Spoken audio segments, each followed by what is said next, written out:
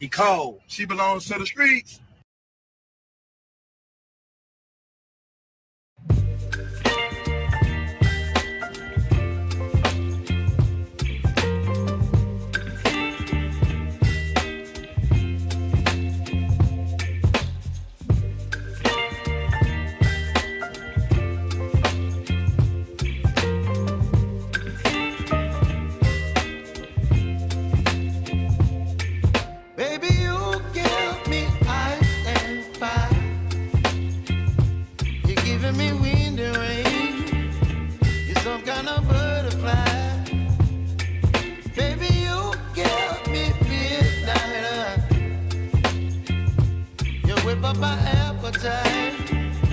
Don't leave me here high and dry.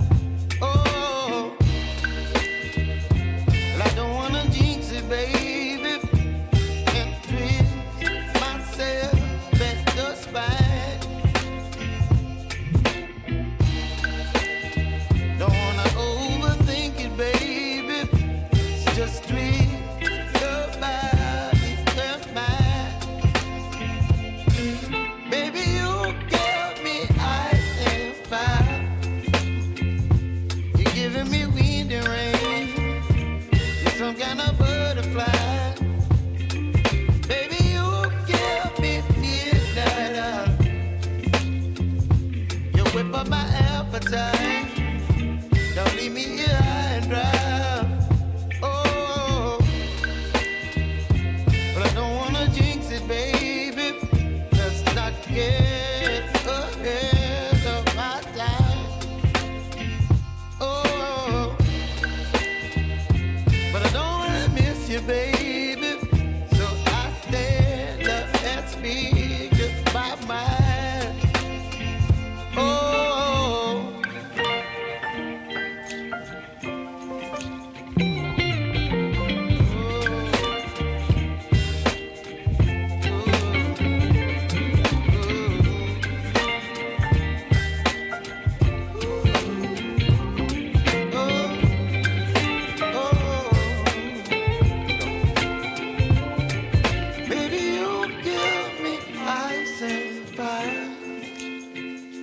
You're chilling in the rain.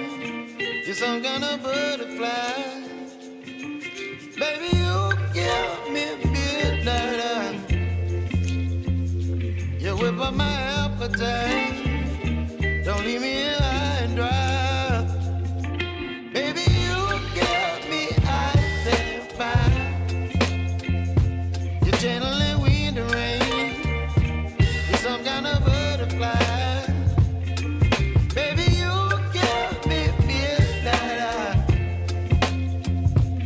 Whip up my appetite. Don't leave me here high and dry. Oh, oh, oh,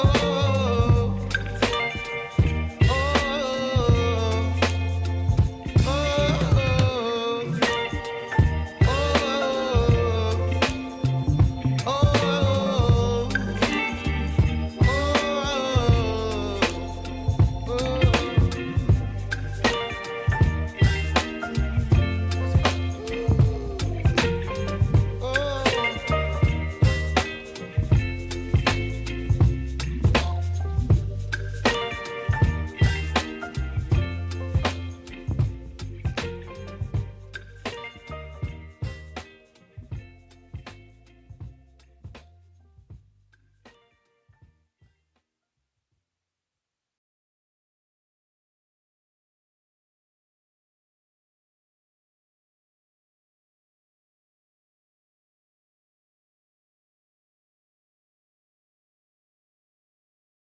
Good evening, Cart Before the Horse Nation. Live show starting soon. Make sure you get your popcorn, get you a glass of wine, roll your doob, whatever you got to do. Show starting shortly.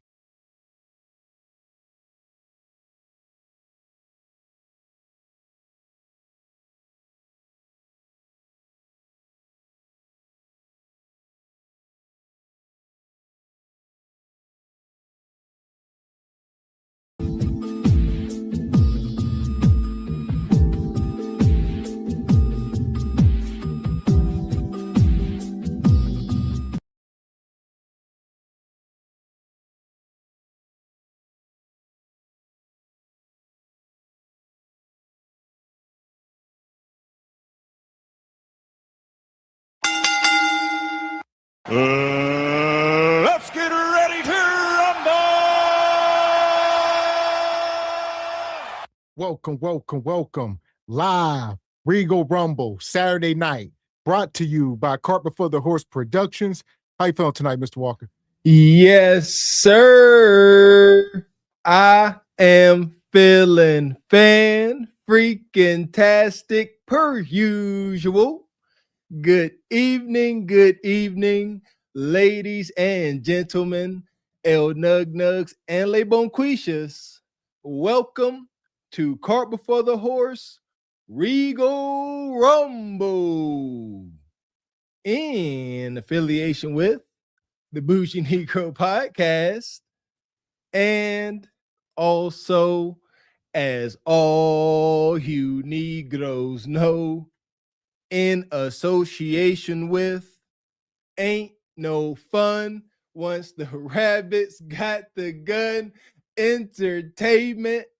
What's going on with you this fine Regal Rumble Saturday? I got beans and bologna. Yeah. Welcome in SBC, Cart Before the Horse Nation. Make sure you guys take a second, subscribe to the channel, and hit the like button. Whether you're watching on the vertical, if you're watching vertical, double tap the screen. All right. If you're watching horizontal, hit the like button. That's it. Those two things cost you absolutely nothing. Whether you can follow instructions or not, come one, come all. This fine December 20th, 2025. Me and Mr. X is very much still alive and feeling fine. Report to you, Jive Chickers, from this wonky, ever-changing dating market. That part. Straight like that, straight. So we're going to get into it. We got a crazy show tonight. Shout out to Frederick Howard, gifting a membership. Always coming through, always first. He gifted one, then he come back. Money. With 5 more. We appreciate you, brother. Thank you. Shout out to Frederick Howard. Yeah! Boom, shakalaka! One of the day ones, always supporting. Every day, all day. Appreciate you, brother. And shout out to 3 a.m. Thought Club. Another day one. Appreciate you, brother. Gifting a membership. And Miss Charming to you, been a member 17 months, says, let the madness begin. Another day one. Appreciate you, sister. And she also gifted a membership. Awesome. Thank you. Shout out to Ryan, became a member. Appreciate you, Ryan. Stick around. And Sister Honeybee, she says, finally was able to get in my size 4 jeans this week and my size 2 blazer. Love my workout health journey. Was an 8 on September 8th. Abs forming also. Woo, you better watch out. Shout out to Honeybee. She ain't playing with y'all. Yeah, man, y'all feel that like little bit of heaviness in your chest region? That's called pressure. That part. We've been telling Honeybee to hit the email so she can come up here and cook. Shout out to Honeybee. I think she an educated, pleasant sister. Yeah, she's rocking with us in the Patreon one show. Salute to you, sister. Come up. That part. And shout out to Lee Turner, gifted a membership. Appreciate you, brother Lee. So here we go. We ain't gonna waste much time. We're gonna get the ladies up here. Okay, we might have some technical difficulties in the back. Uh-oh. But first, let me get Sister Ebony up. Hey, everybody. Happy holidays. Happy Saturday. Welcome in. Like that sweater, like that neck piece, too. Thank you. Welcome up, Sister Ebony. And also, Sister Anna in the back. Can you hear us? I can't hear y'all. Still can, huh? We can hear you. We can hear you. Hear me? Okay, let me see. I love the hat, Anna. I love the hat. I was gonna say, yeah, I got to match it. I almost wore something red. Mr. X got something red. I'm gonna have to go change. I'm the odd man out. I swear to goodness, I almost threw on something red, but I already had in my mind where it is. Yeah, I'm not sure. You have to go out, come back in. I'm gonna tell her to see why. Yeah. But there we go. But yeah, Sister Raquel Rose couldn't be with us today. She got family things to do. Salute to our sister, Mrs. Raquel Rose. But yeah, she doing the family thing. We family first, so we ain't complaining. Let's see. So shout out to Sister Raquel, who is not going to be here tonight, as y'all can see, but she is here in spirit, and she may pop up in the chat. There we go. Pretty sure she'll be here. Still no luck yet, Anna? What? Still can't hear us? Nope. Yeah, I was seeing if she can go out, maybe come back in. In the meantime, shout out to Ken Ward, been a member 11 months, says, good evening, SBC Nation. Good evening, brother. Appreciate you. And James Burton says, salute, fellas. Appreciate you, brother James. And shout out to Mr. Gino with the 5-ball. He says, thanks for covering the bike rider breakdown. Mr. Walker is right. An open hand will connect real easy most times. See that nice open hand, nothing to it. Appreciate you, Mr. Gino. Speaking of that, before we even get going, I guess we'll start there while Anna getting going. I'll pull it up.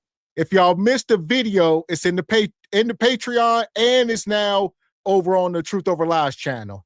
If y'all don't know, go watch it. The young man, got Amazon worker got assaulted, spat on, and it's a lot. Go look at the video. There we go. Yeah, we rally for the brother. Shout out to the brother Divine Photos. Gavin pulled him up. Divine Photos went and found his GoFundMe. Yeah, and we supporting the brother. We walks it like we talks it. That brother, we actually had seen a video kind of similar to that. And I said, this is when you need to start a GoFundMe. When you out minding your own business and then trouble come looking for you and you got to slap a mother sucker. So support the brother, man. That's, we know we don't advocate for violence, especially Mr. X telling all of us, including myself, keep our hands to ourselves. But if you work in Amazon, you pull in that Amazon shift and some racist person comes spit on you, you know what I mean? I don't think it's wrong. You give him a little pop, pop. That's just a little something. So support the brother. He probably got fired. So what you got, Anna? Can you hear us? Oh, that's poop. Still no. Huh. What you do, Anna? What's it not coming on? We can hear you, but you can't hear us. Let me see. If she can't hear us, I will say check the settings. Yeah, we hear you. That's what we're gonna do. Something that got a hold of your cords. Got any pets? Dogs, cats? Yeah. But this is it here. I'll pull this up. This is the GoFundMe, nonetheless. So it's in the StreamYard. Let me see here. This is him here. So there y'all go. If you want to talk about it, Mr. Walker. There we go. Yeah, you see that dude? Yeah, he had to put pause on that man. Yeah, last time I checked, he had raised $34,000. And like I said, most likely he got fired. So, definitely want to support the brother that's going through something that just ain't fair at all. Yeah, there ain't one person in there's not one person, not a single person. I don't care how liberal you think you may be, you would not let somebody spit bodily fluids on you, especially not some old racist white man. My God. Yeah. and how everybody was kind of advocating for the neighbor and not him, the Amazon worker. I believe in people needing to be checked when it's time to be checked, and that guy needed to be checked. So there it is. There you go. Yeah, we talk about hypocrisy. I find it to be interesting that this happened right after we had a show and we bought up supporting, our brothers and sisters that's at work. Yeah, you at work, McDonald's, and you flipping fries and burgers, and somebody want to come and just physically assault you. That's physical assault. That's assault and battery. So that bike rider got assaulted and battered. Right. Yeah, but what about the assault that he brought upon the worker? Because spitting on someone is an assault, and so Huh. that's a crime in itself too. For So sure. he Yeah. can definitely press charges, and he reacted after the fact, and so he had every right to do what he did. I would have busted biker Bob all up in his grill too. So Cause you don't know what somebody done. I don't know what this fluid is you done spat at me. right, I may be a fool to assume that it's just, I don't care. Even that's so nasty. It's nasty. He's talking about it. Come on, man. Folks out here nasty too. right. Yeah, ain't no way. Yes. It probably stunk. It did stink. And Yeah, this is what I was telling y'all about earlier. So that's him. Quick update. I have an appointment on Monday to get my hand looked at by a specialist, and the detective in charge of my case is supposed to be giving me a call back today with steps to move forward with criminal charges and a civil suit. there we go. Yeah, I don't know. He got to be able to prove they got spat on. I don't know. I mean, I don't know. I don't know how this is going to pan out. Nothing is. It don't seem to be very black and white. Because what they're going to show in court? Can he and does he need to prove that man spat on him? Well, there's probably cameras everywhere. A lot of Ring cameras. There may be a camera on his Amazon truck. There we go. True. Something. Yeah. Something, because here we go. All we got is this old white man bleeding, and now he playing the victim. He a victim. Now he a victim. So I pray that there are enough Ring cam footage and that the whole dag neighborhood ain't in cahoots. And now all of a sudden everybody's Ring cam malfunction. Right. Man, shout out to good old boys. Yeah, and because those neighbors were all kind of advocating for him in the first place. So all they had to do was just go back and delete it if they haven't already. I hope that isn't the case. But you know what? Ask them dogs, because all them dogs in the neighborhood that was around saw it. So ask them dogs. They know what's up. They know exactly what happened. You see, it's always something, man. Like, you gotta look at what is it? Hope for the best, prepare for the worst. I hope that he get his money, and I hope he has a permanent lifestyle change for the better because of this. But that ain't exactly always how it plays out. Right. So as of right now, we know he got 34,000 in his GoFundMe, and he only started off. He only wanted what, 5K. He wanted 5,000. Now I believe. That's righteous. Yeah, so he did his thing. That's Yeah, righteous. well, good for him. Good for him. He deserves it, because just being on the job, and if you lost your job, it's the holidays and everything. At least that's something that can hold him over to the next thing. Oh, he good. 34. Yeah. He better be smart. Listen here. Don't look to get towards in the mouth. That lasts your whole year. Figure it out, brother. Do something. Right. That part. And shout out to Lee Turner. Says, read their lips, Anna. Shout out. That's our sister Anna. She ain't come back yet.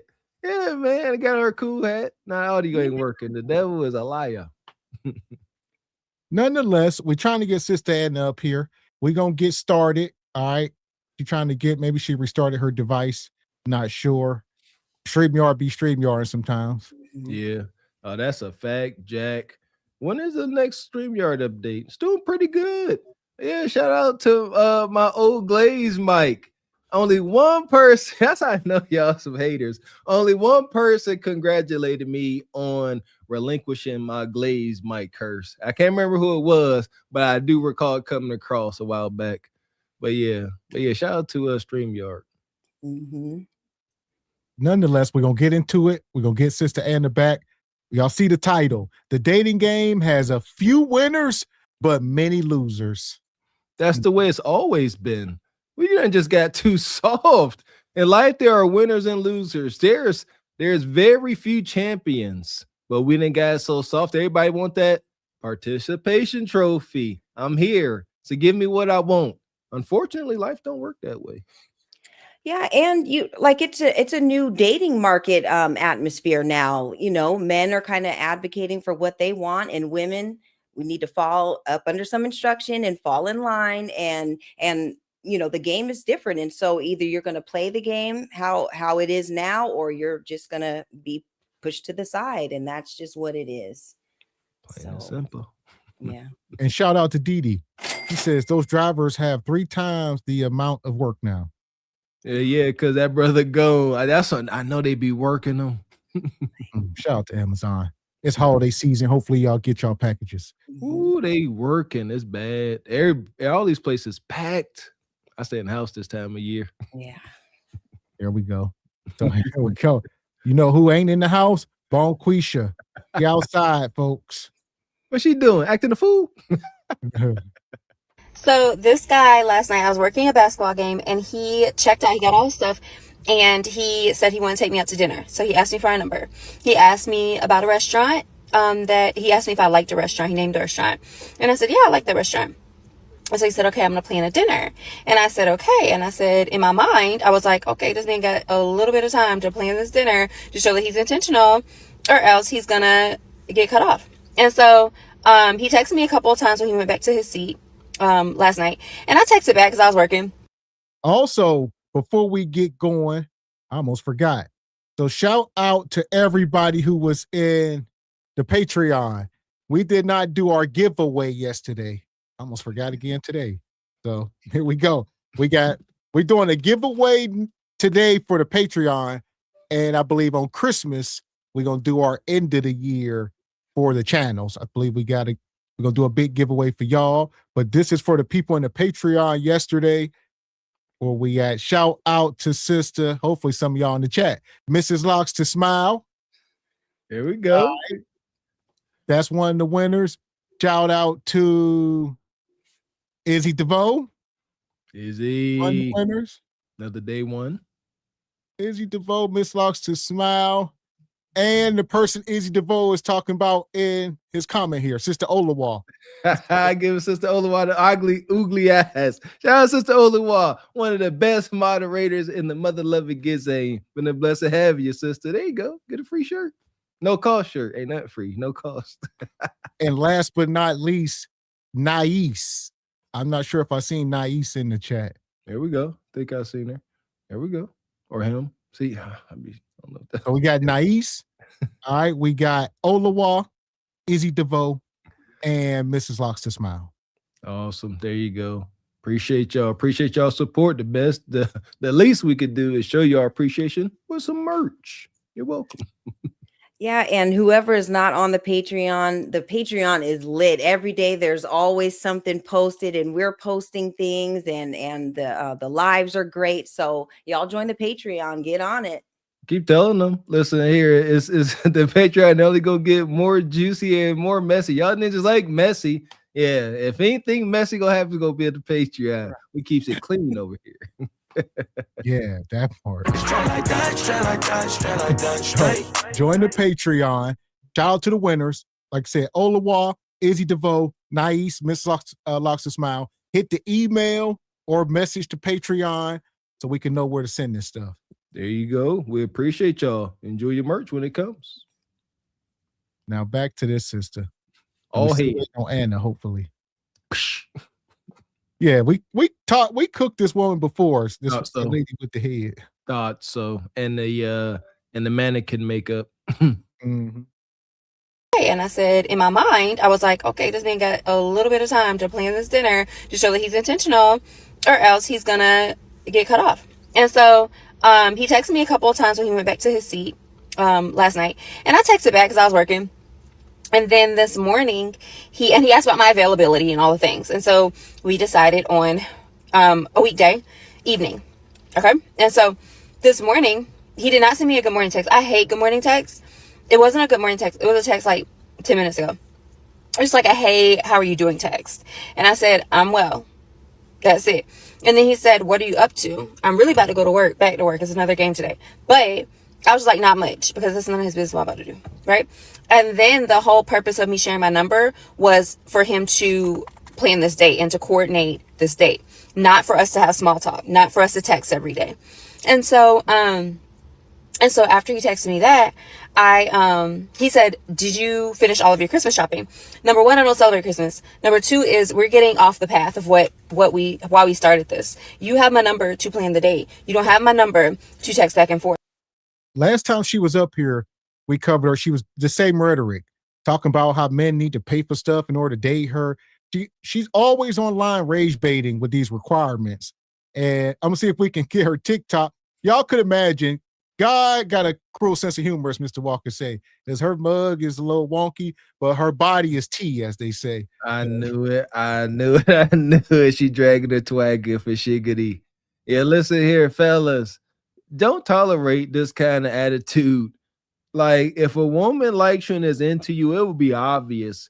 That pressure I spoke about earlier, it will be there. She ain't applying no pressure. She make you light like helium, like you want to get up, float away, far away, and never come back. This ain't no damn pressure, mannequin face. And she deserved that because she mean. Yeah, talk about, I ain't give you my number to text. I guess too, I don't know. Texting was still a thing when I was dating. What about you? I don't know if people text. Yeah, like what's wrong with texting and calling? Maybe he's trying to get to know you a little better, to plan the date better. Maybe he's just seeing, okay, if she's done with her Christmas shopping, I know I can get more of her time because I know this time of year people are busy with their families and stuff. And so maybe he's just trying to get a feel for you. And you are lucky that somebody is even checking for you with your little pilgrim little vest that you have on. And I remember her not from her forehead or her eye makeup, but her little shadow she has for a mustache. That's how I remember you guys covering her. So you're lucky that anybody's checking you at this point. So be nice. And he's just trying to get to know you, to plan the date better. Maybe just lay off of him a little bit. So. Grace is reserved for the humble. She ain't humble, so she gets no grace. Mannequin face. And shout out to Brother Derek. He says, I keep seeing this below average woman talking about all men they get. I'm sorry. I'll cap. I call cap. Well, shoot. Any woman can get a man. Just depends on the man. That part. So here we are. And I see Sister Michelle, she was asking, is there Kendra content in Patreon? Of course. So not only that, Kendra herself is in the Patreon. So we ain't even gonna talk about that's for another time. That's a story for another day. But yeah, SBC, you gotta be part of the Patreon when we go live about it. But yes. See, I see Miss X nice to me. I ain't telling y'all nothing. I done told y'all better enjoy. I ain't listen here. I ain't gonna keep inviting y'all to this wild club. Shout out to Michelle. I seen it. I ain't telling y'all. Nanny boo boo. You gotta go see.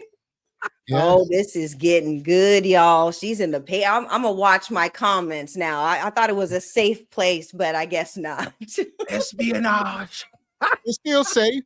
She a fan. Hell, Kendra joined the Patreon. This is amazing journalism. Yes. Well, we knew she was a fan. Listen, where you at? We listen here. Shout out to Uncle Bernie. Uncle Bernie vanished like a true legend. He went up there.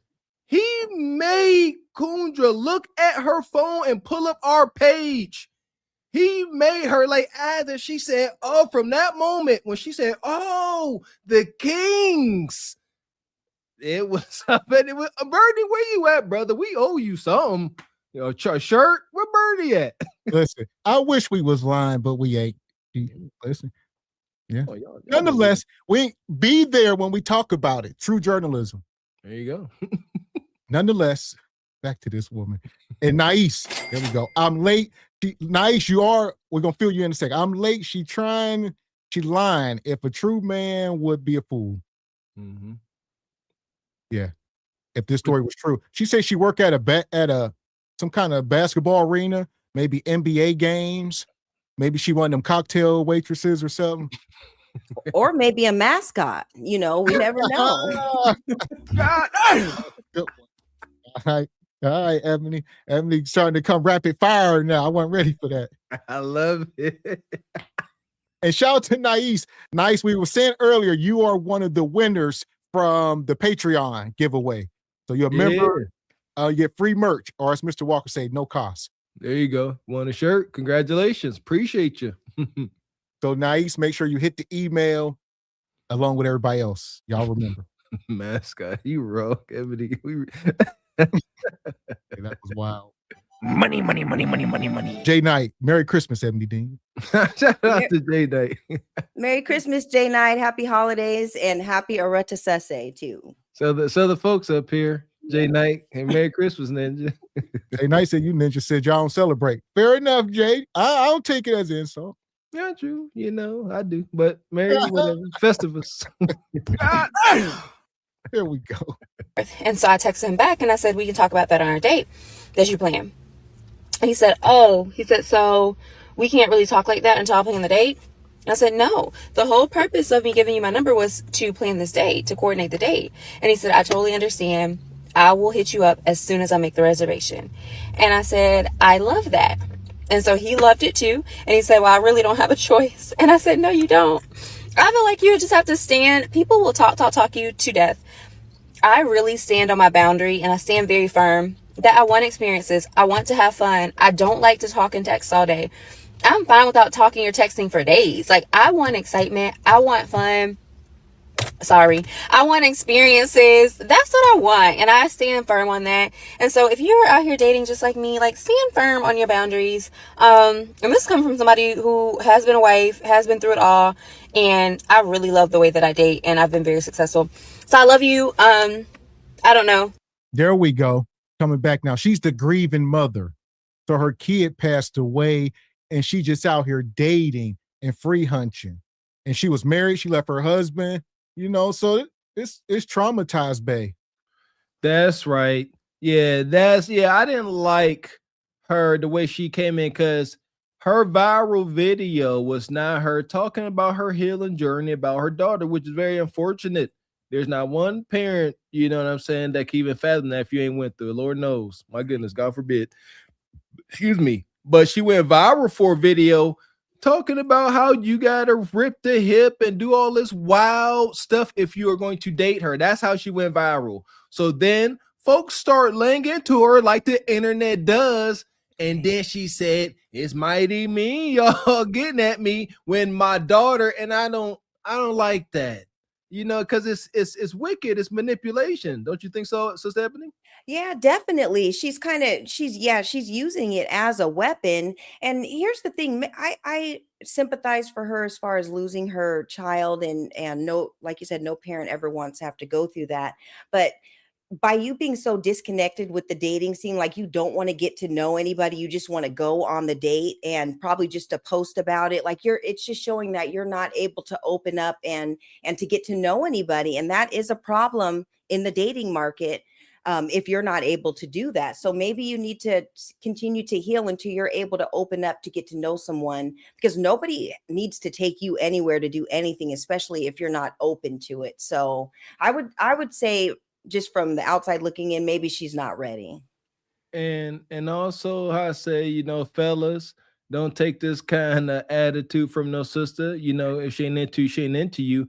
And also, sisters, guys don't move like, if a guy is into you, and I like to use myself as an example because I was ignorant, brutish, and raw with my thinking. I didn't, you know, coming up. And I know if a man is into you, he gonna find a way to take you on a date. He ain't gonna sit here and bulldab with you on that phone.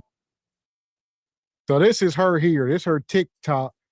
Let me see what we got. She be up here thirst trapping and some more stuff. Okay. It's unfortunate, man. God. Yeah. Nothing but cootie cotta. That's the spirit. Horned up to the moon, can't get that scratch itch just the way she needed. Kind of twerk out the tension.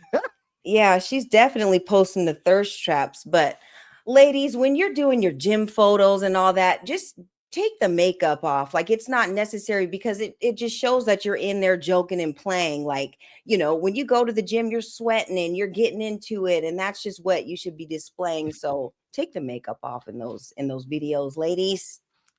This daggone light around the eye makeup trend, dog, what is that? Look like got skeleton face. Yeah, it's Nug, he just looking at cheeks and cootie cotta. So right. Yeah, they're not trying to look and gaze into her eyes or whatever, but she needs to get the right concealer and the right setting powder because that color is probably what a color for me and maybe not for her. She needs to go a couple shades darker I just to told make it y'all. look good on her, you know? That ain't it. Man, sorry.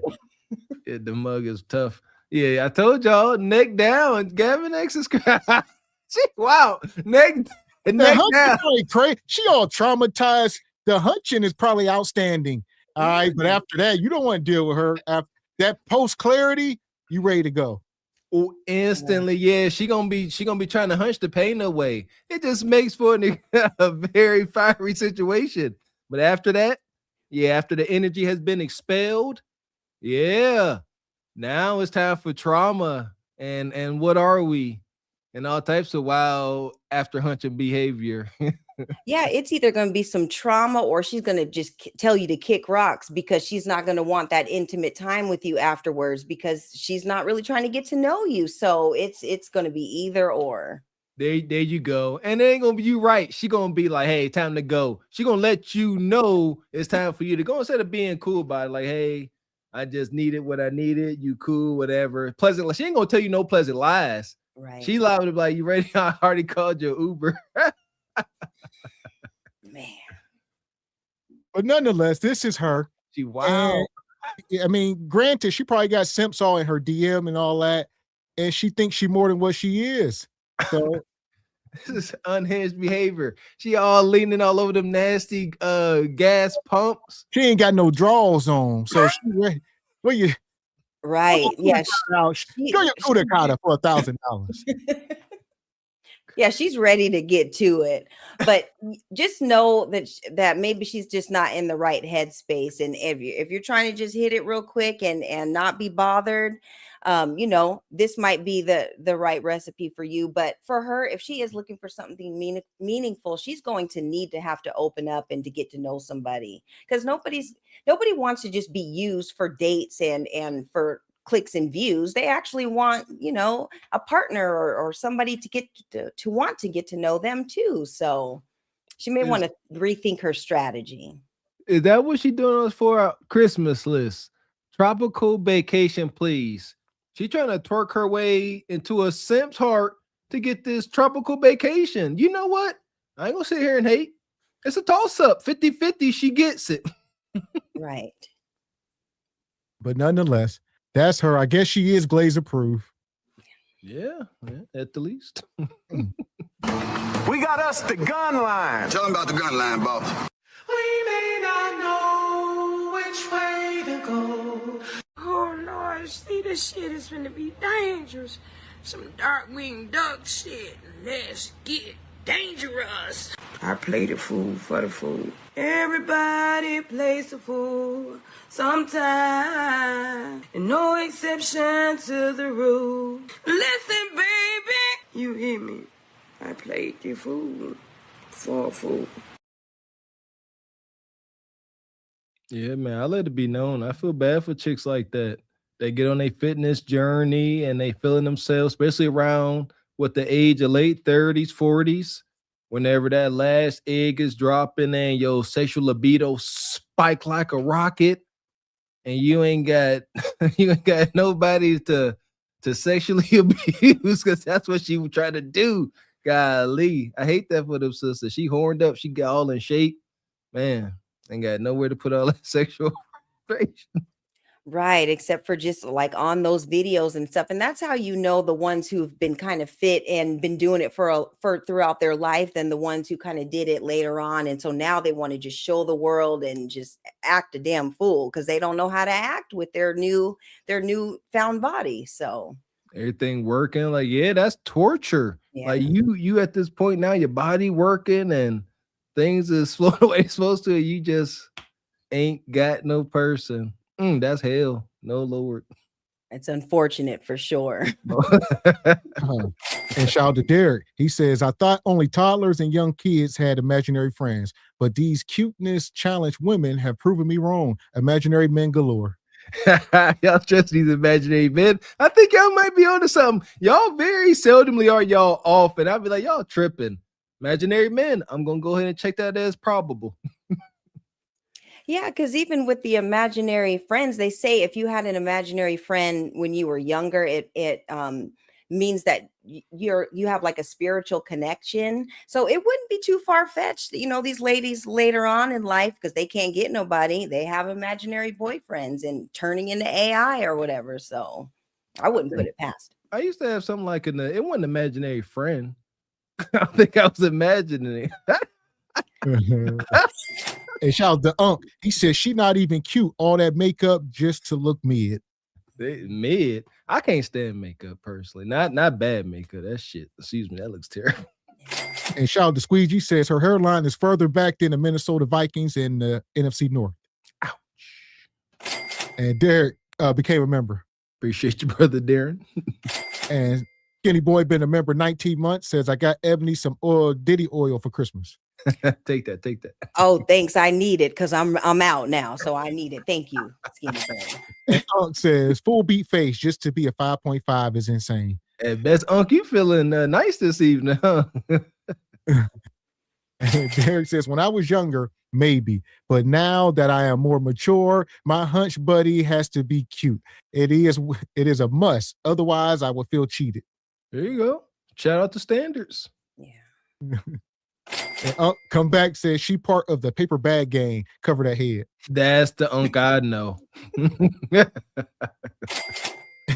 Classy. He says, right, Mr. Walker. She has one egg left in her tubes. That egg is on its own. I am legend moment. On my own. It's egregious. Oh, here we go. We're going to keep it moving. Listen, this woman here, these are the same kind of women that end up at these festivals. We talked about this the other night. So shout out to the folks over at tonight's conversation. Goodness, this madness. Always wait until it's too late to get their stuff together. No. It's Story time, bye. My men always wait until it's too late to get their stuff together. Because I thought I had another chance. And why wouldn't I? You gave me 67 of them. And so here I am thinking I got more time and more time and more time because with you, I've always had time. I am legitimately shocked to find you actually have a backbone. You thought I picked you because your positive qualities. I picked you because you picked me over you. And the moment you stop doing that, oh my God, you gonna do this to me? And here's the thing. You think this dude, man. Yeah, Panda Bear. He does, I get it. He does the whole Dr. Jekyll, Mr. Hyde thing on stage. So he'll take the question and he gonna give you both answers. He gonna give you the nug response and the response of what you want, the provider man or whatever he think you want. And he gonna start with the nug. He gonna give you the ism, and then he gonna tell you what you should be doing. Y'all shouldn't be letting these men do that to y'all. Y'all should only do this and that. And, That was masterful. I don't know about Coonder's master class, but I ain't gonna hold you. You know I can't stand this pandering dude. But he could put on a master class. That was epic. He puts on the outside, he puts all accountability on Nug. I manipulated you because you let me, you chose me over you. And it's also feeding into their I'm too giving.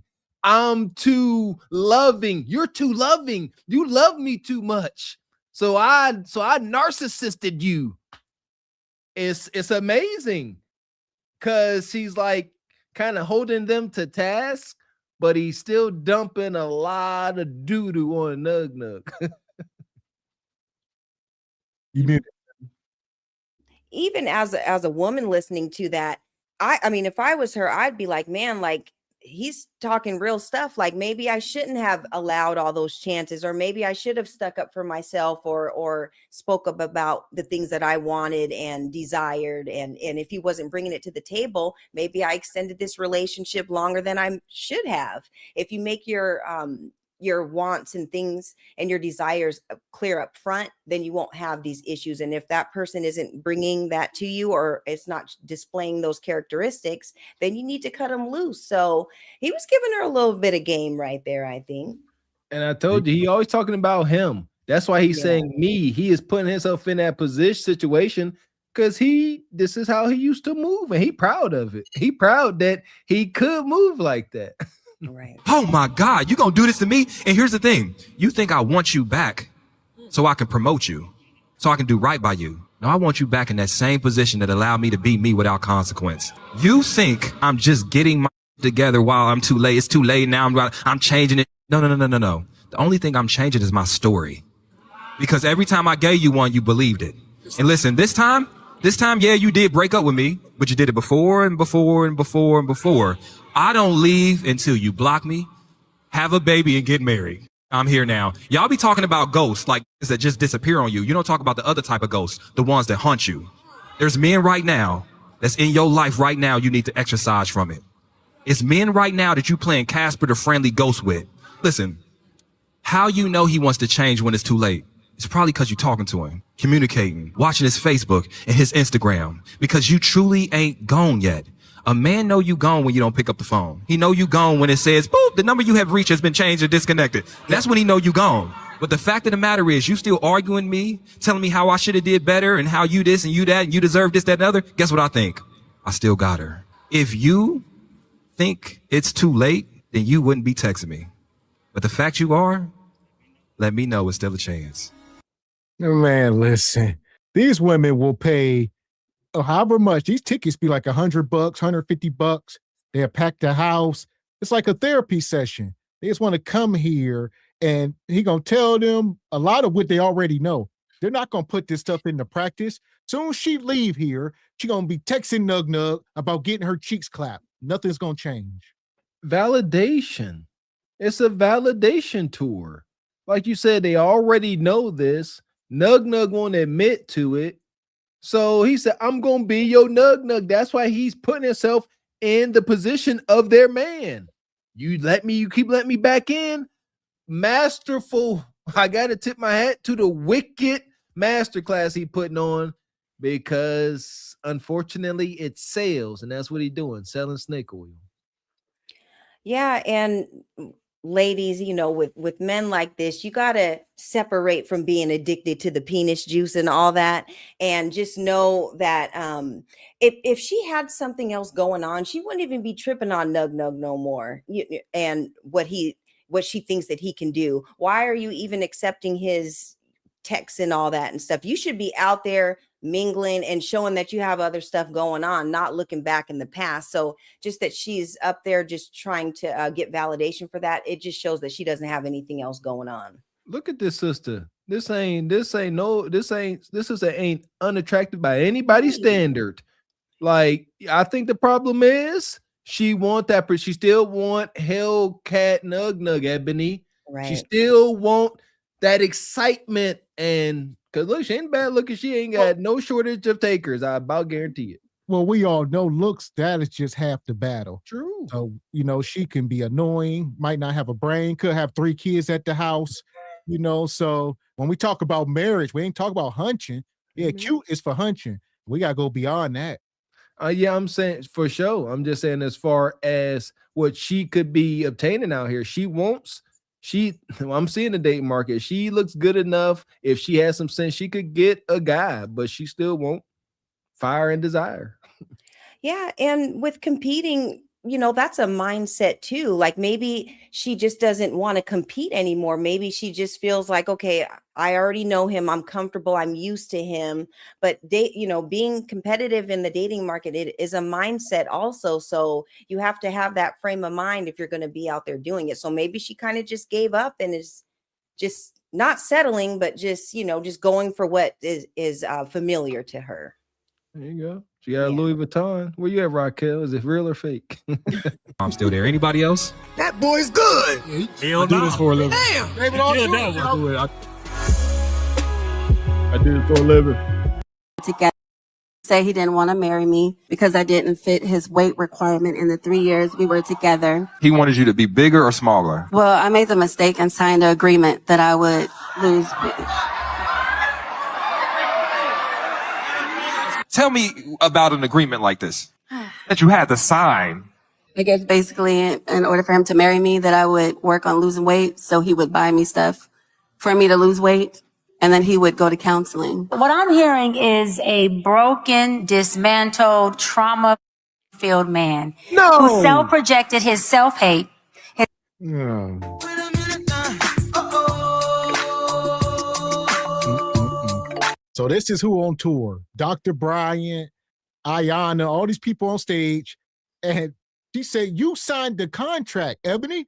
Ebony K. Williams, that is. Or no, this ain't Ebony K. Who is this? Joy. Is this Dr. Joy? Bryant. Yeah, Dr. Bryant, yeah. Diane Bryant. They Yeah. all the Hey, same. Joy Taylor. We went down the list. Dr. Bryant, listen, that's who irrelevant. Y'all all the same. It's like one person. How you gonna try to demonize this man? She signed the contract, which means men are the prize, damn it. She wanted to be with that man and she signed it. God dang it, I've been saying that. It's so wonky out here and broken. I think it would benefit everybody. Just get it written down. We're in a modern world. Just say, hey, if y'all real, say, hey, look, like, you know, especially when you start intertwining resources, let's keep it a buck. Say, hey, I agree not to do no shiesty, shady stuff, blah, blah, blah. You too. Let's be real with one another. Let's not let the world into what we got. But that's what he did. He said, listen, I'm willing to make this work. All I know is I just need something soft and tender to grab a hold to. Sign this, let me know that you gonna get soft and tender. That's righteous. And she signed it. She signed it because she wanted that meat. That's his fault. Back to the man. Soon as she signed that, he started giving her that husband meat. And she never lost her weight. Right. And like she actually had the cheat code because like women, we don't get those type of blueprints. Like they're just laying it all out, everything that they want, they expect of you. So you had a blueprint, you signed it, Bonquisha, and you didn't fulfill your end of the contract. So, but I do think that he plays a little role in this too, because maybe he should have like maybe waited till she got down 25 pounds and saw that she was on the road to getting to where it's at. And then he could have asked her to sign the contract. But if she wasn't doing anything to begin with and she didn't do anything. So, I mean, I ain't mad at him for making her sign a contract, and she should have fulfilled her end of the bargain. So you had the blueprint, sis, and you didn't follow through with it. And that's unfortunate. Because as a man, he like, look, I can see potential in you. I like you. But if we gonna start a family, start having kids, you gotta, you know what I mean? Your word ain't enough. We might have to notarize this. Might be a thing moving forward. Sisters, men are aware. Marriage-minded men are aware that once we put our seed in you, get married, all this stuff, we kind of at your mercy. If you want to get blowed out, like we done seen horror stories. Us men got us horror stories too. And now you just like, what you gonna do? I'm blowing down your wife, divorce me if you want to. So it's men like, you know what? So we could just avoid that. Just here, sign here, and go and get on the treadmill, my baby. Yeah, no, I feel dude and everything. And even when it comes to just being pregnant and stuff, ladies, you still have to be accountable for what you're eating during that time, because all the extra calories and pounds, you know, besides the normal that you're supposed to have for that baby, you're going to have to work that off. So it will behoove you to just stick to those couple hundred extra calories a day, depending on the trimester, and stick to that plan so that you can be in a bikini in 6 weeks after you have that baby. So that's crazy. See that? Y'all, they can't even hear you, Sister Ebony. 6 weeks, more like 3 years.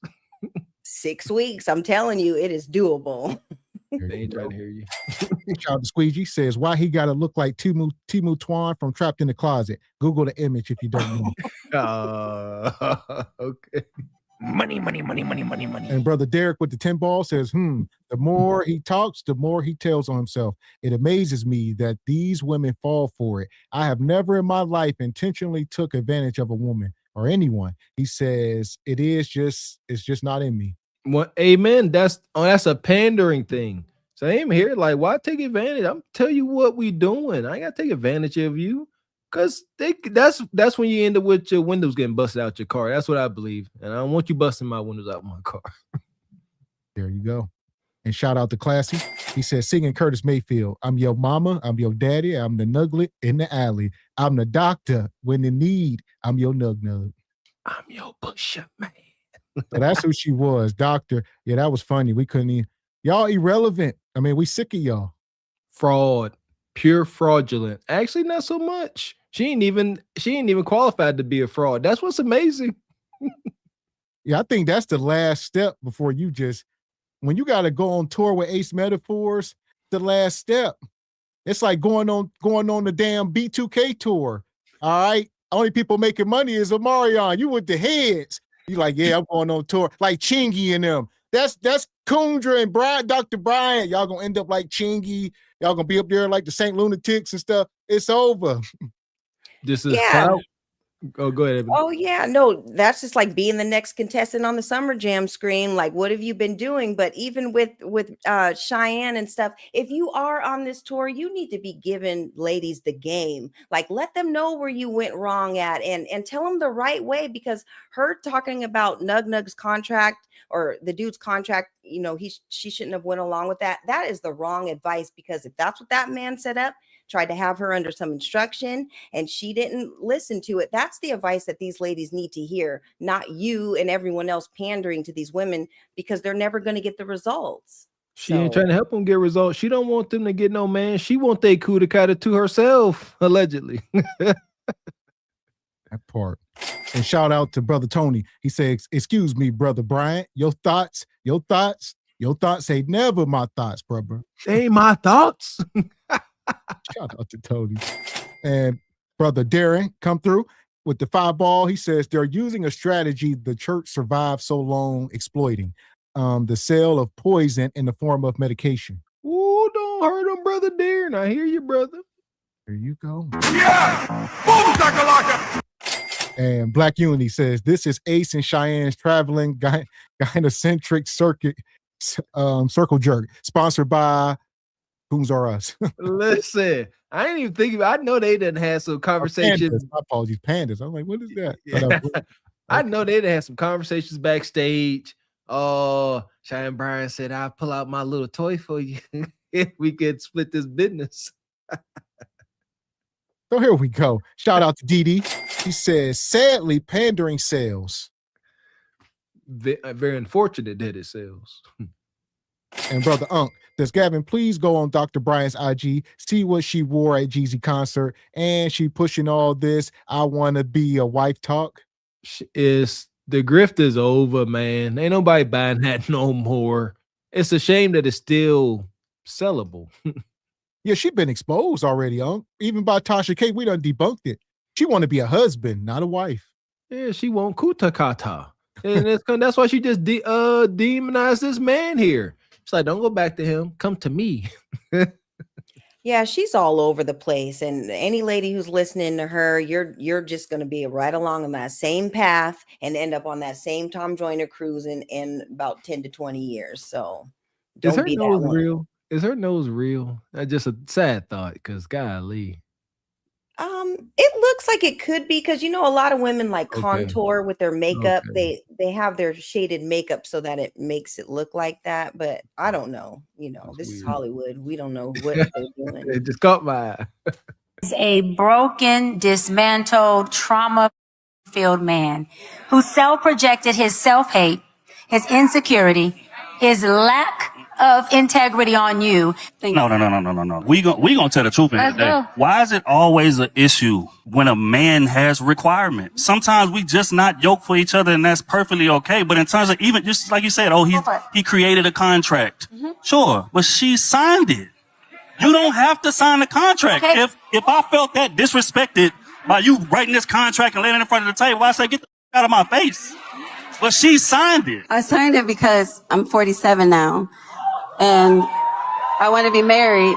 I was in love with him, so I figured the pickings is slim. But I want to say this. What? Yes, she signed it. Yes, she needs to take accountability on that piece. But to your point, that if you're saying that this woman is not the weight class, the body size, I'm not attracted to her, she's not conducive to my liking, why in the am I dealing with her in the first place? Okay? Why in the am I choosing her in the first place? I have the power of choice. There are a million women in here who are smaller, bigger, no BBL and everything else. I can choose that which is conducive for me. I don't have to pour into her or project onto her some trauma that I'm dealing with to say, look, I need you to sign a contract to be a certain size. Go get that to the size you want. You a lie, and the truth ain't in you. You a liar. That's a lie. They are selling snake oil obviously, if it was so easy, everybody would have husbands, high value men. It's not. It's hard as hell, Dr. Bryant. Even you know that. You chronically single. She talking to this woman like, you know what I mean? Like she Michael Jordan. All right. And she teaching people how to dunk. Can't none of y'all dunk unless we bring out the Fisher-Price hoops. And then everybody can dunk, I guess. Dr. Bryant, listen to her. She lying. She said, he said she signed a contract. Then her rebuttal. Well, I signed it because I'm 50. And okay, so that's fear, scarcity. I'm 50 years old. But then she comes around and says, wait, that sounds too good. Then she says, and I was in love with him. She was in love with him. Then she follows that up with, and Pickens was slim. Well, it can't be all of those damn things. You in love with him. Then Pickens ain't slim if you're in love with him because you have found your guy. You in love with him. Pickens is awesome. So there it was. She told the truth to me. She signed because of scarcity. She had no other options. Yeah, and even for that man, even though like he probably does want her to be fit, as far as so that he can or that she can be like appealing to him sexually. But what about your health? Like, when you're getting up there in age and everything, and you can't just, be overweight and stuff like that. That brings other health problems. So maybe he wasn't just thinking about your fit, like your appearance, but your overall health. And that is something that women need to consider also. It's not just about that, but that man wants to make sure that you're good. So listen to him. He's trying to tell you something. And I want to talk to him on that level, Sister Ebony. It's also, they all y'all want to hunch. They all hunch monsters. That's why she signed. She was horned up. When you are not in shape, you limit your sexual gratification. Like, hunching ain't just insertion and then like you have to, when you are in shape, that's why these old cougars like the young Thundercats, because he still got flexibility in his hips. He can still catch them angles, y'all wild, and can't be blowed out and demanding satisfying physical intimacy. I'm telling y'all what it is. Right. And even with men too, they like to see a little bone movement, when you're in certain positions and the little silhouette and they see your little back exercises and, they want to see that too. So ladies, just listen to what your man wants you to do. And it's for your overall health and your overall good. So just listen to them. Like they actually mean well. It's not just about, just appearance wise. So that part. And as far as Dr. Bryant, we're gonna put her back in the pit. There you go, pit dweller. Madness. Fuck is you talking about? This is Sparta! You got to know when to hold 'em, know when to fold 'em, know when to walk away, know when to hide. You gotta count your blessings. You're sitting at the table. You hear me? Ooh, child, things will get brighter. Me and my wife was having this conversation. We realized, we acknowledged that, it's easy to make it through the hard times in your relationship when you look over at the person you with and you like what you see. It makes it a lot easier to get over attitudes and stuff, and men and women. But if you look over and they always got crust around their mouth and always smelling weird, I'm telling you, we are imperfect humans and we can be picky. So yeah, you gotta stay on top of your thing and then make it easy to resolve issues. I'm telling you, we got to acknowledge the superficial aspects of relationships, man. Yeah, it's true. There we go. So if you're just coming in, make sure you hit the like button. We're going over to my guy, Paul Pierce. Here we go. Women literally work at these jobs like McDonald's and crazy stuff, save money to get a BBL so they can go be around the crews of people and go try to find a man and be like, cool, like this is a thing. Like, and that's why it's this whole epidemic where women are like, I done got the BBL and I'm still working at McDonald's. Like I still got the job. I'm still stressed out. Like I still don't got nothing cracking. So this goes back to like when we always have this conversation, like who's the prize? If women are doing all of that. Yeah, they are. Then men have to be the But prize. men are doing a lot too. What? You will say it all the time. No. Let me tell you, I'll be honest with you. today I was just thinking about this because I did like all this stuff. Like I have my legs waxed, my everything, like my eyebrows, this, my hair, and it hurts. Like you don't know how painful it is to get your legs and your body waxed. Like I'm in there, like I'm in so much pain, right? And I'm thinking to myself, like, damn, we do all of this. Yeah. Like it's so much. But you do, like, especially if you have a man, you're like, I have to make sure I'm fresh. I have this, I have that. Like you want to do that for the person you're with. Yeah. Like, I don't know that if that means they're the prize, but I do think that I believe that men and women are both the prize. I think both people bring and add so much value that they can make each other better if it's the right situation. Yeah. You a lie, and the truth ain't in you. The sooner y'all accept y'all fate, y'all can start getting desired outcomes. Quit trying to be like men. Be the best woman you can be. Fit, feminine, friendly, all that good stuff. Quit trying to be masculine boss chicks and want to in a pissing competition with your man. Now you ain't the prize. We both the prize. Nah, you the winner. That's what's wrong with being winners. I've been stressing that, Mr. X, since we got up here, brother. Everybody wins, sisters. If you don't deem your man to be a prize, you get no satisfaction. You got that, and we accept that. Every last woman on earth is attracted to a guy she deems better than her, a guy that could teach her something, counsel her in a way, give her guidance, instruction. Shout out to Sister Ebony Dean. And shout out to this sister here, man. The sexual tension in this room is crazy. She talked about waxing her legs, and she almost said wax something else, but she stopped, and that was smart. Yeah, and all that maintenance, yeah, you have to keep up with all that, because at the end of the day, you do want to keep yourself up for your man or your potential man. So complaining about all that stuff, if that's what you need to do in order to keep yourself up, and just do what you need to do, like, and don't complain about it. Like, he's going to appreciate it. He's going to love the fresh wax than the overgrown bush any day. So I don't know. When you stay ready, you ain't got to get ready. Right. And that makes, again, for more satisfying relationships. Right. And I would say the whole prize conversation is subjective. It's going to obviously change from person to person. So if you into her more than she into you, then she's the prize. But if you follow the right formula and she into you more than, you know what I mean, you into her, y'all both like each other, obviously, but you got a little bit more leverage. But there are situations where women are the prize, and it always goes bad. There you go. I'm listen. If everybody could win, if I observe women being satisfied from these situations, I would say it. But at 99.9% of the time, if they ain't in some kind of wild polygamy thing, shout out to Candy Burris, the dude is getting abused, verbally and financially abused and emasculated. Yeah, go back to, like, I'll get you and Ebony, the whole Russell and Sierra. And in that position, Sierra is coming off as the prize. Right. So it's unfortunate. Yeah, and I can just even say with my dating and relationships in the past, the ones that were successful were the ones where I liked them more than they liked me.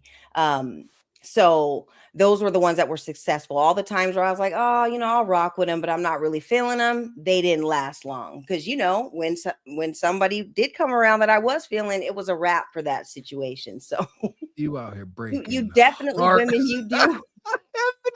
Ebony came home like, hey, let's talk. We need to talk. But yeah, you need to be into your man more than he is into you.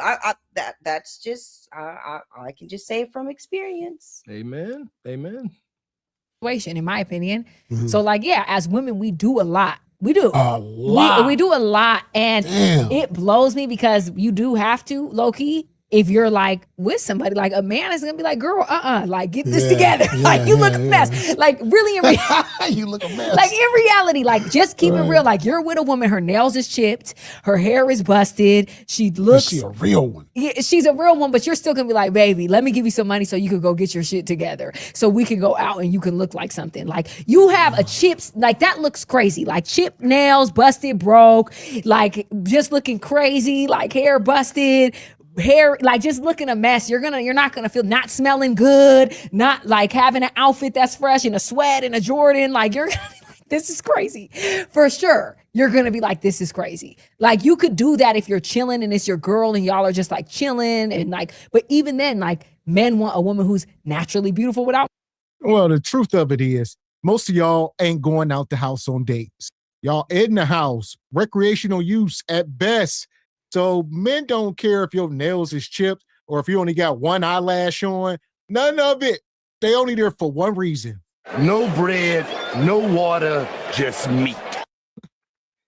There you go. Yeah, you talking about maybe husbands. I'm pretty picky about that stuff, fingernails. But again, I was looking for marriage. I'm worried about something I got to look at day after day, year after year. You understand? It's a difference. But a one night hunch, you could be missing a finger. Right. Yeah. Like you said, like if it's a long-term thing, then yes. But if it's just, I'm there for the night. Yeah. We don't really care. So I hear Makeup, you on and that. you're chilling with her and you're looking at her when she wakes up. Well, naturally, beauty without makeup is like what I like. Yeah. Or no. What I'm saying is like what that person likes from his girl. It don't like there's no set definition or no set person. Like I might just like you like that. Right. No, for sure. You know what I'm Of saying? course. It don't matter like who's to say that somebody else can say you're not beautiful. I No, might just for think sure. that you're beautiful like that. Whereas other 100%. people might not. Well, it's fine. 100%. I don't care what other people think. I like you like this. And this is the problem with the women because men will tell you, I like you like this, but still want to do the other thing. Yeah. You know what I'm saying? It's like, damn, I liked you like this. But you cared more about what other people thought of you than your own man. And I don't that's necessarily sometimes, think that yeah, that's the women do truth, that a though. lot. No, women do Women do that a lot. I Like can he can tell you, understand like, baby, I don't want you to get a ass implant. I don't want you to get that's a true. breast implant. I like you like this, and I'm your whole man. I'm your husband. I'm your whole everything, and you'll go out and want to do it anyway. That part. So we say this all the time. They do it for their girlfriends. Or, the eyelashes, all that stuff. It's women competing with one another. Ain't no man ever asked for it, and ain't no man ever told you to take it off but to get cheeks. So it's a delicate dance. Men gonna do what they gotta do to clap cheeks, and these women doing whatever the hell they want to do because ain't nobody checking them because they ain't wife material, a lot of them. So a lot of men just only trying to clap cheeks. They ain't gonna hold you accountable. Exactly what I was gonna say. Women are going to do exactly what they want. As the man that's vetting them, your job is to make sure that they want to be a wife and they want to be under some instruction. Because if they don't, they ain't going to do it. We got to acknowledge that. Plain and simple. You can't make them do a daggone thing. If she already got her mind set up that she gonna go out with her girlfriends and twerk on some random ninjas, you picked wrong. You can't say, hey, babe, let's talk about it. Let's talk about the pros and cons till you grinding your genitals on somebody else. Right. And even when men, when they specify, how they like you to look and everything, it really is for your own good. It's for protection because not every time he can be there with you. And so if you're overdoing it and if you're, you're showing too much skin and he's not around, like he wants to make sure that you're going to be safe if he's not around. So, I get it. I know, like when I was dating and stuff, whenever I was just looking regular, just going to the store, going to the gym, that's when I would get talked to the most. But then when I would be dressed up and, glammed up and stuff, I wouldn't get as much attention as I did just in my regular, natural everyday self. So I learned very early on to, kind of switch it up and just kind of, just be more natural when I was dating and stuff. So just listen to what your man says. There you And go. what the men say. And shout out to brother Derek with the 10 ball. He says, these women are quick to health shame older men and say what they don't want with them. This man wanted a healthy, in-shape wife. She couldn't make it happen. So she's not his wife. The end. Stop crying, lady. Amen. She considered herself settling. Like she said, pickings was slim.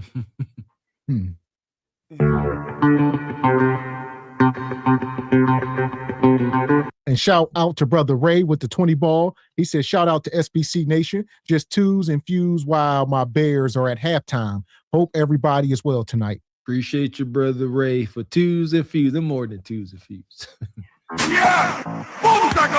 Appreciate you, brother.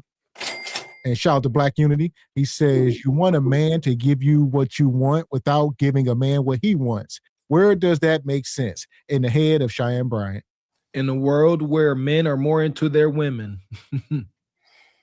There you go. So men, like I said, start standing on it. I applaud that brother. It's unconventional, but a lot of stuff it may become the norm to sort of get what y'all want. You got to put stuff on paper, all right, and revisit it. Maybe dry erase boards and stuff. Hey, we got goals and deadlines to meet.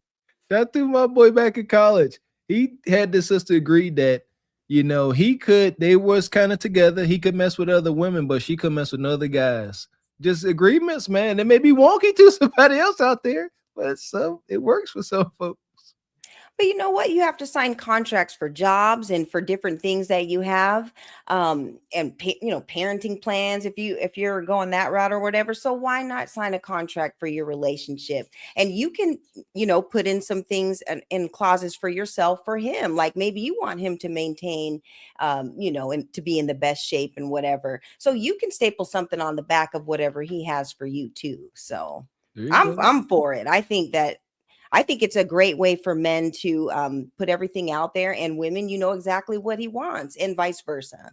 Shit, me and my wife, we got written and unwritten contracts. It's real over here, baby. That part. And shout out to Derek says, not Ebony coming with the pink slips. maybe one or two, Ooh. And shout out to Demetrius, been a member 8 months, says salute. Appreciate it. That hurts. Here we go. As far as this woman, she telling Paul that they both are the prize. We're going to put her in the sub. Tell us more in the sub. The passengers of the doomed Titanic sub spent their last moments in total darkness looking for bioluminescent creatures out of the small window and listening to their favorite music. The new details of the 5 passengers' final moments have been revealed by the wife and mum of the father-son duo. Wade in the water, diamond wade in the water.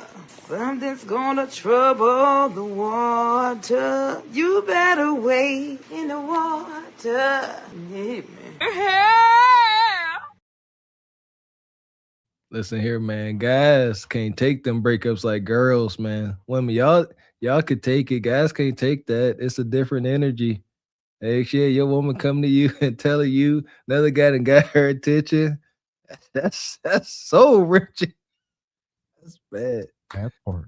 Mm-mm. You muted. It all goes into how much is she into you, as much as, like she has to be really into you and feeling you so that nobody else can ever come in between that situation. I think that's what makes it work. There you go. Amen, Sister Ebony. I'm there.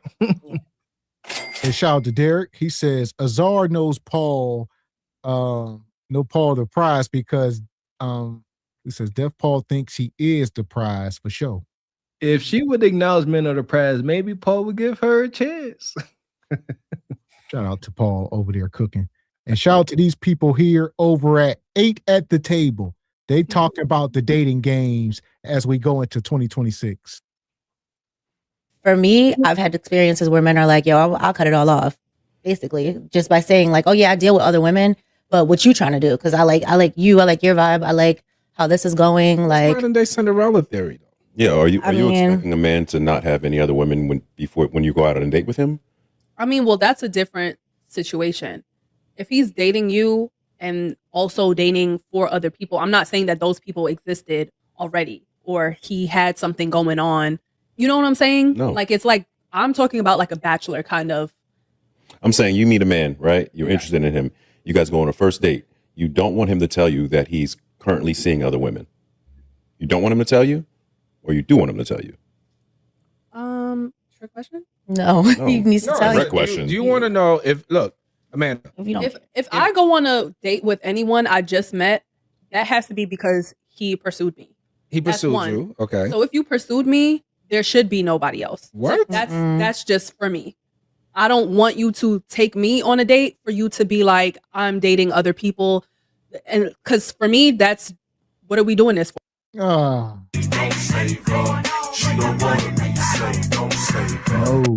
it don't work like that. He can lie to you. That's why do y'all want men to lie? Is that what you want? Because we looking at you, not a bad looking sister. The man that gonna get that little man in the boat moving, he gonna have other women. This is not gonna be some slouch. He's gonna be a desirable man. How he gonna show up to you and say, I ain't got no women? Y'all don't even like that. You're gonna be like, you lame. You ain't getting no kuda kata? What they say it all the time. I ain't about to be your first baddie. There it is. I'm not about to be your first baddie. You need to have baddies on deck. What do we talk about? Because they want to make sure you got that practice that you can get them to that point of ecstasy when that bedroom door closed. I can't be your first sister like this. You ain't ready for this caliber kuda kata. That's wild as heck. But that is what it is. I couldn't have said it better myself. There is no other way around that. Or is there, Sister Ebony?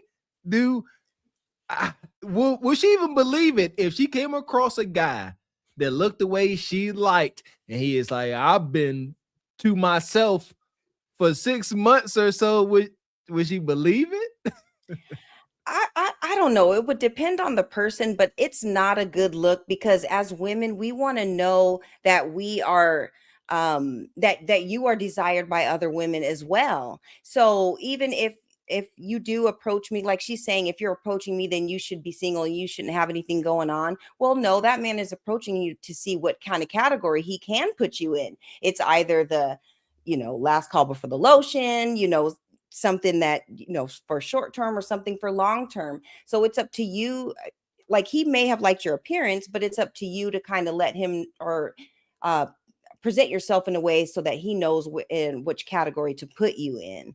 So yeah, men, if you're out there, even if you don't have anything going on, just act like you do, because the women will be more interested because we don't want something that no one else wants, it's just a mind thing. I don't know. Maybe other women in the chat know what I'm talking about, but yeah, we want to know that you are desired and by other women. So it's normal and it's not. It's their daggone nature. This is why shout out to athletics. This is why you want to become the team captain, because then the women see you as team captain and they must be the best. And that is it's the pecking order. Some folks don't want to acknowledge it. Salute to you, Sister Ebony, for telling that hard truth that a lot of sisters don't want to say. But yeah, it is what it is. Yeah. And shout out to Derek. He says these internet women always screaming, have a roster, but confused about a man having a roster. Amazing.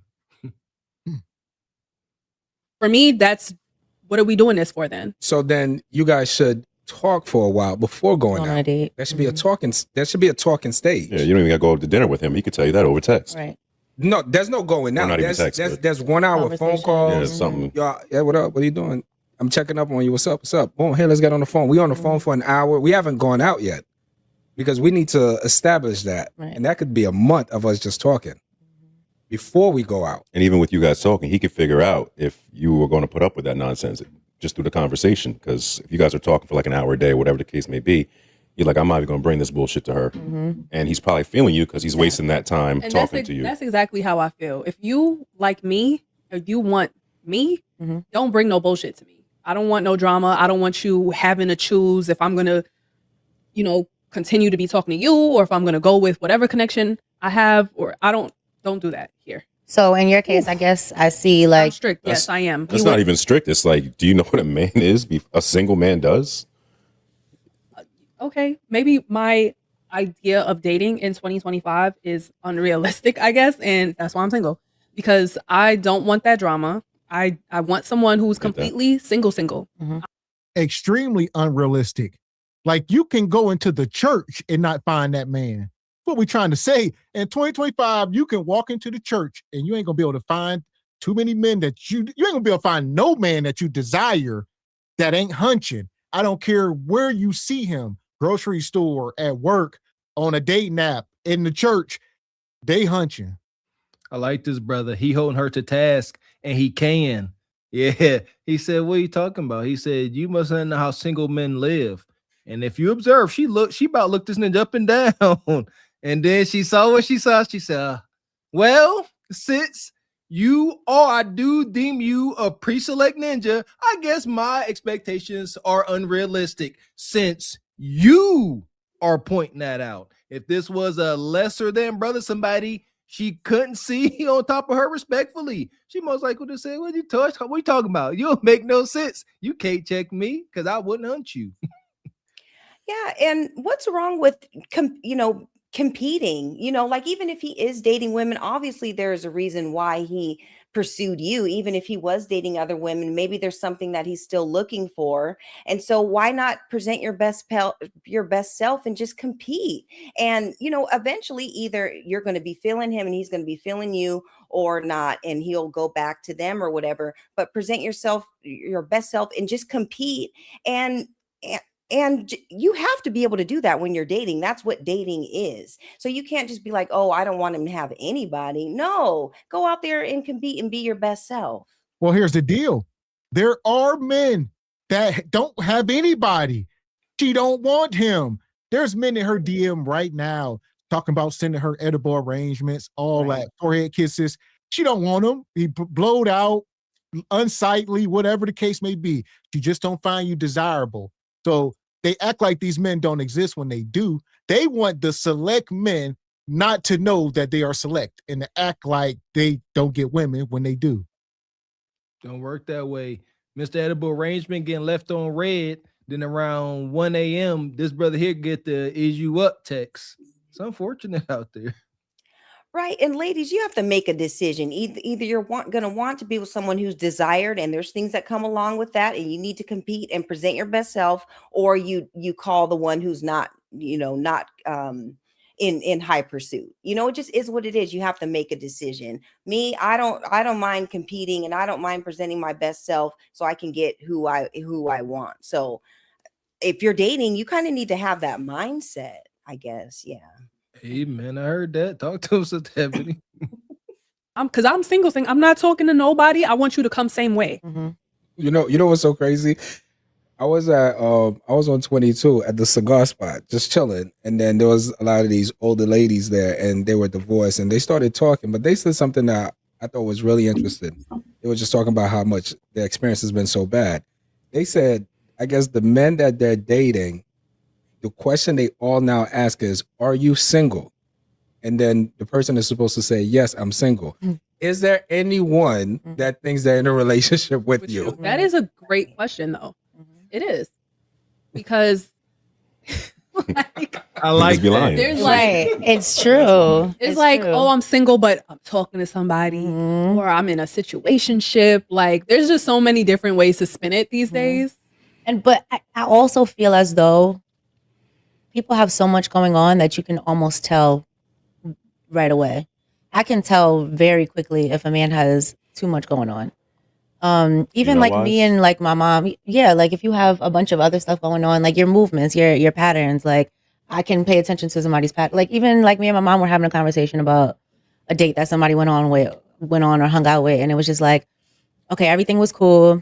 And then the person can't where the phone calls in between certain times, why I never seen you, why we never FaceTime, and why you in the room about to go to bed. Like, why is it always, exactly. That's what I'm saying. Like, why that's sus. So yeah, but y'all don't care. Y'all be knowing this stuff. Like, y'all gotta stop, man. How many times we done put these women on display? They know they do got a kid on the way. Don't matter. They sticking around because it's toxic and they love it. I like that question. I like that. We need to write that down, because when it comes to vetting, we don't want to be cringe. We don't want to be too forward, because it's all like that energy and vibes. It matters, man. Dating is emotional. It's unfortunate. I like that. Does anyone, you single? Yes. I know, whatever, you an attractive sister or you a handsome brother. Does anybody could anybody possibly think they're in a relationship with you? That's pretty cool. Cause then, cause then that person go just watch their response, right, Ebony? Cause if they start thinking, it may be a little sketchy, maybe she got too many loose strings or he got too many loose strings. But if it's like, no, not at all, like, no, nobody, I'm not moving like that. There's no reason why a sister would think we're in a relationship. I like that question. Yeah, it's a great question, and it also filters out a lot of the BS, do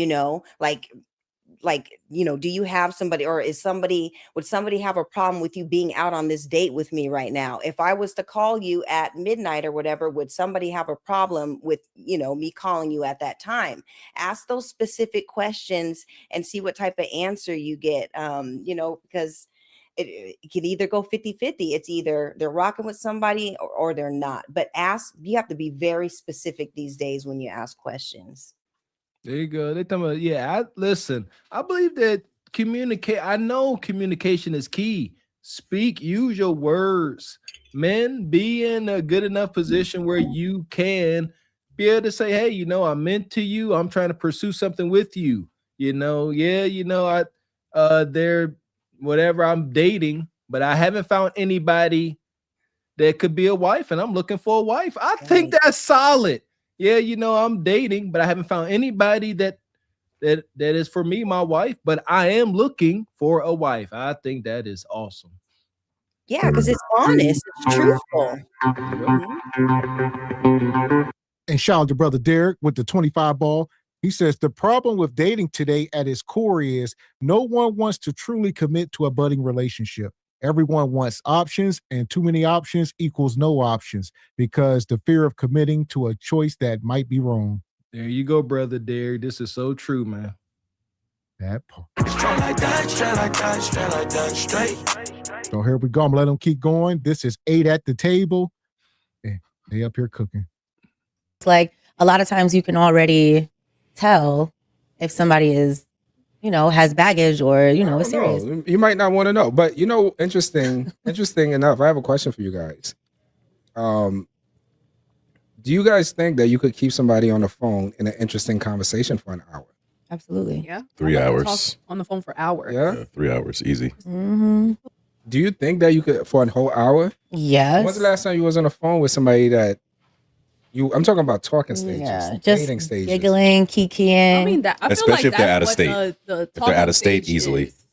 Talking stage is easily being on the phone for hours. Right. Butterflies and lies. That's when y'all both got that. That's when y'all both have that feeling, though. Yeah. Like whatever it is, you're both putting your feelings out there, your experiences, your situations, and then and just think about it. A lot of us will get on the phone with our little thing, yeah, and then we're telling them like, try not to do this, but you're telling them like, yeah, this is what I've experienced or this is what I've been through. And you're just basically putting your side out there as to why you're single or why, or what you like. That early? I said, I try not to do this. But Exactly. But it's like, you can't help it. 'Cause Yeah. You want. Well, that's going to put y'all in the box early. And I see one of y'all said the woman in the green got kids. That's unfortunate. So, I mean, come on now. Can you sit on the phone for an hour? Yeah. And during that hour, depending on what you say, you're going to get slotted. Because like we just said, the man you talking to, he already got other women.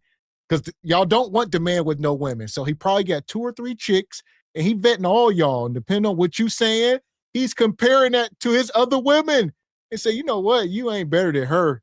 Yeah, you better than her. Okay, we can put you in spot number 3 or 2. You see what I'm saying? So there you go. And here, men, be able to articulate yourself. Maybe that's the reason why they be doing all this texting. Yeah, I did some of my greatest work on the phone. Shout out to my wife. Yeah, we got together. We did some heavy vetting over the phone, talking for hours and hours. We had enough rapport to do so. Long story, but yeah, talk over the phone. I don't see nothing wrong with talking on the phone. Yeah, again, I do believe that women like to be emotionally stimulated. What they do, they ain't no belief, they do. So they lie and say they sapiosexual, but women do want to. Again, they're looking for some instruction. They're looking for someone that qualifies to be a leader, and you can't be a leader if you can't speak and articulate yourself. So I believe phone communication could be a good thing. Yeah, and ladies, and men in the chat too, dating is your interview. Just like you go to the interview for these jobs and everything, you have to sell yourself during that dating process for whatever it is. You have to sell yourself for that job. You have to put yourself out there. And if you go into with the mindset of, what if it doesn't work out? Well, we can go on the freeway and we can get into a car accident, or we can get hired for this job that we've been wanting to, wanting to get hired for, and then eventually they can fire us, or we can lose the job. You can't go into it with that mindset, because anything can happen at any time. You have to put yourself out there like you do everything or in every other area of your life. Don't sell yourself short when it comes to the relationship, because that's the most important thing that you're going to be involved in for your whole life. And I would say a lot of these women are traumatized. So they show up on these dates, talk like she said, oh, we putting it all on the line. They talking about exes. And that's just the biggest turn off when y'all sitting there on the phone. Yeah, I was talking to this guy. He broke my heart. You know, I co-signed on a car with him, and, you know, you just trauma dumping. A man like, you know what? This is just for hunching. He got your soul already. Right. So a lot of y'all women will talk y'all way right out of y'all position. Just trauma dumping. There you go, fellas. I've said this enough. Don't you ever allow a woman to talk about another man to you. That woman should have enough fearful respect for you as a man she deemed desirable to say, I should not. For what? Well, it's reverse psychology. These women are looking for simps. I agree. So it's a hell of a test for them. They're looking for Captain Save them. So it's either gonna go, all right. She's like, I'm gonna tug at your heartstrings. I was dating this piece of. It's foolish for them to do it, but they think that it works. What you got, Ebony? I know you can speak to it. Man, like, ladies, that type of tactic will never work, because men, they are not looking. Like, it's okay for you to share some of your experiences, but learn how to hold back some things. Like, they don't need to hear all that. Maybe as you get closer into the relationship, you can start sharing some more. But don't, when you're first dating or talking to somebody, just trauma dump. Like, this is your interview. You're trying to sell yourself. So don't be saying something that cannot get you the job. This is going to be your job if you're looking for a mate. So yeah, I would never go into a situation like that. It has to be natural and normal, and everything has to feel right. But you are selling yourself. You know, this is your biggest sell of your whole life. You know, you're like, it's bigger than a job. It's bigger than anything else. So you got to do it right. Shout out to that song with the talking about sweet lies. If there's anything from your past that may be deemed undesirable by your new mate, and it ain't gonna come rear its head in the future, leave it there. Whatever it is, just leave it. Let's keep that to yourself. Because like you say, now if he know, now he may have to do something about it. Right. And you start poking at a man's ego and pride, is dangerous, especially desirable man.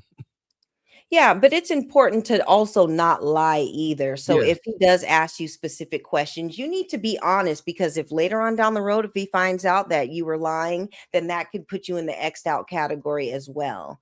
So you got to do it right. Amen. Let's spill it all. Like, let's tell everything. It is so weird, because it's like, I don't want to do this, but sometimes you get like comfortable. You get comfortable. You in these conversations and you get to know someone. You don't really want to, like, you know, like, this is what I got going on, or this is what I had going on, or, you know, yes, I'm single, but this is what the situation was. It's you not know, selective though, because you're not saying everything. Yeah, you don't gotta say everything. But so that means the part that you're selecting to give, why don't you just select not to give that part too? Because he made her feel comfortable on the phone. And she's just letting it. Yeah, if you think about nowadays where everything is on an app or something, there's like no connection, and somebody just talk to you and just continuously get deeper and deeper with you, then that's moisture right there. That's and then them gassing you like, yeah, that's crazy. Like, I would never gassing you. Like, that's what it is. I'm like about the beginning, because it's like, it's like no judgment, because you guys are all like lovey-dovey at the beginning. So whole time he's a maniac. It's more so that you appreciate all of like the truth coming out just voluntarily at the beginning, rather than like, and feeling like you're on the same page with somebody for a moment in your life. And this is because he ain't hit yet, by the way. Yeah, but part of it, not maybe. It's clarity. I mean, either way, it's the beginning, whether there was smashing or no smashing. But what's happening at that time? What are we? No, that makes a difference. You must understand the obstacles that some men are willing to go through before they smash. All right. especially if you just talk about talking on the phone. Yeah, we gonna talk all that, but we revving up. All right, every day we talk, it's getting closer and closer. All right, next thing you know, we go, hey, let me see that Kudakata. Send me a pic. Show me something. All right, you getting in the shower? All right, FaceTime, not something. We ramping this up. All right, Kudakata in the air. I try to tell you, Ben. Yeah, like very quickly, I can't tell you how.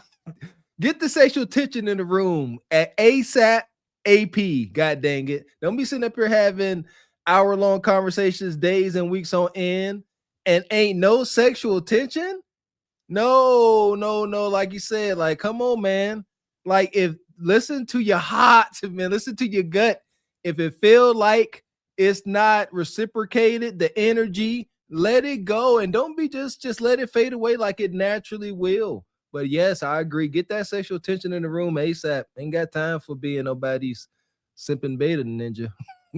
Yeah, and women too, let your man be able to express, his feelings about, his sexual nature or whatever with you, because he's just it's like a way of him letting you know that he's interested in you, that he's into you, that he, wants to take it there. So don't push off his advances, as long as he's doing it right, where it's at a comfortable pace. But men are sexual, or they're sexual by nature, and so there has to be a balance with it all. But men want to have sex, so you have to take that into account too. And there you go. Don't be raunchy, like Ebony said. Like a guy gonna be a guy, but sister, let him know it's received. You know what I mean? But I would advise you actually not to get raunchy, but let him know it's received and continue on. There you go. Balance. Mm-hmm. Really doing? Trying to connect. That's what. Is that what it is? I think people are always attempting to start a relationship. It gets tricky once you, I don't know, but I don't know what type of men y'all are. I don't know. I just know, I always say this, guys. I just sent you a post about this. I know what type of men I'm into. I don't need the nonchalant. I need you to be like, yo, Jada, you the one. Like, I'm feeling it. I'm into that. I'm into that. Let me know I'm that girl in your eyes. So from jump, I'm eliminating all that other extra stuff. You want a man stuff. to be obsessed with you? Absolutely. Told you. I'm not doing nothing else. If you're not, what are we doing? No, I'm not doing nothing else. And at the end of the day, I'm not saying that I don't like you just as much or like a lot, but I'm not doing all of that other. You want to be on the phone with me. You want to spend time. You want to do these things. The problem is you guys want a man to be completely obsessed, but then that means you're going to have to test him all the fucking time. That part. Do not be obsessed and then she got you. All right. Obsessed is you, like she said, you want to call and talk to her all day, and then she going to start putting you in some bad positions. These women know how to play. So if you texting her, she ain't going to respond for an hour. Now you double and triple texting. What you doing? Are you okay? Why ain't you answering? She's like, oh, I got him. You on the hook. Now she reeling you in, man. Don't double text. Don't call after you text.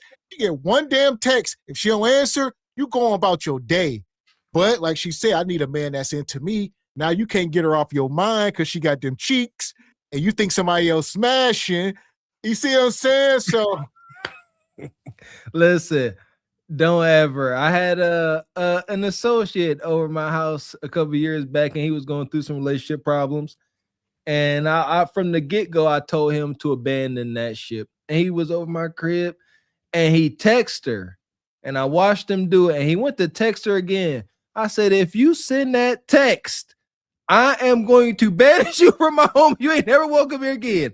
Don't you have a back-to-back text? She synced it.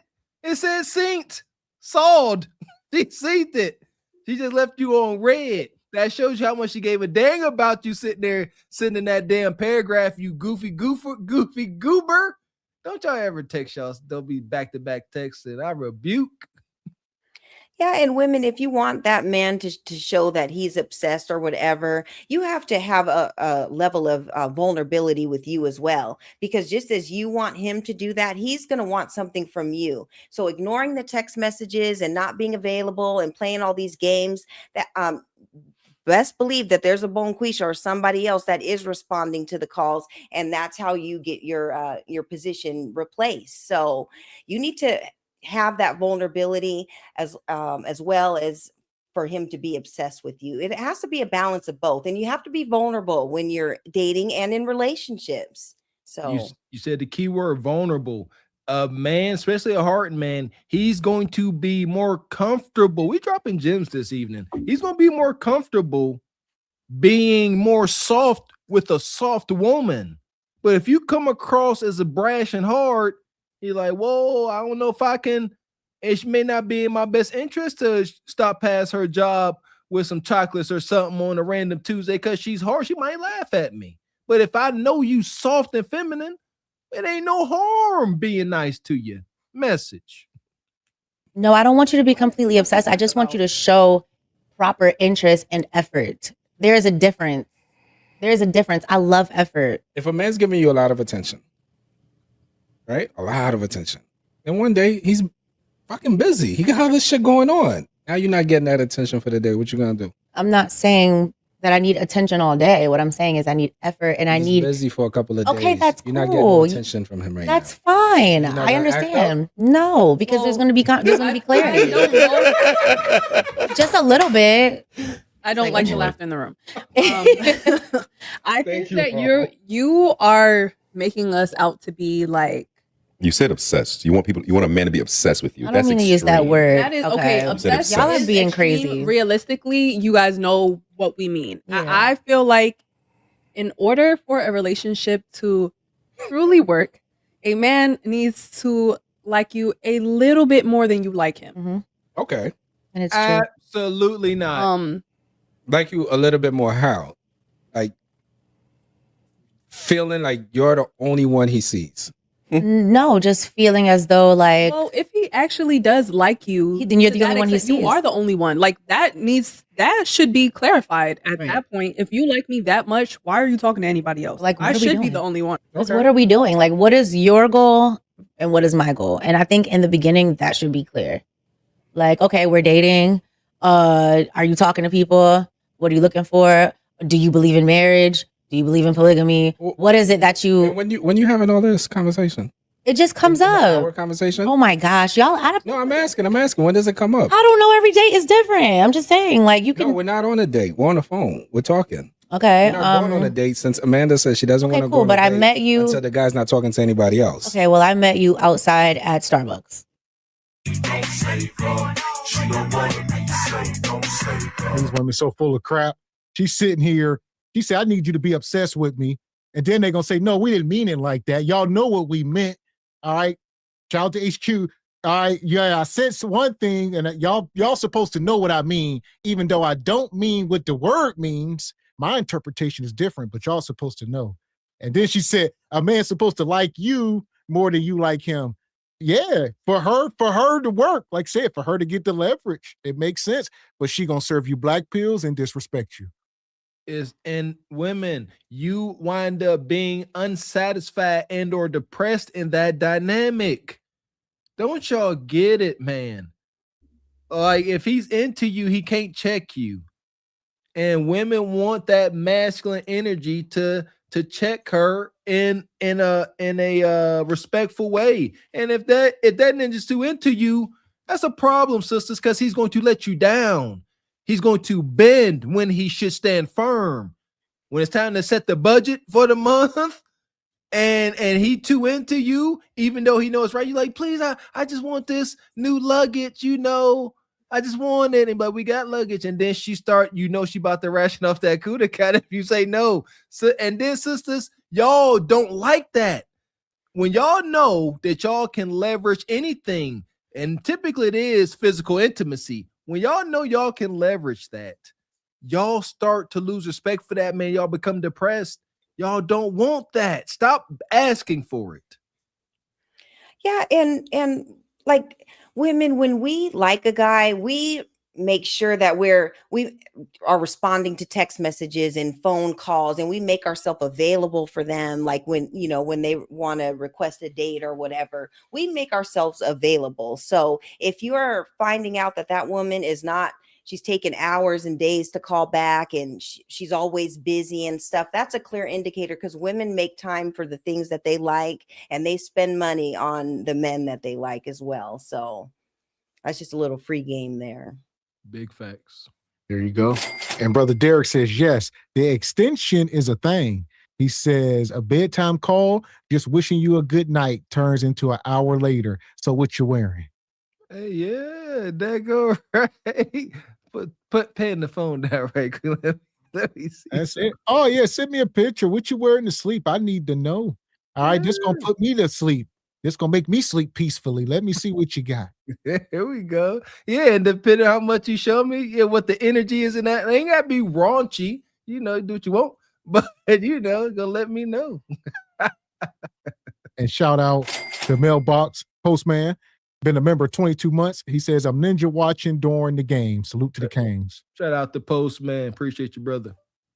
And shout out to Brother Dante, became a member. Appreciate you, Brother Dante.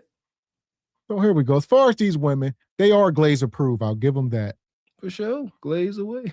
We got us the gun line. Tell them about the gun line, boss.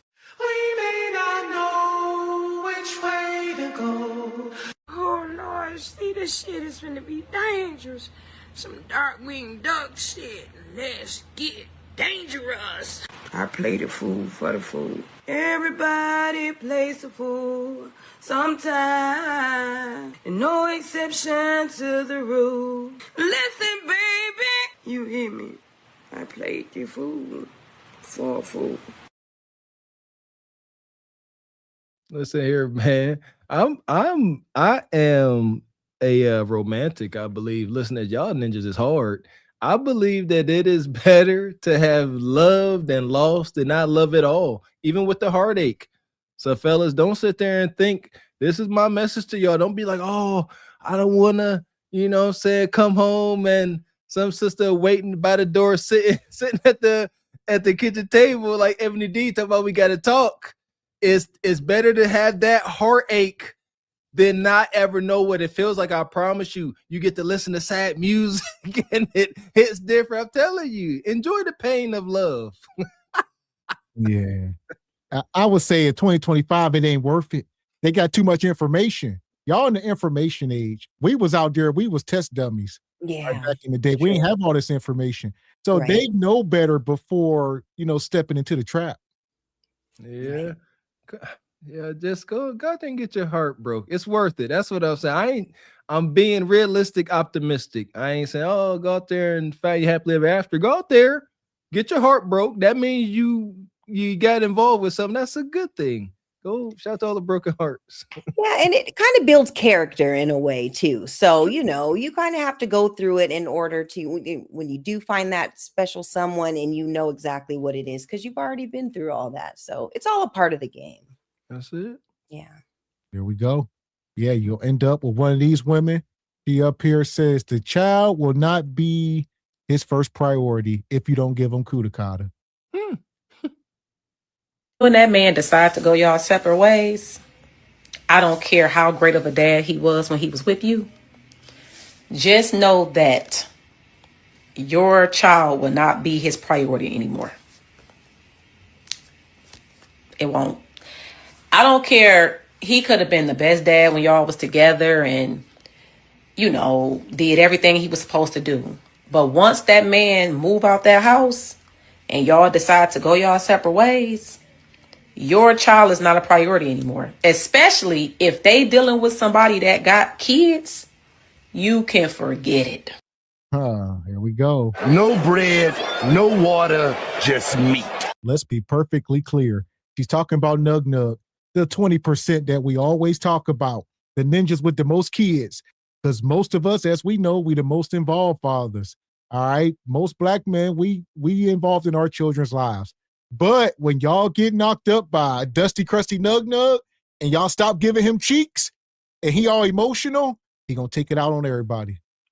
Amen. And both of y'all, you or the new girl ain't worth the dang if what you saying is true. Because real men don't move like that. And if she's a real woman, she wouldn't deal with the guy that is neglecting his kids. We at the very least hear the Kundra contestant say that shelf to show. Oh, gotta take care of your kids if you got them. But now you are claiming that he got a new woman and he ain't. He just neglecting this kid. I could tell by your wig and your attitude. There's more to this story. God dang it. Right. Yeah. And this is why vetting and stuff and getting into relationships and making into serious relationships or marriages or whatever a priority, so you don't end up in these situations, because just making all these broken homes, and he's on, he's with you 1 week and then with the new Bonquisha the next week, and she's got 4 kids, and he's taking them school shopping and not yours because you're not giving it up. This is just pure chaos, and this is not what you want to be in. So that's why talking to people, getting to know their, how they were raised and what they expect, if things go left, like how are we still going to raise a family? All those questions are important. There you go. Yes. And definitely you want to be with a man that loves his kids more than he loves your kudakata. That's a thing. I mean, some men just be there clapping cheeks, won't even want to be bothered with the kid, his own children sometimes. Those men we talking about, it's a small percentage, but y'all love to procreate with them. Because they just there to hunch. And y'all see, you don't understand. He hunching you goofy because that's his only goal in life is to hunch. Some men literally, and we acknowledge, they wake up as soon as they can get their parents, they're like, it'd be nice to get me some good guy today. Just how they are. Yeah, and a lot of times they're hunching for a place to stay because they're going from house to house, and so they're going to put it on you, okay, to make sure that they have a place to stay. So you have to be careful of that. Always make sure he has something going on besides that. For shelter, it's dangerous. Your child is not a priority anymore, especially if they dealing with somebody that got kids. You can forget it. You can forget it. It's over. Like, you're not going to get, and I'm not saying, again, not all men, but most men, when they disconnect from that mom, that child is not the first priority anymore. You a lie, and the truth ain't in you. These are y'all experiences. You only know other ratchet Bonquishas. So y'all be in these echo chambers. Y'all don't take in no new information. They really believe that all black men are deadbeats. They believe this stuff because it's all true for them. And they all in this circle and they don't talk to anybody else. They just sit around trauma bonded, and it's sick. Sisters, I'm trying to help y'all here. Y'all message ain't going, we don't believe nothing y'all say because y'all don't come up with enough information. So, wild hyena sisters, if y'all want us to believe y'all, give us some backstory on said baby daddy so we got some context, please, and thank you. Let us know who he is. Say, hey, this is my baby. Put up a picture of him looking like Kodak Black off of the beans or something. Show him to us so we can know the subject. Then we can be like, you know what? We can know to immediately disregard what you're saying or take it into account. But you come up here with not enough information on the subject you are damning, and that ain't fair. Yeah, and like you said, Mr. Walker, we don't know Nug's side. Maybe you were trying to dictate everything and he just is kind of like, I'm good. Like, I want to be able to get my son or daughter when I want to get them, and I don't want to be under your, jurisdiction or whatever. So we don't know that either, because a lot of times Bonquisha only wants him to get him at this hour and you have to bring him back at this time, and making all these stipulations to the point where the man is like, nah, I'm good. I can go spend time with her kids over there since you won't let me spend time with mine. So Bonquisha, you got to make a decision. Let that man see his kids, or he's going to be playing with Bonquisha's kids down the street. You dropping gems this evening. That's a big thing. Don't, sisters, you really trying to co-parent with your baby daddy? Like Ebony Dean just said, don't continue to dictate when he can get the kid, because he'll just fade. Because you are disrespecting him and you are emasculating him.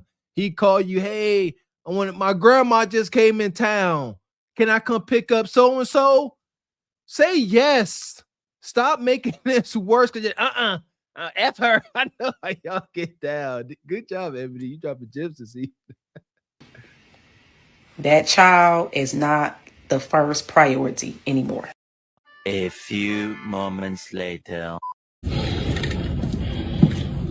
I'm gonna need all my shit too whenever you drop my son off with my mom. Okay. Yeah, don't think none of this shit sweet. I'm dead ass. I'm dead ass. So we done? Yeah. And your child support, all that shit. You want to put me on child support, all that. And while you recording me, I want this video recording to get me clear as day. And I'm in my right mind. I will kill you and our son, anybody, since you putting me on child support. Oh. Unhinged nug. These are the men they procreate with. This man said, I'll delete you if you put me on this child support. Lee. And this child. He said, I'll take you and my own kid up out of here. See? I wish this was in the Patreon. I got to keep it PG. Listen here, god dang it. This is the caliber man that me and Miss X say, y'all need to let us go ahead and take him out back and tell him, look at the flowers. Because there ain't nothing. He's no good for anybody. Not himself, not his child, not his baby mama. He spoke with his chest, Ebony. He said, I want to be clear. He said, I am in my right mind. And then he incriminated himself to the moon. Yeah, and he's in his emotional mind. Like, who even talks like that? Like, you're all in your emotions. It doesn't matter what Bonquisha did. Putting you on child support, okay, you can get past that, but deleting everybody because you're on child support, you're never going to get anywhere. He's just all emotional. Probably was raised by a single mom, and he doesn't know how to deal with his emotions and feelings and stuff. Go take a walk and take a day or two to think it over and stuff before you react like this, because he's all in his emotions right now. This is wild. And true, she did choose him. That's why we keep putting this stuff on display, because y'all act like y'all don't know what's wrong with the community. Stop procreating with this, I can't even say what he is, this self-deleting, detrimental ninja, all the above. He's just terrible. And shout out to brother Derek, the show sponsor. He says, case study of how to lie to yourself and become selfish. Trash and crazy baby mama. And Dee Dee, she says, Big Pharma spent billions to prevent this foolery. Really? Yeah. And all that Plan Bs and all kind of madness. Yeah, this brother here, this is what y'all love to procreate with. Ain't nothing we can do but tell y'all to stop punching on them. Yeah, we can't go out and physically do anything for many reasons. Ain't about to take us away from our families, nor do y'all want us to. Because even if we did, y'all will ask us why y'all do that. So no, that's on y'all to fix y'all mistakes. She need to get a restraining order. Yes, she does. And a protective order for that baby too. But does she have like a skeleton tattoos on her hand? Somebody what is going on there? It looks like bones. Yeah. All tattooed. It is. This is all wonky. Yeah. See what I'm saying? Yeah. They match, right? They match. Right. Yeah. Just it probably was a toxic relationship. It was a toxic breakup, and it's going to continue to be toxic until something happens. But yeah, she needs to get some protection for everybody, because he's unhinged and he can go off at any time. Don't come near me. Okay. And y'all will have y'all money and shit. Okay. Bye. You don't give a fuck. All you do is fuck other men. Bro, can I go fool? Yes. Go have fun with your other men.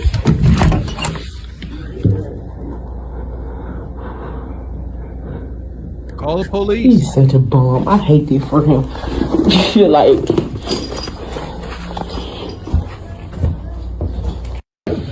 That's it. So Nug unhinged.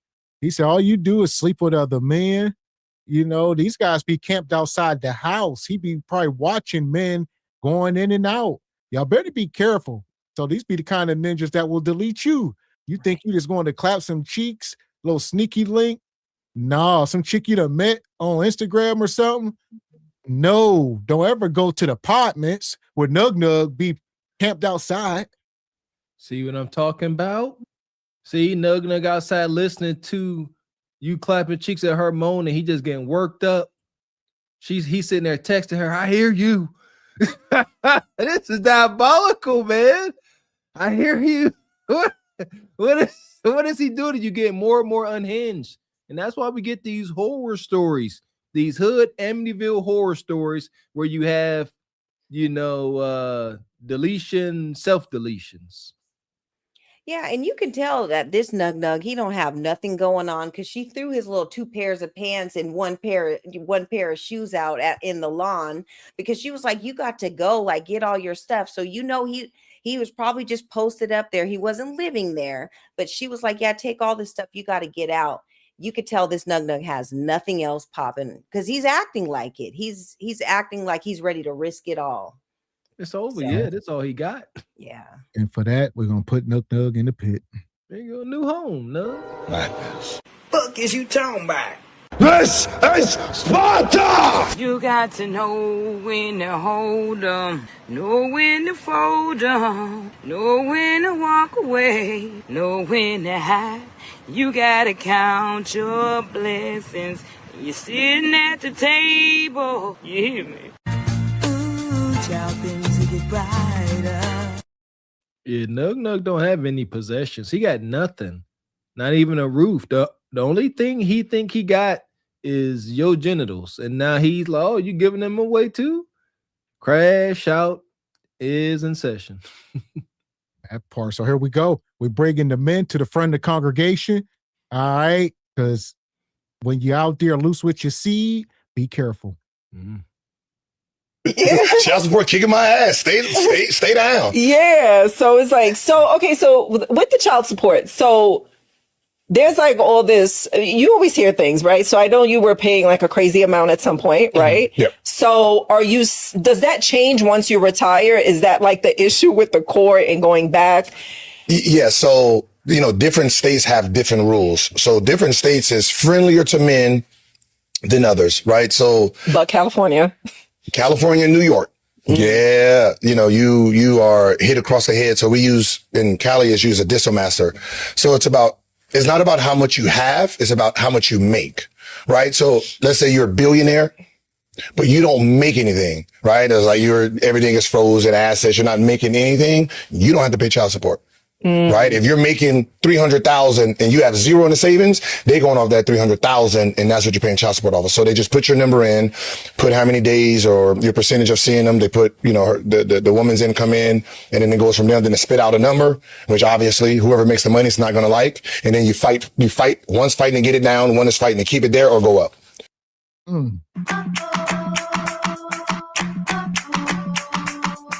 So there you go. Brother Gilbert Arenas. He said he was paying $244,000 a month in child support, and that was before housing, school, and the nanny costs. So I know he got a couple kids, at least about 2 or 3. I mean, that's like about $3 million a year in child support. Goodness gracious. So we got to be careful. Hence the discipline. Like, come on, you got to stop. Men got to acknowledge the allure that attractive and desirable women have. He didn't want to be in this position. Trust me, he didn't. However, in the throes of passion, yeah, man, things get all wonky and you get tunnel vision, Kudakata vision. And she like, take it off or I'm safe. And not so much, brother. Fellas, learn from this. None of us are exempt. And he's showing. Yeah, no, was he married to any of these women? None of this is alimony. It's just all for child support. Like, that just seems to be really high. Like, I guess, man. With 3 kids, he making a lot of, he was right. Making a lot of money. Right. Wow. Okay. Yeah, de-discipline, fellas, because this ain't it. You do not want to be in this situation. That's like somebody's annual salary or even way more than someone's annual salary. And you're doing that monthly? That's wild. Yes. Right. So, during my battle, the number was 244. So 244,000 a month. So that's what, I was offering nice little 20. You got a little 20, little dub. We good. Laughed at that dub. Nigga, please. Right. Then, that's what the court battle was about the whole time. 244,000 a month is insanity. Like, that's for 3 children? It was 4. 4 Yeah, kids. it was 4. But the bad, it wasn't even a bad part, but it was, and then I pay for school, and then I pay for the house, and then I pay for nanny. So it's like, what is the 244 for? So then you retire, Mhm. right? So you're not making. So hold on, let's stop there for a second. But there you go, 4 kids. I believe he was married to the woman on the screen, or I believe they all with her, or at least, like I said, I thought he had 3 kids. He say 4. That's a lot of money. So I think, what was his biggest contract? 63 million divided by 12. So yeah, $5 million a month. He had it. He had it. He good. Goodness gracious, don't make it feel any better. Do it, fellas. A quarter of a meal gone every month. Why? Because you decided to be loose or willy-nilly with your seed, something you could have prevented. Absolutely no mercy, no sympathy for this ninja. Yeah, and especially for the young men out there, like, whether you're on your way to becoming a Gilbert Arenas or anybody, you want to still have that D discipline right now while you're still trying to figure out, because you never know. You can make a wrong decision now and have a kid, but then you become that next whatever you're going to become, and then you're going to have to, pay that child support. So always treat yourself as if you're already that guy, so that you don't have to go through these situations when you become that guy. Practice the D discipline. It's so important, and it's going to protect you, so you don't have to do stuff like this. And I believe, like, just because these guys got money and tall, respectfully, I don't know this, don't mean they ain't a lame. Like, guys, you got to smell the game. Like I said, I'm joking, but I'm serious. Women getting you, oh, I'm safe, or take it off. Like, they don't like you like that. Like, don't be so full of yourself. Like, yeah, I'm the man. Nah, don't. Everybody, Drake they all fall victim. Please learn from these celebrities' mistakes. Right. And I think Kwame Brown already kind of exposed some of his simpish ways. And so he would definitely lead with his wallet. And this is, now that I think of it, this is why you are where you are, because you always led with your money and you never had any game. He kind of already exposed the lame that you were.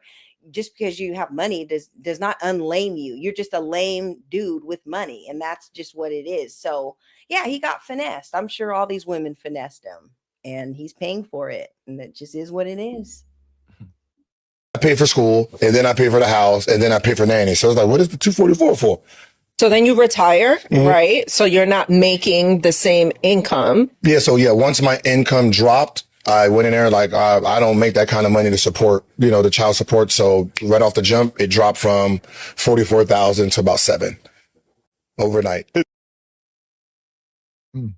So yeah, there you go. So while he was playing, like most guys, and a lot of guys don't know to go down and get their, stuff adjusted once they retire. And then they get them rears backed up. And they be like, whoa, what do y'all mean I owe this money? They say, you never came down and readjusted. Granted, you ain't in the league no more. You making a fraction of what you made, but we don't know. You got to tell us, or we ain't going to stop charging you what the number is. Oh, they could know, but they don't care. It's not their job to see. You have to go down there and file. I know this from dealing with a buddy that had to do it. You got to go in there and you got to say, hey, you see that on the computer? Yeah, where I ain't making all this money? Enforce that. Otherwise, they just going, because they're not there for your best interest. They ain't there for your baby mama's best interest. They ain't even there for the child's best interest. They are a third party to collect money off of this transaction. The higher the amount that's passing through their hands, the better. They don't want you to come in. No, it's true. And anytime you have any sort of adjustment in income, you need to let them know, especially if you're not making the same amount, because they will continue to charge you. And that even goes along with men, like even if you have to go do time, if you don't report that, they will still charge you for child support, even though you're locked up or whatever. And if you don't report that, then they're not going to adjust it either. Then you get out of jail and all of a sudden you owe all these rears, but you never informed them that you were locked up. So anytime there's an adjustment with your life or anything, you always have to report it if you are on paper for child support. So if you're able to work it out with the mom and you guys can do it outside of being for the court, I think that is the best way, because like Mr. Walker said, it's a business, it's a hustle. So yeah. And yes, like you said, even if you're deceased, the child support, you gotta let them know. Even after you deceased, you gotta go and let them know. Or when you're reincarnated, you're gonna have a bill waiting on you. So as soon as the doctor smack your butt, hey, little baby, here's a bill. Yeah, it's true, because even with deletions, if you don't have your stuff together, all the bonquishas who don't have their baby's dad and stuff on the birth certificate, if something happens and he does get deleted, you're not able to get the Social Security money and those allowances that they give for deceased parents if you don't have your stuff together. So y'all got to figure it out, because at any time anything can happen, and everything has to be on paper, not just your word. So that part. So we go from Gilbert Arenas over to this guy here. One situation that triggered me when my son was really young. And I went to my baby mother's house to drop off some change. And like, she wouldn't let me in. And when she wouldn't let me in, I'm like, why you won't let me in? He's like, he sleep. I'm like, that's all right. I'm gonna come in, I'm gonna give him a kiss, and I'm gonna be gone. It's like, nah, leave him alone. Then it hit me. Oh, you got a nigga in the house. You got a man in the house. So I was like, oh, wow. So I'm like, damn, I'm really, really, really, really offended. Make a long story short, I found out that the dude was taking my son to school. And I was just really, really upset by this. And I called him. I'm like, yo, look, you can't be having the boy take my son to school. I ain't no deadbeat, nigga. Like, I'm just out here on the road and all that. You can't do that. Fuck you, nigga. You ain't, like, you can tell me what to do. All right, cool. So I knew the boy was taking my son to school, and so I was in Baltimore that night. I was like, instead of staying here tonight, let's ride back, because I want to sit in front of that house. Now I got experience in this. That sound like some me shit. Like, experience sitting in front of cribs. Right. So sat in front of that house for 3-4 hours. Just to wait to see if this dude was taking my son to school. And I waited there 3-4 hours. And lo and behold, the boy came out. My son came out behind him. I said, oh my God, pull up. Pulled up, jumped out. Yo. Son ran to me, daddy. Put him in the car. Homie, you can't do this. This cannot be done. This cannot be done.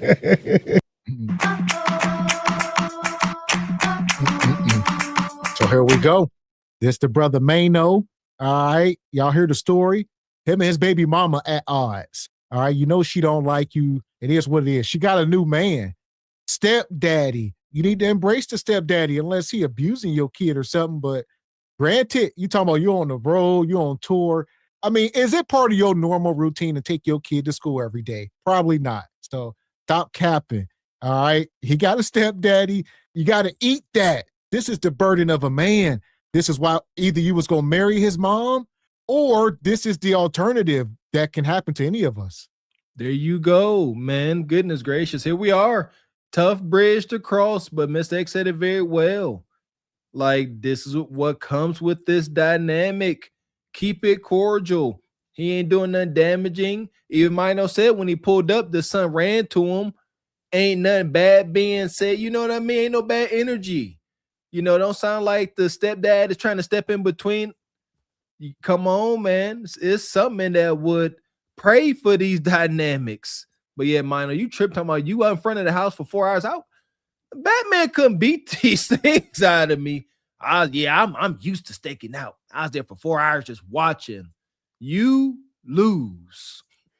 Yeah, and at the end of the day, once you're out on tour and you guys are not together anymore, the woman has a right to move on with her life. And if that man is around, like you said, and he's doing the right things, and he could take the baby to school. Now, Mano, since you're on the road, you're getting money, you're on tour and all that, you can provide a sort of a nanny service or some sort of a car service that can also take that kid to school as well, if you don't like the arrangements that I've made. But this is kind of what goes on here. Unless you can take them, you have to provide an alternative besides he can't take the kid. Okay, well, what can we work out then if you don't want him to take the kid? You have to be able to figure it out and not just know he can't do it. Well, what can you do to make the situation any better? Are you going to be able to allow yourself more time to come and take them? If not, then you don't really have nothing to say. So Yeah, and there you go. Good job, Mr. Gino. He told the story as if he had somebody with him. He said when they came out, he said, "Hey, pull up." So that's another thing. Like if you go talk to another man, don't come with other folks, so that'll cause more tension. Just come by yourself, brother. Then folks ain't gotta try to put on for the multitude. But this whole story is a no-go. And shout out to Derek says, boy, I know she was hurting when it dropped from 44K to 7K.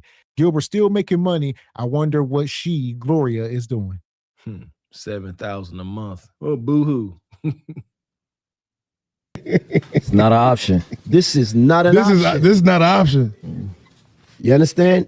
You go back there, you tell that lady, look, hey, I can't do this again. Because I know. You tell that lady, hey, it's Richie. It's Richie. I can't do this again. So does it still trigger you today? So you tell that lady that you can never do this again, okay? Because I'm not a deadbeat. I don't deserve this. You tell her, she's going to take him to school. You don't do this. This ain't what you do, okay? But you have understanding here, all right? This can never happen again. You get it? Because this is too easy here. So go back in there and you deliver the message. Okay, so yeah, sometimes it's get a little triggering, you know what I mean? Like, because that was like horrifying to me. So how does that make you feel right now? As far as what? As far as triggering you? Does this make me feel like it never happened again? That never happened again. Yeah. But you still think about it? No, she knew better. And there we go. And this is a PSA why the men are not being stepdaddies anymore. We showed y'all the video earlier with Nug Nug camped outside the house. We told y'all, you go over there clapping cheeks, you come out. Now this ninja, you looking down the barrel. So you got to be careful. What men just ain't signing up for. It's too dangerous at this point. I mean, look, these ninjas is camped outside the house, Ebony. This is crazy. Right. Yeah. And no telling if they have the strap or whatever in the car. We don't know what is going on. But me as a Gav, if I'm a man and I'm Bonquisha's boyfriend or stepdad or whatever, and I'm taking the baby to school and some man is telling me what I can and can't do, like, man, you don't want to be in that position,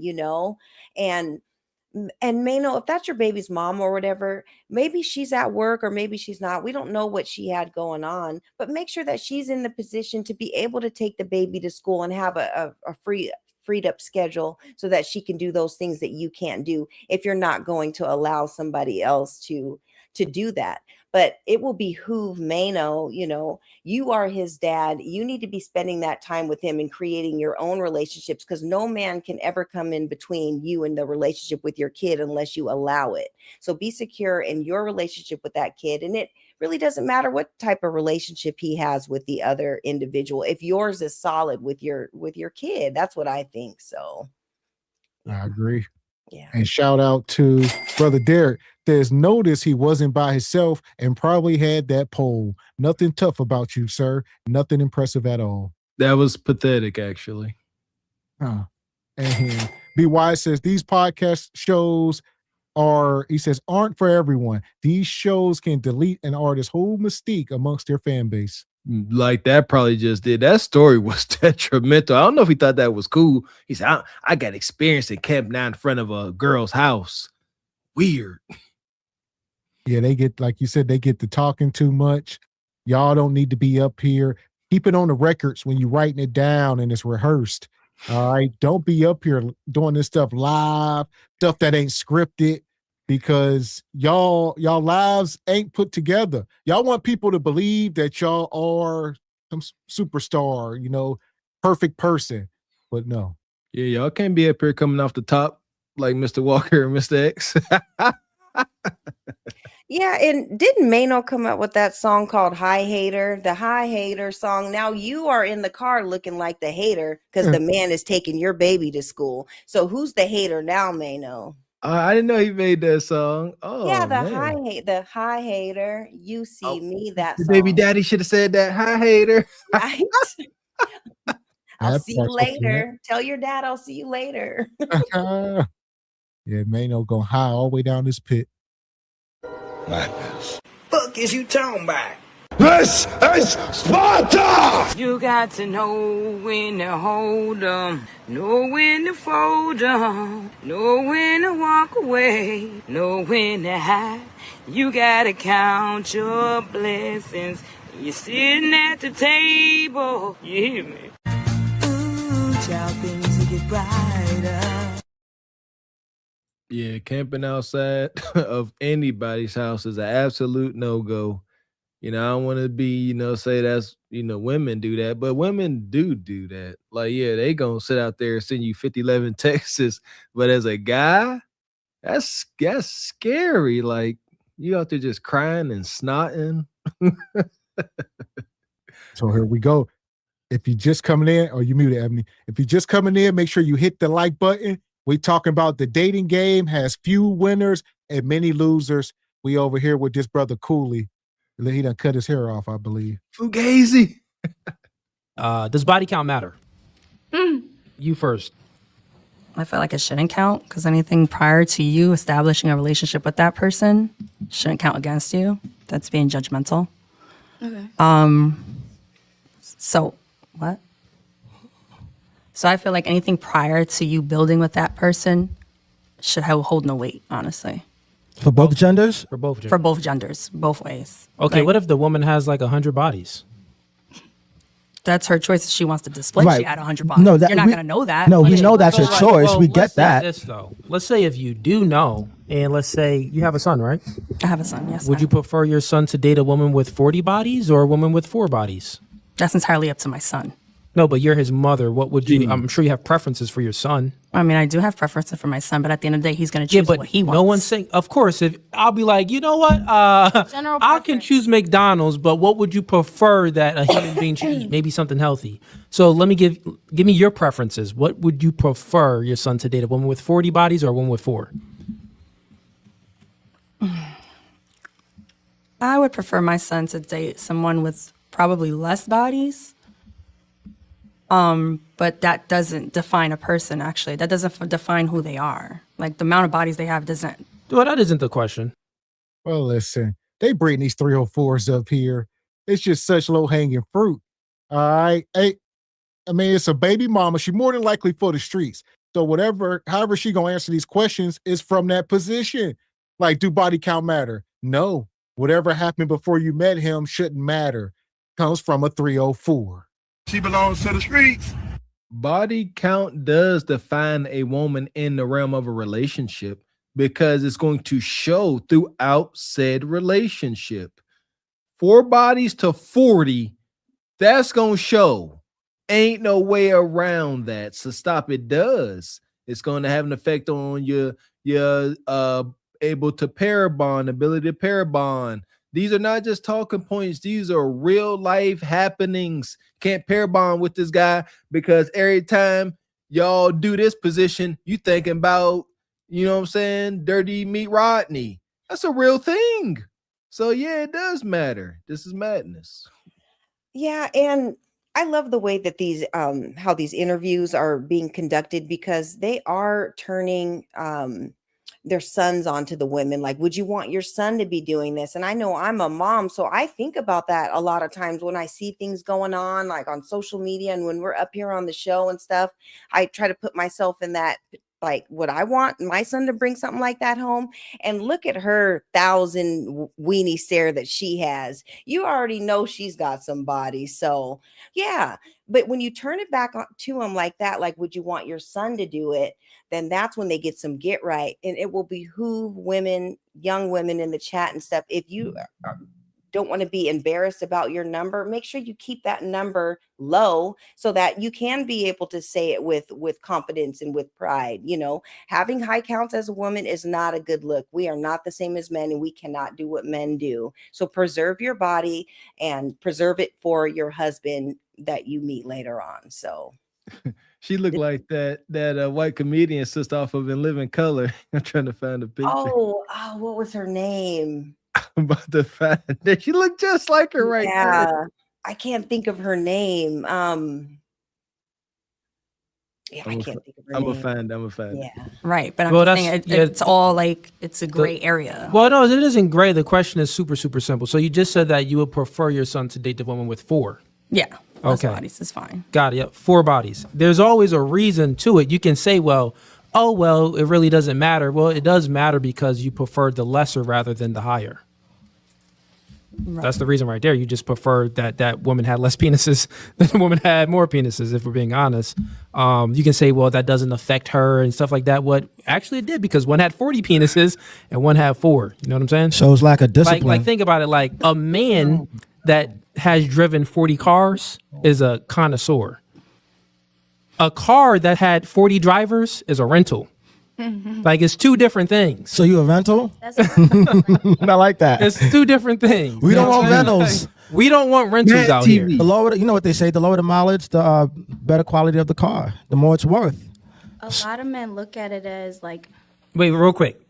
Before you give me your perspective, give me your answer. So my answer. Does body count matter? Yeah. Okay. And I feel like because a break it woman, down. as a woman is different. A man, you have a Where the hell are they finding these women? It's like Skid Row. Were they offering like some free fit after the show? I don't know. Look at her. Like she just sitting there. I get it. I don't know. I guess it helps to, prove a point, but man. These are the gotcha moments. I ain't into the beefing and stuff, but I can't stand these type of setups. Cause like you said, Mr. X, are we really proving a point? Like we all know the subjects here. They not about to be up here saying things with their common sense. Like you said, they worried about they fix after this. This is wild. Low hanging fruit. Shout out to Cooley. I guess there's a market. Yeah, and the two women that they're interviewing, it looks like, in their earlier years, maybe college years, they definitely were on the soul pole and thereafter living it up and doing that whole college thing. They just kind of have that look. So at least she gets it, though. At least she's admitting that, yeah, it does matter. Your past as a woman, it does matter. And for men for the most part, too. At the end of the day, I think everybody's my chart needs to be displayed and everybody's walls and everything needs to be intact. So, and then we can proceed. But yeah, I think that's what it boils down to. There you go. I would happy then you ain't missing this evening. That's another thing. Like, yeah, I would say that needs to become a standard today with all the SCDs. Yeah, proudly display that my chart, like just casually. Hey, sit there having dinner. Hey, since we're here. Clear, just in case you was wondering. Yeah, because now it's on your phone. You can just pull that right up. Like, let me see your my chart, There you go. Yeah.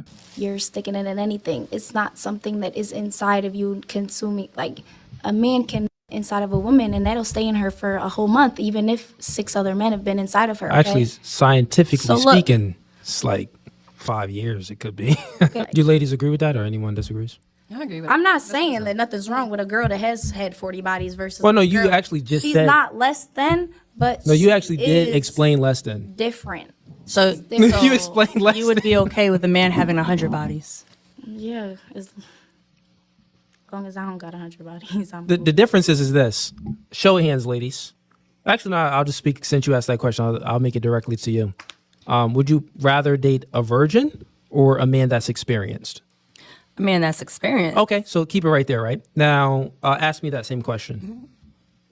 Do you want somebody that's experienced, or do you want somebody who's a virgin? You're gonna want a Virgin. Virgin. That's how most So, men think because they want so the something difference is, it's not about anything controlled. The difference Has is nothing to men are attracted to purity.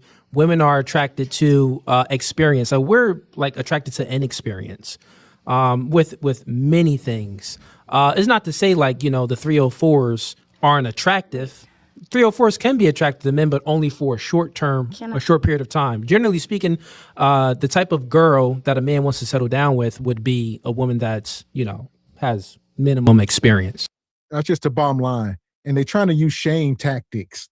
So she say, he said, I want a woman with a low body count, low as possible.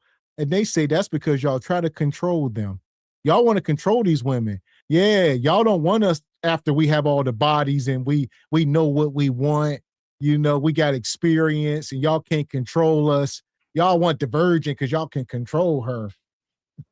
Absolutely not. Absolutely not. That's not it at all. Golden rule. Keep telling y'all, men want to be as close as humanly possible to your first sexual encounter. Right.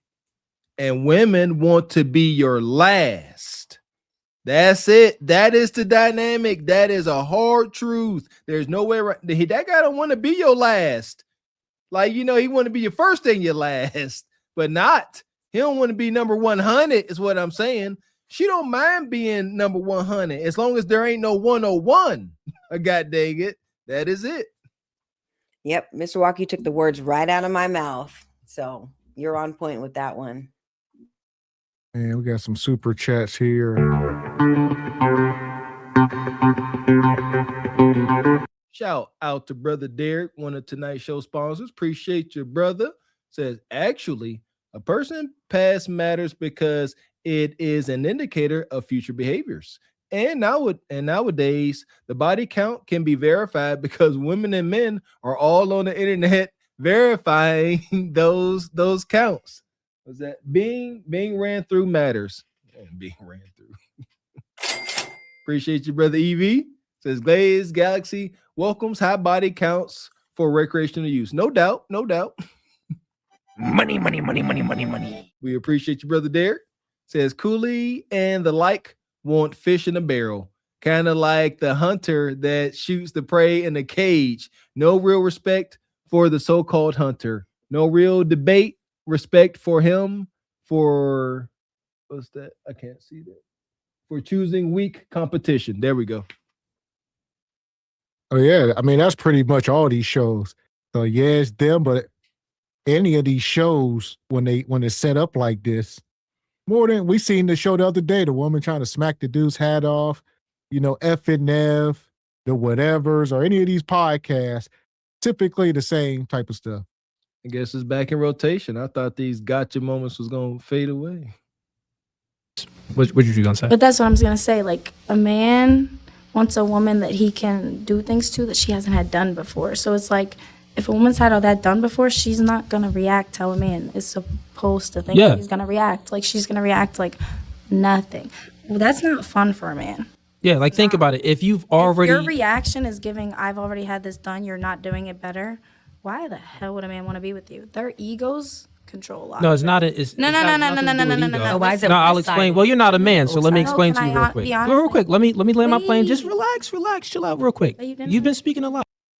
And I see y'all in the chat. I forgot about the whole Cooley scandal. It's up for these women to hold him accountable, right? So if that's why he won't bring the respectable women up, because they can have their, if they ain't baby mamas, if they are wives, they will be able to check him. But if he bring up this low hanging fruit, they can't say nothing to him. And this pasty sister, she on point. She ain't said nothing crazy. You know, she said something about a man's ego, and yes, that's a thing. Don't need to get triggered. Yeah, as a woman, as a woman who is choosing this man to be under his guidance, it is in your best interest. It's in the best of the group to stroke his ego. If you don't stroke it, nobody is. See what I'm saying? Another danger in relationships. Every day this man come home and you ain't never saying anything really pleasant to him, hyping him up. And that's why he goes out to the world, take one woman to say something nice to him. Now she got his attention. Don't let these things happen. Just listen real quick. What you're saying is true on one aspect, but it has nothing to do with ego. It has everything to do with that the man's biology is just much different than the woman's biology. So that's something that you don't, real quick, let me land my plane. Woman to be. No, listen, let me land my plane. I'm going to give it back to you. You're going to speak. You were spitting and you were on track, but you lost it. You went off track when you started to say ego is involved. It has nothing to do with ego. It's just that from a biological level, if you're a promiscuous woman, then I don't know if that's my child. So therefore, I have stake in a woman that doesn't display characteristics of being promiscuous. DNA test is a new invention that just came out in the 1900s. Before DNA test came out, men really didn't know who their child was. This is why virginity was valued very high. So from a biological level, it's not about ego. It's just that we want to know if that child is ours. And the woman that displays more purity, is more chaste, the probability will be higher that that kid will be mine. Can I play on why I say it's egotistical? Sure, go ahead. More ego. I'm not saying it's all ego, but it is very ego-centered, because I feel like a man that sees a woman that has been touched, he's like, oh, I can't do what. And that's more so of he can't do for her what she's already had done because she's already had it done, correct? So if he finds a woman that hasn't had any done, he can control her to think like, oh, he's the only one that can do this. He's the only one that's ever done this. I understand it's you. Very so let me. I understand you. manipulative, Let me repeat it back like, so you know. Powerful. Okay, Like- let me repeat it back. I got you. No, I know. I get it. Let me repeat it back. See, here's the thing. The worst thing that ever happened to Cooley was, like you said, for him to get exposed because it's too hard. Can't even take him serious. Like I said, he got the talking points. Sounds good, but you just ain't the messenger. We can't be up here talking about virgins and purity when we stepdaddies. I mean, that's just wow. So, yeah. Especially on the square that these gotcha moment fellas stand on. Because very matter of fact, it's very staunch red pill. And staunch red pill is no stepdaddy. So, but he can get away with it because let's talk about it. What this brother is, Goofy Brother, 6'4". You know, women most likely deem him select to some degree. And so he can come up here and get away with this. I say get away with it because y'all say in the chat, he ain't the messenger for this, but he getting away with it. Yeah, I'm not familiar with him at all. So he is a stepdad or whatever. Mm-hmm. Oh, okay, Yeah. okay, Becky, gotcha. the Becky's kids. Okay, that's that. So makes yeah, more that sense. yeah, he lost a lot of points once that came out. Like Right. this. So now it's like, huh. Yeah, I mean, but for the most part, what he's trying to explain to her, it is making sense, like he is kind of breaking it down, but you're right, it's about the messenger with the background and stuff like that. And she's trying to make her point or whatever. And yeah, we'll keep listening. So this is part of the stuff when people come online, they also for the manosphere, red pill did all that stuff. Depends on what you're consuming. So yeah, for the most part, it's been hijacked, as Mr. Walker said many times, and the people on the forefront should not be, but it's unfortunate. Most unfortunate. So you know that I understand you. You just said that if the woman has already done something before and then she does it with the man, the woman is probably not going to be that excited. Yeah. So therefore, the man would have some type of ego about it. Like, wait, you did this already with someone else and you didn't do it with me first? That's what you're saying. Do I have your argument correct? Somewhat. Okay, what part didn't I have correct? Because I want to make sure I got it accurately. There could be times where it's like he's doing something. He wants to be good at this, right? But he's not, just because she's already had that done and better. He ain't hitting it right. The whole Done or part. better. Okay. Look, that's the whole part of he wants to do better. He wants to be the best. He wants to be the eyes, best. and she's putting him as not the best. Not the best. Okay, So- therefore that would be ego. It's gonna fuck with his ego. Okay, got it. Then So let me he's fully going to dispel then this. Try and do whatever he can to. I get it. Let me fully dispel it. Now listen to this. I repeated your argument back. I actually did. Listen real quick. I actually did have it accurate. No, listen. I'm going to fully disprove what you said. You ever been to the movies? Okay. Have you ever been to the movies? Yes or no? You have been to the movies. And have you ever been in a scenario where you watched the movie before and then you watched it a second time with your friend? You're gonna hate me now. Okay, so you never watched a movie and then you watched it a second, meaning that it was your friend's first time watching the movie, but your second time watching the movie? Maybe, right? So think about this here. If you've already watched the movie before and then it's your friend's first time watching that movie, then it's actually very excited the second time you watch a movie because you're enjoying no, not that. You're enjoying your friend's reaction to the thing. See, here we go. That's the problem with the shows. This about the fifth analogy to try to get her to understand the point. They refuse to understand. All right. Either they are simply just ignorant and too slow to get it, or they simply are cantankerous and refuse to get on board. So you can say it 10 different ways. She ain't about to say, oh, okay, I get it now. It is what it is. Have you ever had oatmeal on a Wednesday while wearing a cowboy hat? He just gonna keep going. Have you ever been riding a bicycle? Relax, brother. I love the analogy. Have you ever been to the movies? And no, I'm not bad. You need to relax. Like, just the point is just dead, brother. Like, men we want to be close to you first. I ain't gonna keep doing this with y'all. Talk about watching the movie second time, first time. Because what he about to say, I don't think makes sense. He's saying he cool with it. He's saying if you watch a movie with your friend, you've seen it already. I guess you are enjoying it because you are enjoying your friend's excitement. But I don't know how It's to. a terrible analogy. Yeah, Because it ain't that complex. Is it? Right. Yeah, and as much as he tries to break it down to her, unless it's going to fit their narrative, they're never going to accept it, because they want to be able to go off and have sex with whoever and not be held accountable for it and still be able to qualify for the man that they want. So they're never going to accept it, because they know in their minds their body count is kind of high. So they're never going to accept the new information, because it will count them out for what they're looking for in life. So there you go. Yeah. That you reacted to. So you already seen this movie. You know the scene that's about to come that's funny. You know the scene that's about to come that's sad. And then instead of watching the movie through your own eyes the second time, you watch the movies through your friend's eyes the second time. So what I'm saying is, now let's just map that onto a man. When a man is dealing with a woman that's been in did things with other men, but they didn't experience it, is not the fact that it's ego. He's not comparing like, oh, well, you didn't watch the movie with me this first time. No, it's nothing about that. No, it's that you took those first experiences away. Okay. Like, so you being excited, you feel a lot of joy when you watch the movie through your friend's eyes by them being excited. Yeah. We can't feel that joy when a woman been to this club, she been to this bar, she been to that vacation, she been to this country, she been on that boat. We can't be that first experience of viewing this through our woman's eyes and feeling this joy. So therefore, it has nothing to do with ego. It has everything to do with this chick is too experienced. So there's no wow factor. We're not comparing ourselves to another man. So does that mean that you feel it's appreciation? Women, right? It's bored, woman, right? No, stop. Doesn't see something in me that he saw in someone else. I'm gonna try and be that other girl. Just like that's how.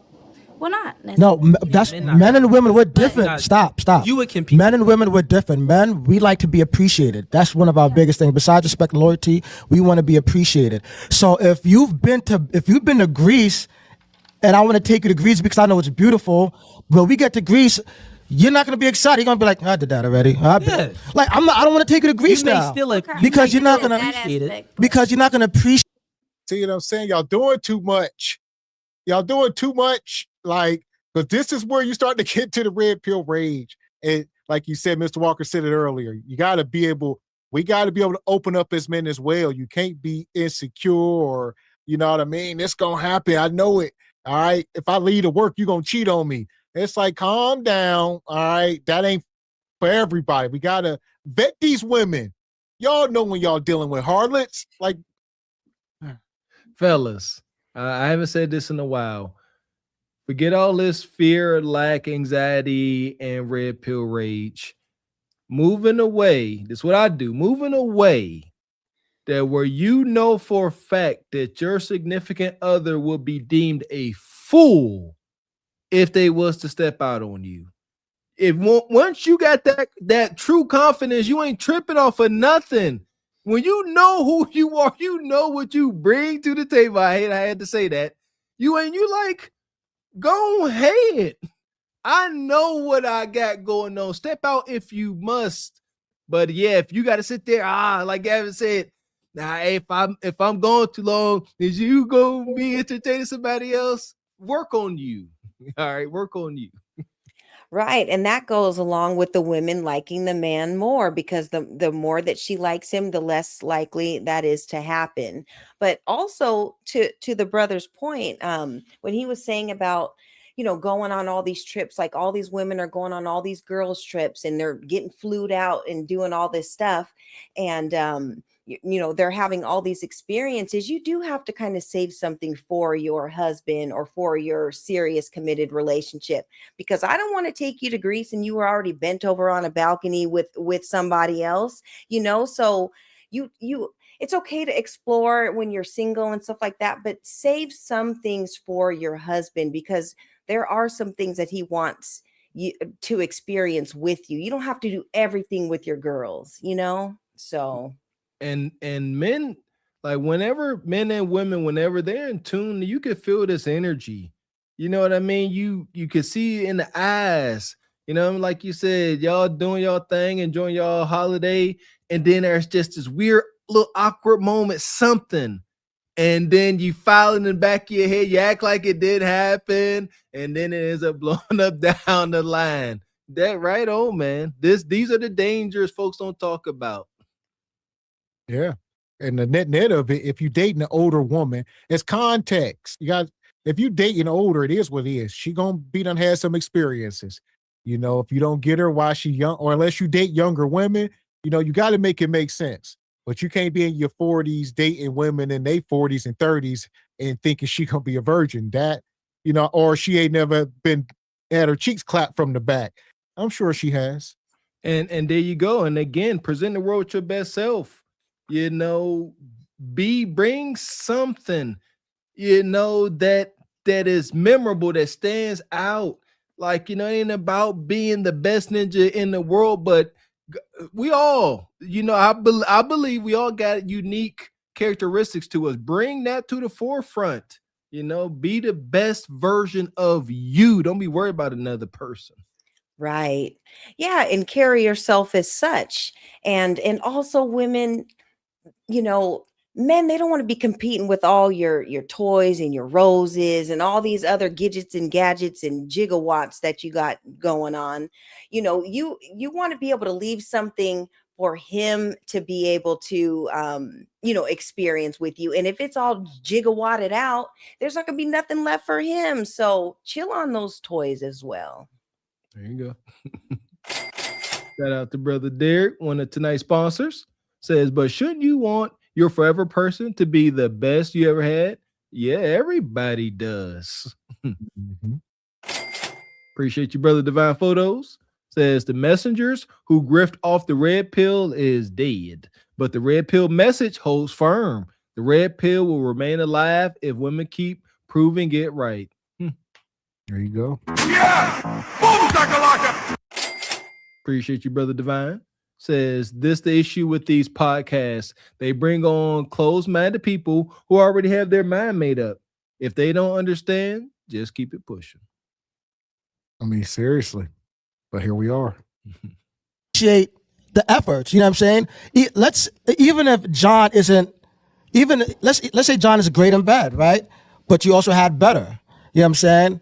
And you and John do it, and you're just like I don't want to have sex with you if you're not gonna enjoy it. Like, you know what I'm saying? Like get out of here. Like, let me just go somewhere else. Yeah. I want you to enjoy it just as much as me. I want you to appreciate it just as much as me. Or lie. What the hell? Act like, you know what I mean? Like, you know what I mean? Enjoying it. But what we're saying is to dismantle your argument, like the way you thought about it. It isn't like an ego. We're just saying that men want to feel appreciated, and also we want to be the first to experience that with you, because that's when you're the most excited. Sometimes you do that with girls because you don't have that first time with them. So it's like, why are you making it sure that I have to be the first one when you've had those few experiences? Well, that's the thing. There's women that show appreciation. There's women that don't. So if you're not going to show me appreciation, whether it's where I'm taking you somewhere or having sex. She said that. Say that again. You were saying if the woman. Okay, look. So if this woman she just was reversed giving you it. one thing, right? Like, if this woman was giving you one thing, you go to the next woman and you're telling her, like, this is what I want, this is what I want. She can't give you that. You're like, all right, well, why can't I get that? Because I got that from this other girl, right? That's the same way for women. Like, It is. It's not your first time, man. Like, No, the difference is no. She's saying she reversed it. She reversed it, saying that women would feel the same way. The difference is that's not true, But- because let's say hypothetically, let's say if me and you, let's say if we want to be the first everything. I got you. We wanna Watch be the this. First girl that you even put your dick in. I got you. Watch this. What the woman does is compare life. You a lie, and the truth ain't in you. God. They just trying to argue. Yeah, we want virgin men. What's coming to? They want so bad for there not to be any double standards, and they want equality. They will lie just to make it make sense. Oh yeah, why y'all the only ones who get virgins? Why can't we want virgins too? I mean, why can't? Yeah, we want pure men. Cause y'all don't. Y'all laugh at him. We didn't put a brother that claimed to be a virgin on display, and he wasn't your stereotypical looking virgin. He had locks. He looked like a young brother with some motion. And he's like, yeah, I ain't never been with a woman. And guess what the chat was saying? Oh, there's someone out there for him. Ain't he precious? Yeah, when nobody trying to say, come here and grab these sweet cheeks. No, just a whole bunch of alls. Y'all don't, and we accept that, sisters. We ain't complaining like Cooley and his co-host. We ain't not complaining. We acknowledge y'all want somebody with some experience. Y'all want that experience. Y'all don't want to waste, that I get it. It makes sense. I ain't mad at it, but she lying. We want virgins. That's funny. Yeah, and being in the dating market, I would prefer someone who is safely experienced, okay? Because once we get it figured out and stuff, I need you to be confident in what you're doing. And I'm going to need you to, show me a trick or two or a move or two. So yes, be safely experienced and we'll work out just fine. So listen, I said it before, these women, they get sexually frustrated. So like I told y'all, especially folks, men in higher relationships and marriages, if your woman keep being sexually frustrated at the end of y'all intimacy sessions, that's why she ain't looking forward to the next one. Like, shit, I can't never get to where I need to go. Figure it out, god dang it. yeah, and it's important for women to effectively communicate some of their wants and desires in the bed too. Like the topic of sex needs to be honest and open, and you have to be open in order to hearing new ideas and being open to what that person wants. Because yes, you do want to be here for that man, but also you have your needs and desires too. So as long as you communicate it effectively, then all parties involved will be happy. But just not talking about it and then shaming him for not knowing, you have to teach your man how to please you, because they can't read your mind. Like, of course, just as you guys experience a relationship, they can figure things out, but you have to let them know. And vice versa. You need to let your woman know too. True. They can't read your mind, but brothers, equip yourself with some core knowledge. Shout out to the Kama Sutra. Have some knowledge, like something. Don't be down there just winging it. Right. What the woman does is compare lifestyle. So you're not really worried about what I did to the other girl, because you know what type of guys women are most attracted to? Guys that have girlfriends. Women are attracted to married men. And you know why they're attracted to these married men, guys that are taken? Because, no, listen.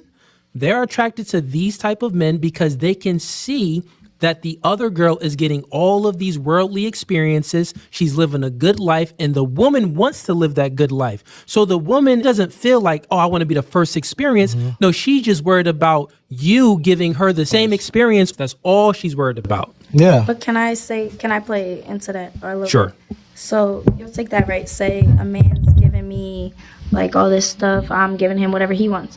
At some point, he's tired of me, right? He just gets bored. He goes and finds some random other girl that's giving him those few little things that entertain him, right? But all the other big things she can't give him, which I do, right?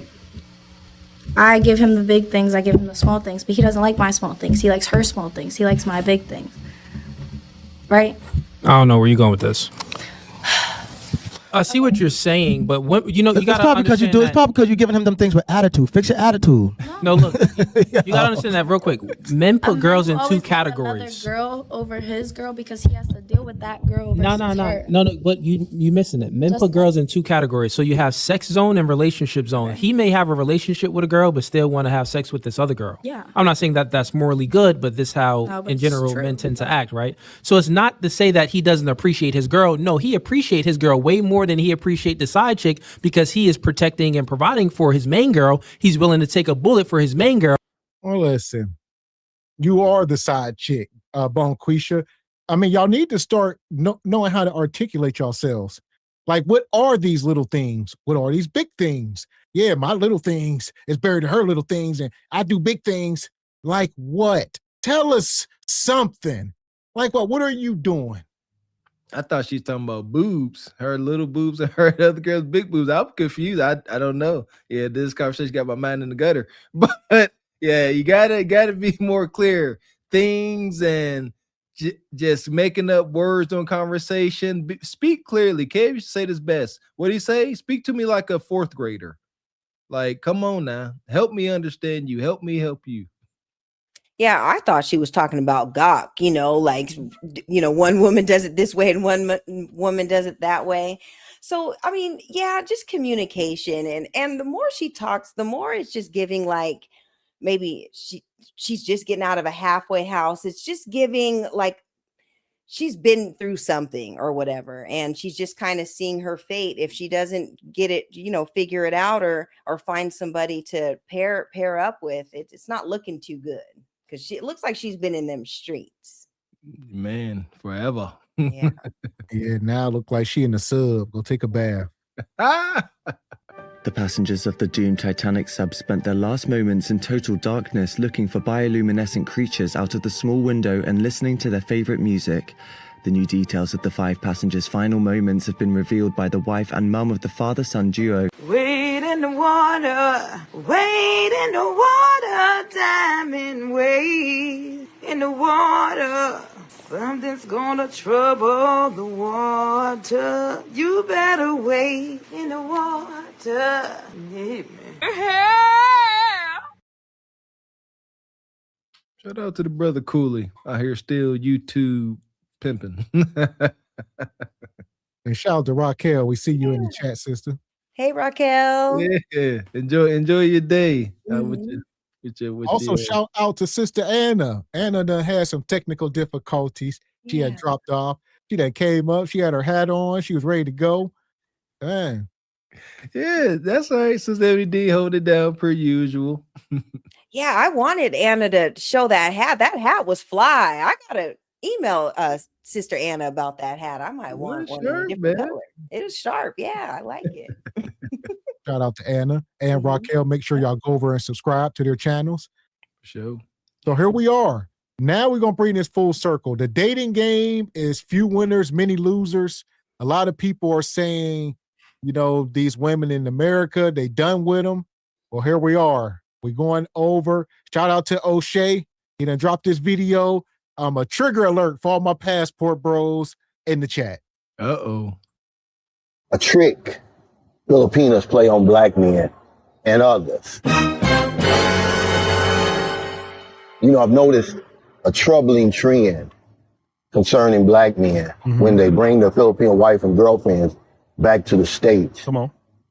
The woman starts acting funny, distant, even causing problems, cheating, filing for divorce, running off.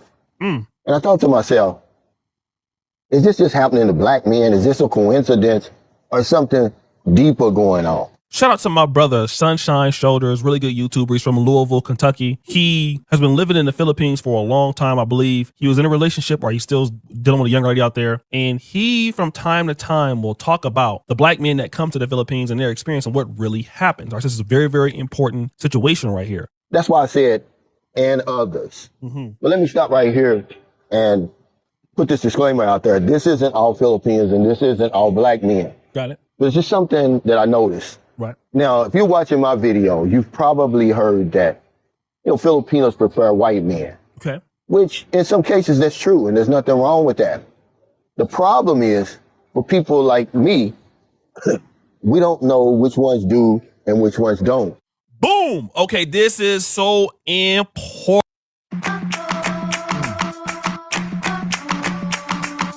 We're going to stop it here. All right. The Passport Bros, we've been getting a lot of conflicting reports over the years. All right. I think we got, as the title goes tonight, we got few winners and many losers. That's what I think with anything. So, you know, rest in peace to brother Fat Man Scoop. When he came up here, he said, if you're lame in America, you're going to be lame overseas. You know, we talked to him about it because he spent most of his times overseas in different countries. And he said, look, man, it is what it is. You're going to be over there either paying to play or you got to have some ism. That's exactly what I wrote down. You rest in peace to brother Scoop that blessed us with his presence. Says, don't take your lameness overseas. It ain't going to help. If you lame over here, you're going to get the same outcome. You go across seas because you are presenting the date mark with your best self, and you are having a very, very difficult time finding suitable mates. So you say, you know what? I'm going to take my talents, not my lack, my talents, my ambition, my resources across the pond where there's women that can appreciate what I got. Not I'm going to take my lame self over there and maybe they can, like me compared to what they got over there, because now you a mark. Right. And they can just smell it on him, because women in these third world countries, they're looking for a sucker like you. Like they can smell you a mile away. These women are raised in order to find an American man to get them off the island or out of the country and back to America. And if you don't come, like Mr. Walker said, if you don't come with that confidence and really exuding that you're that man, then she's not going to respect you when she gets over here. She's going to find that man who exudes that, and she is going to leave you for him. So like you guys were saying, you cannot go to another country as a lame. You need to come as that guy and have that woman get up under your instruction and be that guy, present that guy, and she'll come back over and she won't leave. So it's all about you, though. Amen. Yeah. Appreciate you, Squeegee Kids. Been a member for 27 months since day one. Says Timu Bald Bull from Punch Out. Appreciate you, brother Derek. He says, unfortunately, all Passport Bros are not created equal. What he is noticing is bottom of the barrel bros traveling. Says, hence, they get bottom of the barrel results. Indeed. Yeah, so it's unfortunate.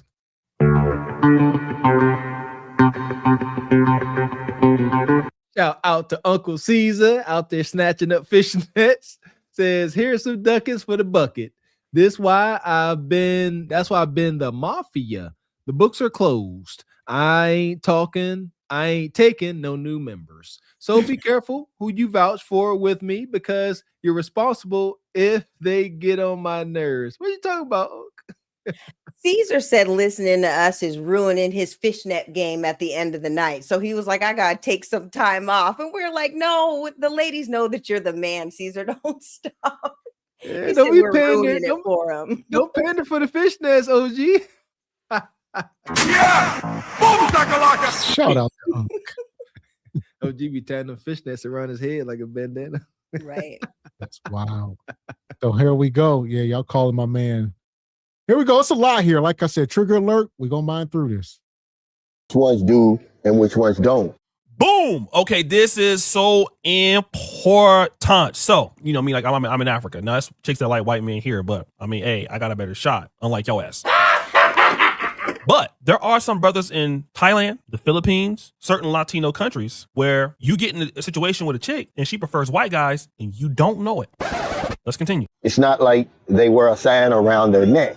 Mm-hmm. They won't even say it on their profile. Mm-hmm. But they 100% prefer white men. Come on. But here's the problem. Preach. There's not enough white men on the dating site hitting their notification bell. Or it may be the wrong white guy that's hitting the notification bell. Remember, she's on there. She wants the visa. She wants the new life. She wants all the opportunities that life with a foreigner will give her. He ain't lying. You building it up. But it just ain't happening for her. Right. So she gets smart. She says, oh, I use a black man to get what I want. They're going to use your ass to get what they want. Y'all better wake it up. Listen to what the OG is trying to teach you. It's the old bait and switch scam. You know, she'll pretend to be interested in you. Okay. And once you reeled in and you done fell in love and you bring her home, and then she switches up and runs off to who she really wants. You say, well, Cal, do you got any proof of that? Yeah, I got a lot of proof. That's the reason I'm talking about this tonight. I remember when I lost my mind. So here we go. Big Unk. Obviously, there are exceptions to every rule, but I mean, I see y'all was saying it in the chat. Don't bring them back to America. I mean, that's like taking somebody who's only been shopping in Circle K. All they know is Circle K, and then you take them to a Super Walmart or a Costco's. They're like, what the hell? Everything I ever wanted is here. All I had was Circle K. Wasn't nothing in there but Cheez-Its and Gatorade. I come in here, they selling food and all type of stuff. So this is where we at. See what I'm saying? He gonna take his little Filipino girlfriend to Wally World. Whole time, Jihad in there doing epic journalism.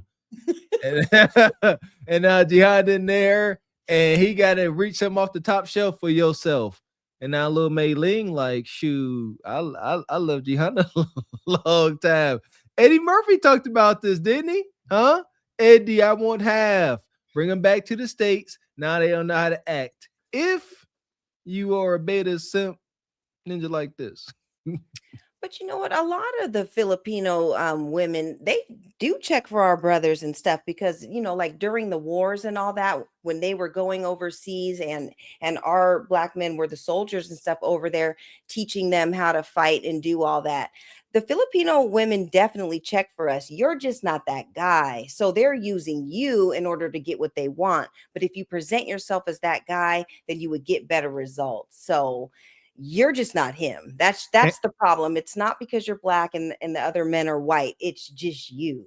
And here's what I'll say to that. I think it's a generational thing. Yeah. So these older guys, like you said, Vietnam back, we got the internet now. And the internet is all over in every country. They got TikTok just like everybody else. So the cat's out the bag. And a lot of these people, they are waiting for some of these men. You know, they can act however they want. They act like they don't know what's going on. Hey, but they already know the game. These guys are flying here and they're starting to learn. Like the one guy said, the price of Kudakata is going up some places. So you got to be careful. Price going. That's wicked.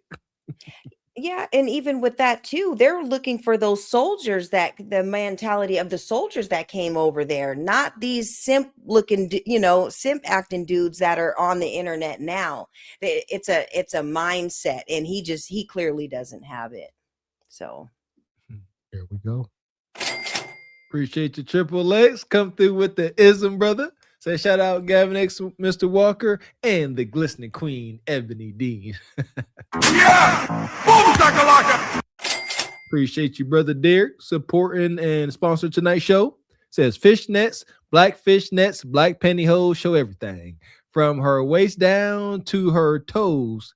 Pantyhose, big leg show through the holes. Oh wow, man.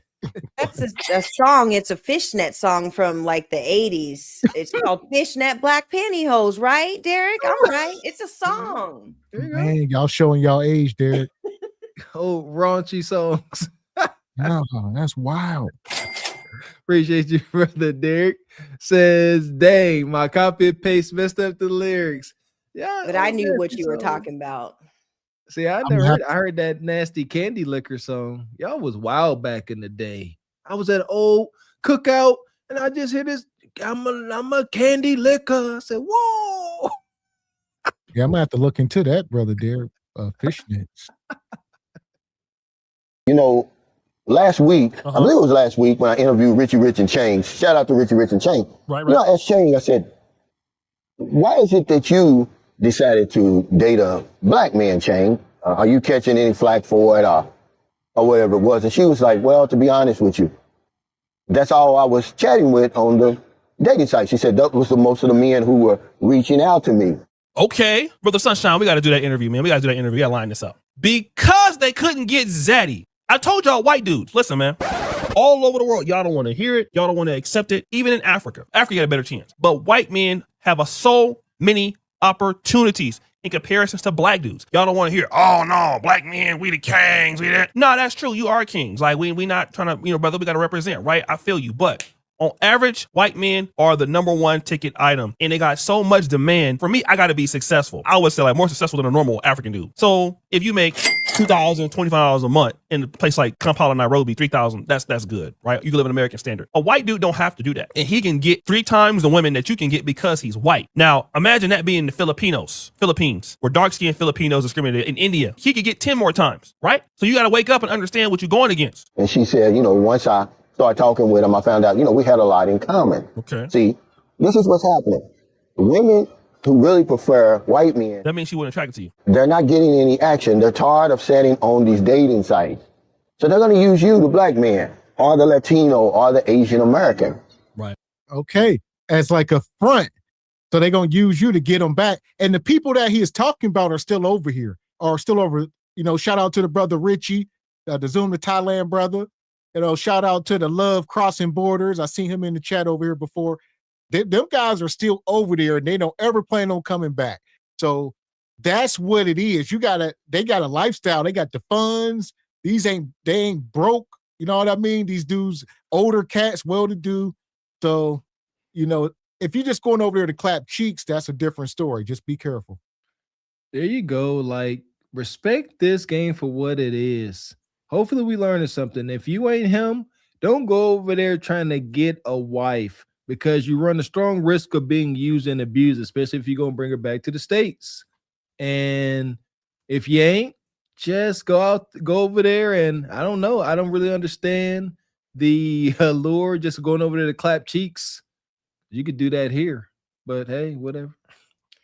Right. And don't force it. Just going over there. If you know that that's kind of the mentality and you're not the first choice, or she's really not giving you those signals that she's really into you like that, why try to force it and try to prove to yourself to women who already have it in their mind that they want, a white man or whatever? Because in a lot of countries, the white people that come over and stuff, they're the ones that bring the food and bring the religion over there and supplies and help fund them and stuff like that. So the whiteness to them is like a savior complex or whatever.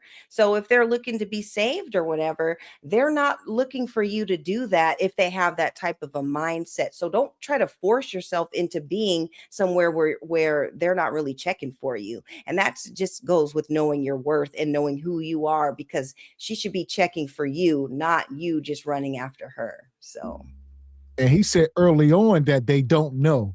We don't know if they want black guys or white guys. It ain't like they got it stamped on their foreheads. And, that is true. And then he also went, he followed that up by saying, they don't get a lot of attention from white guys on these dating apps. But every time they turn around, they got a whole bunch of black guys. So they say, you know what? I'm going to take one of these black guys. And hopefully he goofy enough to bring me back to the States and get me out of this Circle K and put me in Costco's. And when I'm in Costco's, I got more options to get what I want. right. But that goes along with like knowing your worth too, because you can tell when somebody's just, putting it on really thick or faking the funk with you. Like, you should know there were signs. You just chose to ignore them because you wanted what you wanted and you had already brought her over and everything. But there were signs. He just didn't see them because he wanted to be that guy. And you can't force yourself to be that guy. You have to become him, like you have to be that guy. So Watch the eyes, fellas. If the eyes don't match the words and the actions, that's a thing. Like, come look in them eyes when she's talking to you. Don't let her lie. Once you bring her over there, all hell's going to break loose. She clapping it up. I'm really talking about this because just this last week, as a matter of fact, one guy's over here now in Manila. He'll be leaving. He's leaving Sunday, just like we're leaving Manila Sunday, but he's going back to the States, and we're going back to St. Carlos City.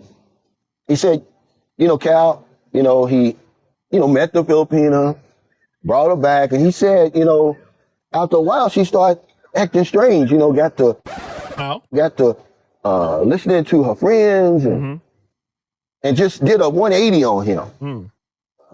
She ran off. Matter of fact, she ran off twice. But the first time she ran off, he said he begged her to come back. He said, I begged her to come back because we had a daughter back then. And I begged her, just for the sake of our daughter. Well, the second time, he said he just let her go. Right. So then I said, who's she with now? I already knew. I said, it's a white guy, right? He said, yeah. So she done left. Now, what's so funny? That white man is not going to let her bring back her half-black baby. That was the ticket. You clapped him up. You left it in, gave him a half-black white baby, a half-black, half-Filipino baby. That white man going to say, look, you can come, but that baby can't come because that baby is half-black. So here you go with a baby with nice, good hair and all that stuff, and you over there at Walmart pushing the stroller. And then, if you lucky, you get to see your baby mama with her new white husband. Of course, she going to have some sandals on, being so submissive, and Zaddy don't even make as much money, and he's going to be doing this. Clapping him up. So unfortunate. So these women ain't slow. Obviously, if you ain't lame, right? If you lame here, you will be low-hanging fruit over there. So they gonna say, oh yeah, Jamal, look at him with his glasses. I like him. Yeah. They gonna be putting that kudakata on you. You're gonna want to bring her back. And then, like she said, begging, baby, come home. Absolutely not, man. He's sitting there begging for him to come home, and whoever, Brad, Chad, Nug sitting there laughing, waiting to get that neck after you get done begging. Man, I can't stress it enough. If you want to get desired outcome and things go left, let it go left. Don't try to save it. Like there ain't one. He said she left home. They had a kid, and she was like, deuces.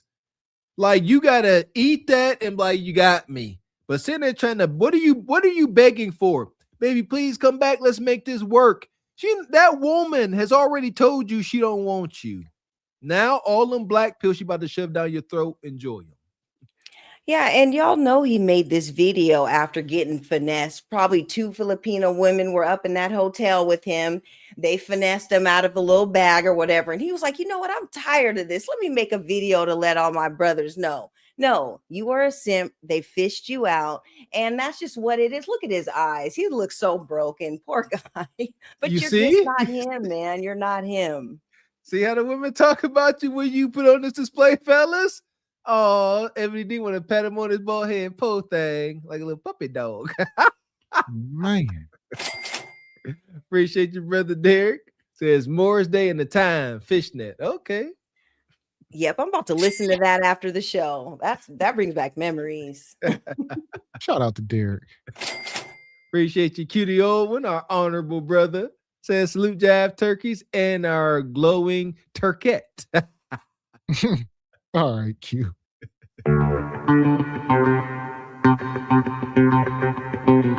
Shout out to Derek, come through with big support energy this evening. We appreciate you, brother. He says, I am in Cali right now. And Penis be checking for the brothers. What's a penis? Says JS, I don't agree with this guy about the penis. What is that? Penis? The Philippine, like the Filipinos. Okay, the I gotta say it that way. Yeah, that sounds wild.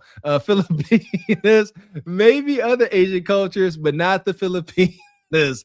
Just in my small hospital, I have counted 20 plus Filipino bro relationships. Okay.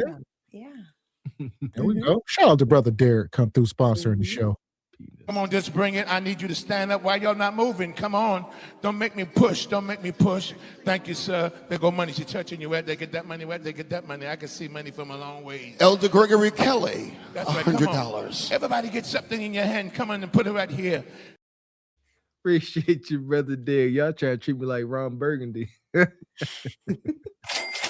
Appreciate you, Squeezy Kid. Stat Goat says it's like a math equation. A kindroid is gonna kindroid as a lame is gonna lame. There you go. That all match up. Appreciate you, brother Derek. Says Gav, you gonna shout outthemoney.com. You know what's funny? We was talking about this before the show. Yes. We was backstage talking about this before we fired the show up. That's hilarious. I got it written down right on my notepad. I'm doing research. Ebony Dean. Yeah, It's a real thing, man. Yeah, well, we believe you. You was on the right. I want to make sure I'm on the right page. That's all. Right. Yeah. Yeah, that's hilarious. I feel like you were spying on us, Derek. Hmm. Shout out to Derek. Appreciate the squeegee kids. Says that dude gets in his car and that song starts blaring. My girl likes to party all the time, party all the time, party all the time. Shout out to who was that?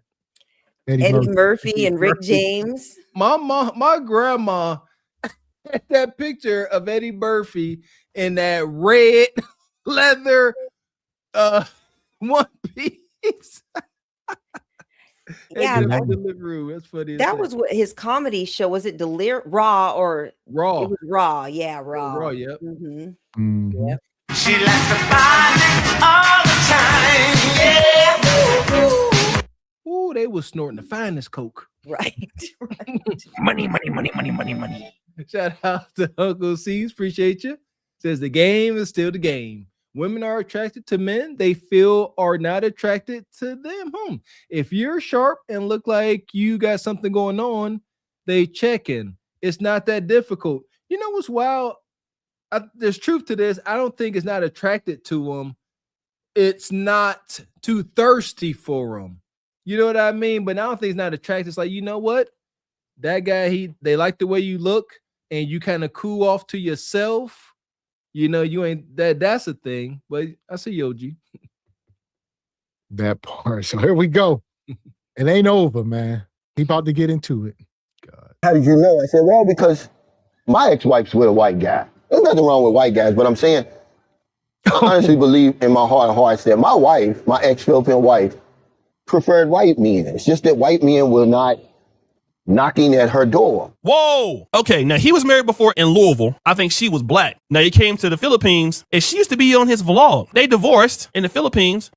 She went back to Zaddy. Wow. Boy, Zaddy ain't got to do nothing but show up and just clap cheeks. Damn, Zaddy is crazy, boy. Zaddy's undefeated, bro. You got to give him some credit. Zaddy's undefeated when it comes to clapping. He ain't lying. In these third world countries. He is claptastic. You know, because it's not a coincidence that you would be with a black man for 10 years and then as soon as you got a chance, you got with a white man. Damn. Listen, I'll say this. You ain't the messenger. Your message is instantly tainted. All right. I was listening to you, but now it can come off as jaded. All right. This ain't everybody's experience. All right. As my man once said, I don't give a fuck what you think, bitch. Your thoughts ain't my thoughts. So most of the passport bros is like, look, he had a bad experience. His thoughts ain't my thoughts. All right, we having a good time. He the one, his wife left him for Zaddy after 10 years. You know what? God dang it. I keep saying this, fellas. We watch too many movies and shows to not know what role we play in reality.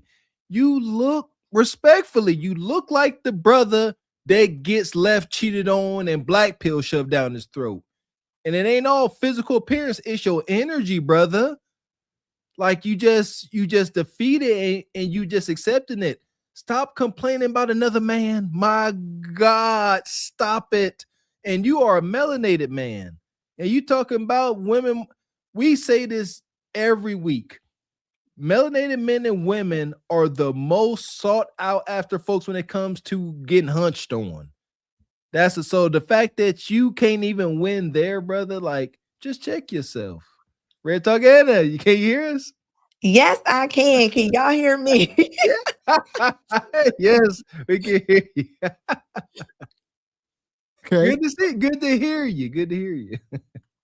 I done start a whole new drive. Oh, okay. Wow.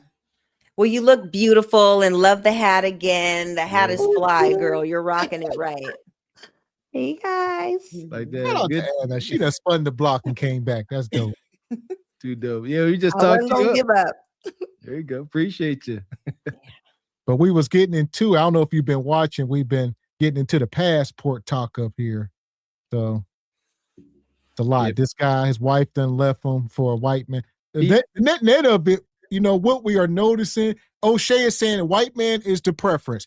So we sit up here a lot of times and we say black men are the most desired. Maybe like we said, the meats. Maybe we all fetishes, brothers and sisters. That's why we got to stick together. The world just want our meats. Hold on, the white man is the preference for who? You talking about for black women? That's what this No, broken. not black women, the women overseas, you know, Filipino, Colombian. Like when for the passport bros, I guess they like the white man are the number one, but if they can't get one, they'll settle for a black guy. That's what they're trying to say. He done took his lameness across the seas. Yeah, he done took his lame self over there. He making excuses, Sister Anna. He's saying, it ain't me, it ain't my incompetence, my lack of charisma. He like, no, it's because they want the white man more. It's just disgusting. Yeah, and he's been over there getting finessed left and right. You can tell it's all in his face. So now he's feeling a certain kind of way. And He men over there like making him. excuses. I would say he's not a one-off, he's an archetype. Like I said, if you lame here, you can't just go over there. Yeah, and that's what it is. He ain't scoring. That's what it is. He ain't scoring. So he over there acting like it's anything else but him. It's most likely him. I ain't seen no brothers going over there and having no hard time getting nobody. So I don't know what's his problem. It's probably him. He looks like a guy that has a hard time. Like projection. So he's projecting, you know, what happened to him onto everybody. Yeah, and I believe the girls are looking for a way out over there. Either way, right? But I've never heard of brothers saying that they having a hard time over there. So I haven't seen that. So he gonna have to prove to me. And if it's only off of him, is he the only off his own little anecdote, little experience? Is he the only saying that? They are saying don't bring them back. That's another thing which is key. They are saying don't bring the women back to America. That's when they gonna switch up on you. I mean, I think any woman can switch up, right? Even coming from there, right? But I don't. What is that? What is the percentage of them switching up? ain't got that data. It truly is what it is. Just how Bitter Bone Quisha likes to bring everybody into her failures. This brother doing the same thing. He failed, so now it's an epidemic now. You see, that's what he's painting it out as. Him and a couple of his buddies, they got anecdotal, they got a small sample size. He done named a few people who done got cheated on. So he like, look, me and my buddies got cheated on. It's gonna happen to you. Yeah, he can't be. I mean, he over there throwing air balls and he trying to blame that. I mean, I ain't never seen the brother before, but from what I'm seeing, I've seen a lot of bone quishas, and the modern women are going over there watching the passport bros, and I'm just like, why are y'all even over there? Like, that's weird. Well, and you can already tell he came over there with his homeboys. They probably flew on Simp Airlines. Nobody is standing on business. There's no, Gavin X or Mr. Walker lacing them up and showing the game.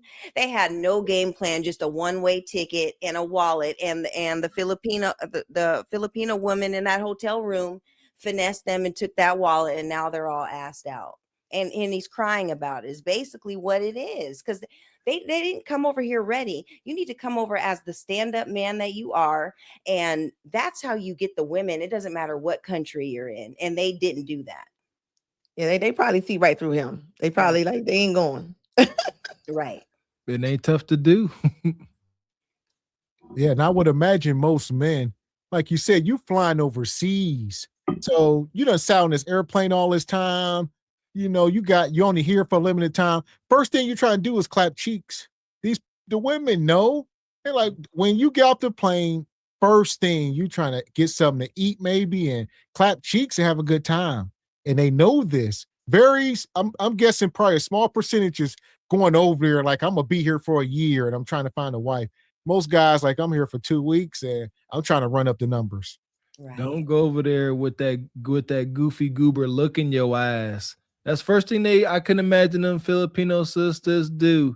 Look right in your eyes and see if you got the goofy goober look. And as soon as you do, They're gonna take you for everything you got. Shout out to Kim Netter. No Filipino slander. He said his grandma Filipino. No Filipino slander, brother. Yeah, he don't look confident. Right. Bingo. That is Right.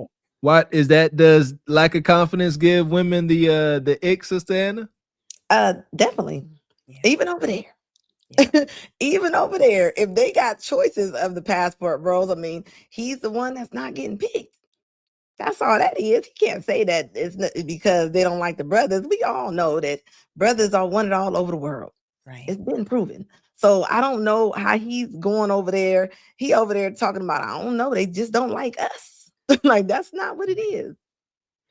Or could it be that he may have went out there to go meet a specific one and it didn't work out? So now, in order to save face, because his family knows that he probably went over there to get a Filipino wife and bring her back, he's just trying to rush to make it happen so he can save face for, back home. So it could be that he's just kind of rushing it. And you can't rush love, like you can't rush marriages and stuff. Like, you're talking about bringing this woman into your life in America.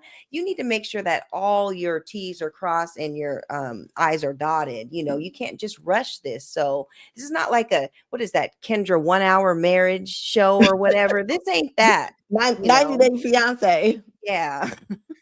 You watch it, Kendra? You hear that? You know it got to be bad if he can't get nobody over here. If he can't get nobody over there where there ain't no jobs, it's really just him throwing them air balls. Right. I agree.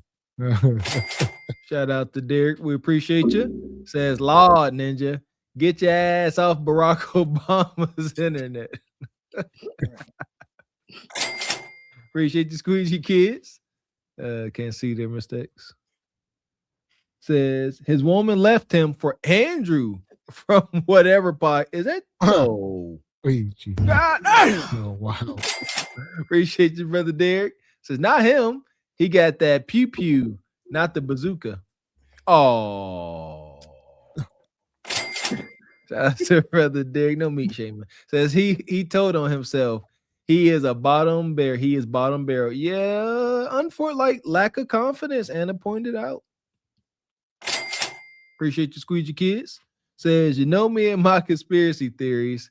Well, what happened to Anna was Kendra sabotaged Anna's computer in an attempt to steal Anna's hat. Like with Kendra's pregnancy attempt. Mission failed. You lose. Straight like that, straight like that, straight like that. You wild squeegee. Here we go. I'm gonna let him keep going. You got with a white man. Damn. Okay, if you like black men, then you're gonna go to another black man. Right. And this is where y'all gonna say, oh, it's just a coincidence. It's not. Right. You say, well, how would you know, Cal, if you met a Filipino online and she really preferred white men? Well, you're never gonna know. Right.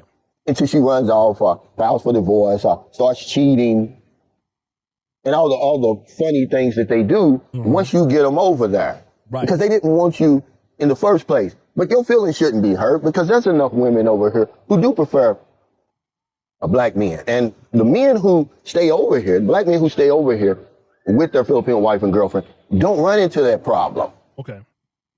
It's less of them that run into the problem than the men who actually take them back to their home country. Okay. I always hear brothers say, don't bring them back to the States. Leave them where they at. Here's what I'm going to tell you guys out there. Y'all not going to like it, but look, if you got a gatekeep, that means your girl is there in the States and whatnot. You afraid to bring your girl from the Philippines back to the States. Your ass don't need to be with her in the first place because she ain't no good. Just going to be real. That's why you need to keep it black. Okay. You know me, I like them dark. No, I like them dark anyway. So I'm bringing them back to the States. I already know y'all colorists over there. I'm good. Go ahead. Go to the store. Go to the store. Uh-huh.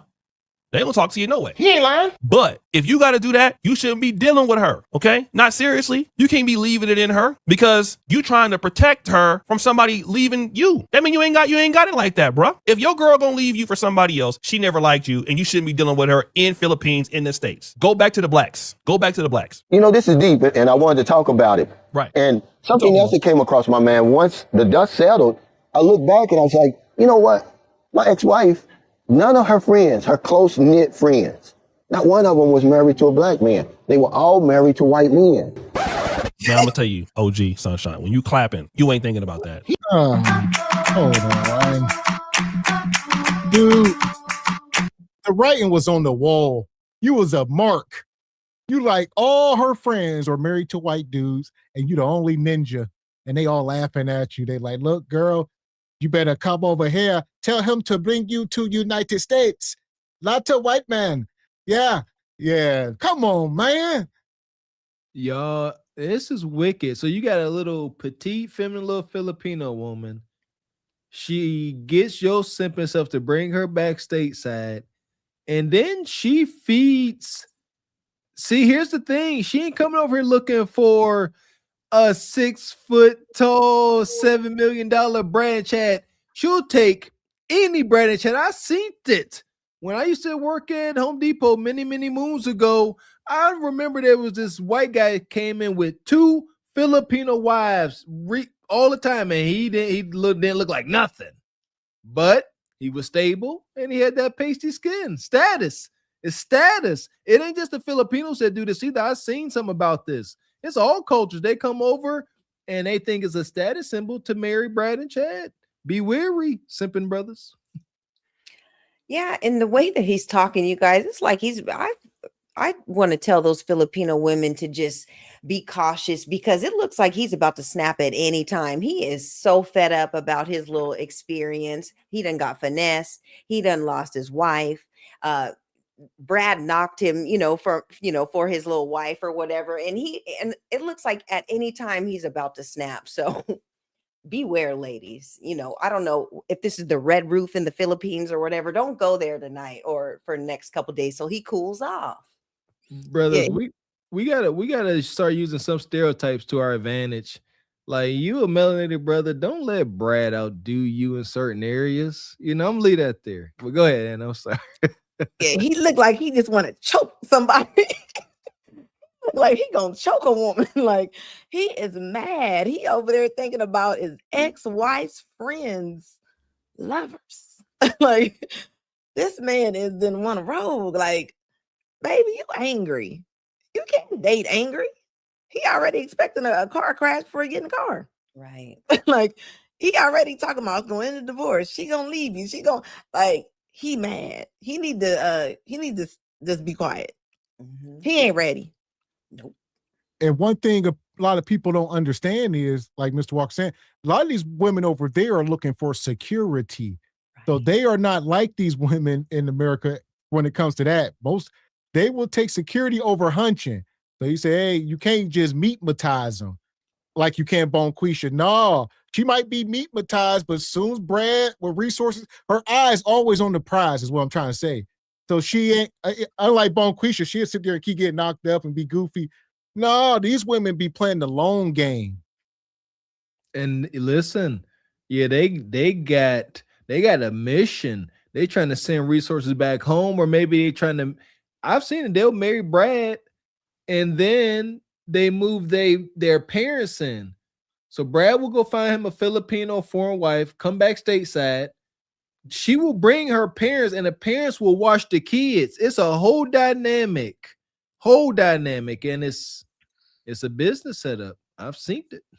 Yeah, I have Filipino women that were married into my family with uncles and cousins and stuff, and they know what they're doing. Those women, they come here with a specific goal, and they make sure that it happens. And it is what it is. That's just how they roll. And if you're not ready for it, if you're not that guy, yes, Brad will knock your wife, and it just is what it is. He need to go to Venezuela or something. Like he need to go maybe where they just need a little more. They looking for a little more, because he ain't for sure. First of all, he gonna talk about his ex-wife on the first hour of the date. God. Yeah, he's gonna sound like an angry modern woman on the date. He got a pig there. God dang, listen here. When nice, sweet sisters talk about you like this, it's true. She said he's that guy. He gonna bring up his ex, trauma dump, and then it's gonna be over for him. Knit friends. Not one of them was married to a black man. They were all married to white men. Man, I'm gonna tell you, OG Sunshine, when you clapping, you ain't thinking about that. He lying. Because she loved me. That's how it is. When you having it your way, you're not thinking about nobody else when you having it your way, Unc. That's how we get. And then once we found out what happened, it's like damn. That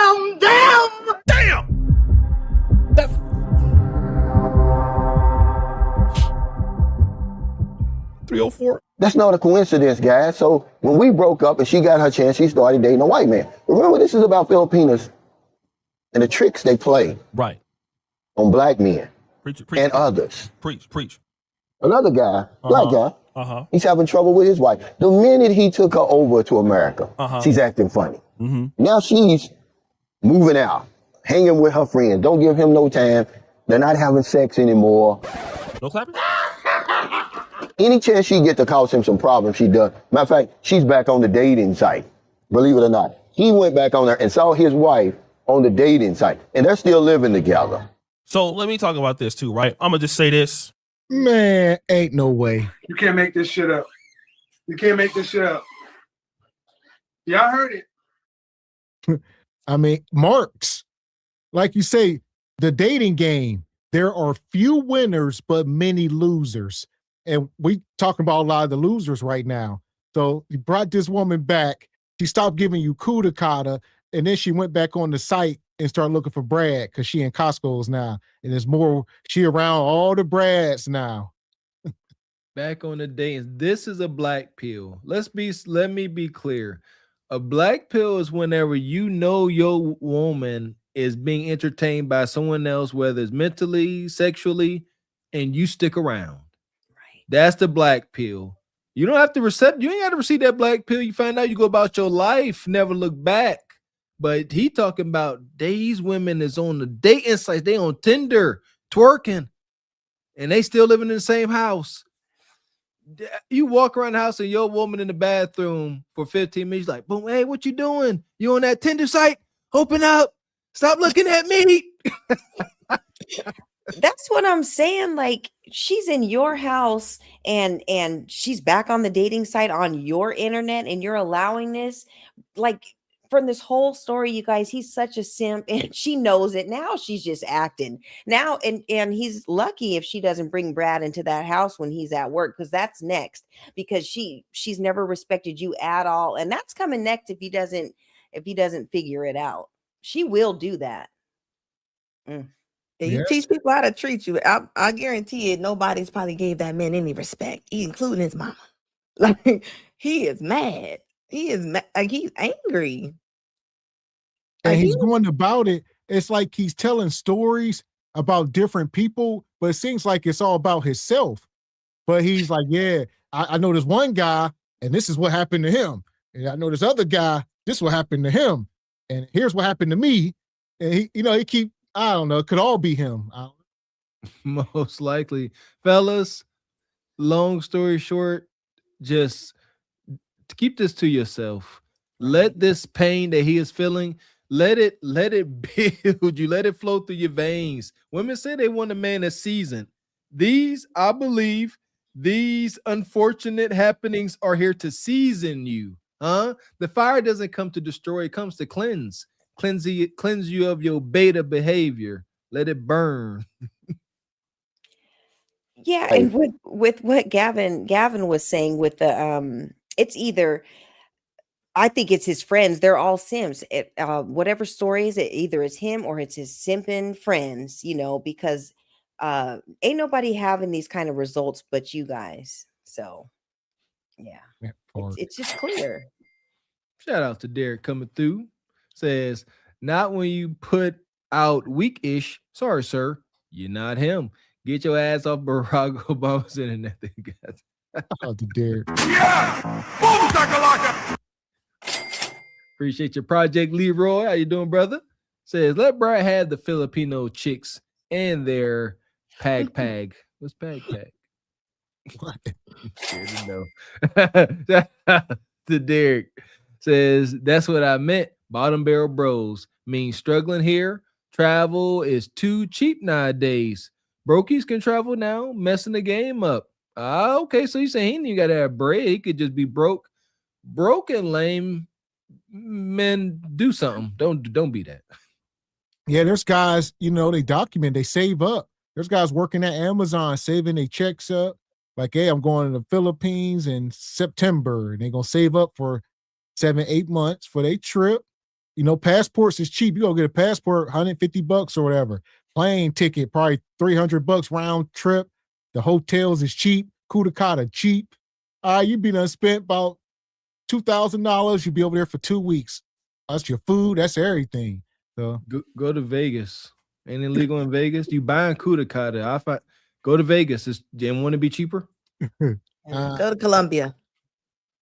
I don't know. Yeah, and you don't want to go overseas with your Amazon job and think that you're going to get a wife. I don't know if that's what they're doing, but get a wife and expect her to just stay with you in your Amazon job. I'm sorry, like she's coming to get to a bag. So if you don't have like a bag and can give her the type of life that she is expecting, because that is what she's expecting, then don't even go over there and try, because if she gets over, she might leave you for somebody who has more money. It just is what it is. If that is the mindset and she's all about getting to a bag, if she comes back to America and sees someone with the bigger bag, she will leave you. So. Well, yeah, it's wicked. Shout out to Uncle Caesar. Appreciate you, brother. Says, have a wonderful holiday. It's been a nice break, but it's time to hit my spots so I don't end up like this dude. Have some respect, brother. Appreciate you, OG. Yep. Have fun. Be safe out there, Caesar. Shout out to Caesar. Yeah! Boom, shakalaka! Back to him. On the dating site. And they're still living together. So let me talk about this too, right? I'm gonna just say this for the love, brothers. Like I said, you have less of these problems with the blacks, African, stuff like that. But if you want to go ahead and down bad it up, Dominicans, I heard this is a little bit of an issue. Filipinos, and then what happens is, especially if there's a big ass age difference, and we could talk about this, man. But you dealing with somebody 20 years younger, 25 years younger. You know what I'm saying? And then you expect this, especially from people that come from third world countries, man. A lot of these systems are broken, and a lot of third world countries, not all the time, but they can produce more broken people who don't understand long-term relationships, the value in people, impulsive. So you marry a person like that. I'm gonna tell you why you married a person like that. Number one, you're clapping every day. It's good. She cooking, she cleaning. And you gotta understand, people in developing world, they patient. They can be patient. Because bureaucracy is slow in most third world countries. So people can wait a long time and then set you up. And then once they get you to the States, you can see who they are and they don't really love you like that. But again, that's gonna happen. Again, number one, if you're black and you're dating a woman that's not in the black diaspora, you don't have no level of connection with her like that. They got a colorism problem. And then the age difference is too much. She's not gonna want your old ass to get to the States. She's gonna want some of that young white clapping. Damn right. It happens all the time. Don't want my old ass either. That's why I stay with the blacks. That's how they do. A lot of the older brothers had this issue. Older men, somebody super young, super younger than them, always have it. Because guess what? She didn't want him to begin with. Now all of a sudden, it's not good enough. Unless you got enough money to keep her. And then you're simping out. So you got to have the money to keep her, or she will leave you for security. Bottom line, they're eye on the prize. Like he said, they will play the slow game. They are patient. You might think she love you because she giving you got, but she done gave hundreds of men got. You just don't know it. So what I'm saying, y'all got to use your common sense. Yeah, listen here. I don't know what's all this white man hate. He got white man lips. I got those little tiny lips. He got lips like my mama. I make fun of my mama every day. She got white folks' lips. How you black ain't got no lips, man? And them lips are perched. He is mad. Hey, I like respect to our brothers. We got love for our brothers, but this brother here, man, you fitting a lot of stereotypes. You over here sitting here complaining, a lot of splaining, and you putting all your plight on Brad. This is pathetic.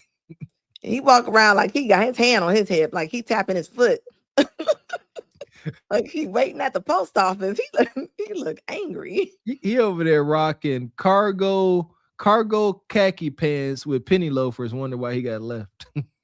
Yeah, and I just hope Brad doesn't even walk by him doing this video, because he might just flash out and snap on Brad just because there's just a Brad walking by. And Brad didn't even do nothing. He probably has Becky in the room and he ain't even here for all of that. and he's in the crossfire. You can be like, Brad, you took my woman. Brad gonna say, well, you took my lips. Hey, look at his face. He looked like a Quintisha. He got the Quintisha look on him right now. Like he look like he is ready to argue. She done got over there to America. He's not good enough anymore. And remember, all of her friends have white men. Every last one of them. Okay, and he's going through it, man. You know, because a lot of these women, man, they'll get amnesia. That's what I was telling him. We were messaging back and forth. I was even telling the guy here in Manila. I said, this is the one thing that bothers me more than anything. I don't care that you prefer somebody else, but don't get amnesia. Don't forget everything I've done. Don't forget all the sacrifices I made and everything that it took for me to get you over there, because it's not a small feat. All you got to do is go to this U.S. embassy in Manila and you'll see there's literally thousands of Filipinos in there trying to get a visa of some type to come to America. Man, listen. You have to stop. Y'all keep talking. Huh? You keep talking, man. And you shut the fuck up. Like, he's sitting here crying like a B.I.B.I. Oh, you better remember all what I done for you. That woman don't know you from a can of paint. You were a mark. She don't have no respect. Oh, I'm the one that got you to the United States. All I did for you, and you gonna treat me like you don't know me. She with Brad now. Like, you need to get over it. Is he crying? You begged for this. You bet, men. We talked about this. Never find yourself in a position where you are throwing it in a woman's face what you have done for her. That is weak as heck. You got to eat that. Because why? Because it ain't going to make her say, oh, you know, right? I didn't see it that way. You a mark. Of course she used and abused you. The only way to even have a chance at making this right is to stand on the square and eat it. Like, you got it. Show her that you're a man and you can take pain. You can't take pain. You trying to project your pain into us. We don't want it. Go cry somewhere else. Right. And even she doesn't even want to hear it. But yeah, you could tell either he's crying or he was doing some Filipino lines in that hotel room. Something is up because his eyes are all glossy. Look, he got that Ike Turner, like, you gonna leave me like the rest of them did. Right. You gonna leave Ike like the rest of them. Like, he ain't even gonna give him a chance to even try to leave. He gonna say it as soon as he walk in the door.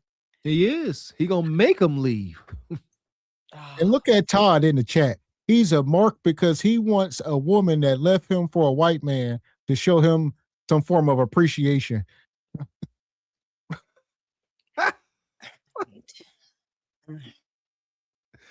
Yes. Lord have Your mercy. pick is off. I mean, if you pick so wrong, I mean, you pick a scallywag. I mean, they don't act like a scallywag. I mean, come on now. He acting all surprised. You're like, no, he a mark because he complaining. Like, you can't listen here, person in chat. You can't, as a man, you are not allowed to complain about results you are not getting. You are not allowed. For why? Because don't nobody give a damn. That's why, especially not women. You say complaining, yeah, don't nobody like me. That's when them sisters get the ick and they pat you on the head. You really be their friend. They ain't think about you sexy at all with your complaining pathetic self. That's why you don't do it. No, get your desired outcome and or shut up. Right. And if you do get finessed or whatever, don't go on the simp world tours talking about it. You know, like talk to a friend or something, go to a therapist, whatever, get over it. But all this going back and forth and you're pouring out all the things that you did and all that, she don't care. She already moved on. Actually, nobody cares. And you just have to figure it out. Like, the more he talks, the worse it just gets. And the more it's gonna work itself up to snap. So it's coming, y'all. Yes. Like I said, we talk about appreciation outside of, like you said, your wife and kids, but that's not his wife anymore. She belongs to Brad. You shouldn't be seeking any validation from that woman. What are you talking about? At all. Yeah, don't be this pathetic. I ain't got nothing positive to say about this brother. Do better, Ninja. I don't know his age too. He look older than us, so that makes it worse. Yeah. Right. So Yeah. he's on YouTube. I see we got like 70,000 subs. Maybe he'll see this. I don't know. We can chat. That's his name, Pancake. Appreciate you, Jackie, coming through the $2 super sticker. Thank you. Appreciate you, brother Derek. Says, not the Filipinos, just passing him by. Laugh out loud. If the Filipinos are so bad, why is his butt back in the Philippines? I guess he can't go anywhere else. That's wow. Yeah, he came back for revenge, y'all. It's for revenge. And it's failing. Appreciate you, Nais. Says what that says. Will we see him on KG next? What nerve he has? Perhaps. How about you get out on the KG dating app? She would attack him. He a man. she would attack him fast. Yes, no sympathy. Appreciate you, brother Derek. Says, and for this guy, get your butt off Barack Obama's internet. I could tell you right now. Oh, we don't care at all. We don't care. Right. These women have no other way to do it. Mm-hmm. They're not nurses. They're not caregivers. They're not anything like that. Mm-hmm. They need a K-1 or a spousal visa. But yeah, turning our lives upside down. They take it for granted. I'm not even talking about what they're saying. I'm talking about their actions. Right. Ladies and gentlemen, because you'll hear it all the time. Well, I didn't tell you to do that. Remember, this isn't all Filipinos and this isn't all black men. So if you're a black man and you've taken your girlfriend or your wife to America and you're happy, I'm not talking to you. I'm talking to the men who have had trouble, who things have broken off. They're going through hell. You already said once everything happens and things go bad, they say, well, I didn't tell you to do that. You see that? Remember I told you the guy who took his Filipino wife to America and she ended up running off with his neighbor? What? It was a white man. She clapped the neighbor? Every day, or every other day, he has to look and see them together. My God. She went over and clapped the neighbor and that's crazy. Man. You can't make this shit up. You can't make this shit up. Y'all heard it. This is too much. Like I said, he got everybody else's story. I don't know if he talk about himself. He know too much. He chatty patty. He like, yeah, my one buddy, he brought a woman back and she left him for the neighbor, a white man. And you gotta move. If you own the house, sell it. Ain't no way in hell you're gonna stay next. That's torture. Yeah, this man need emergency surgery. This took a man. I know of a man. This took him up out of here. Yeah. Him and his wife split ways. And she ended up dating a guy right down the road.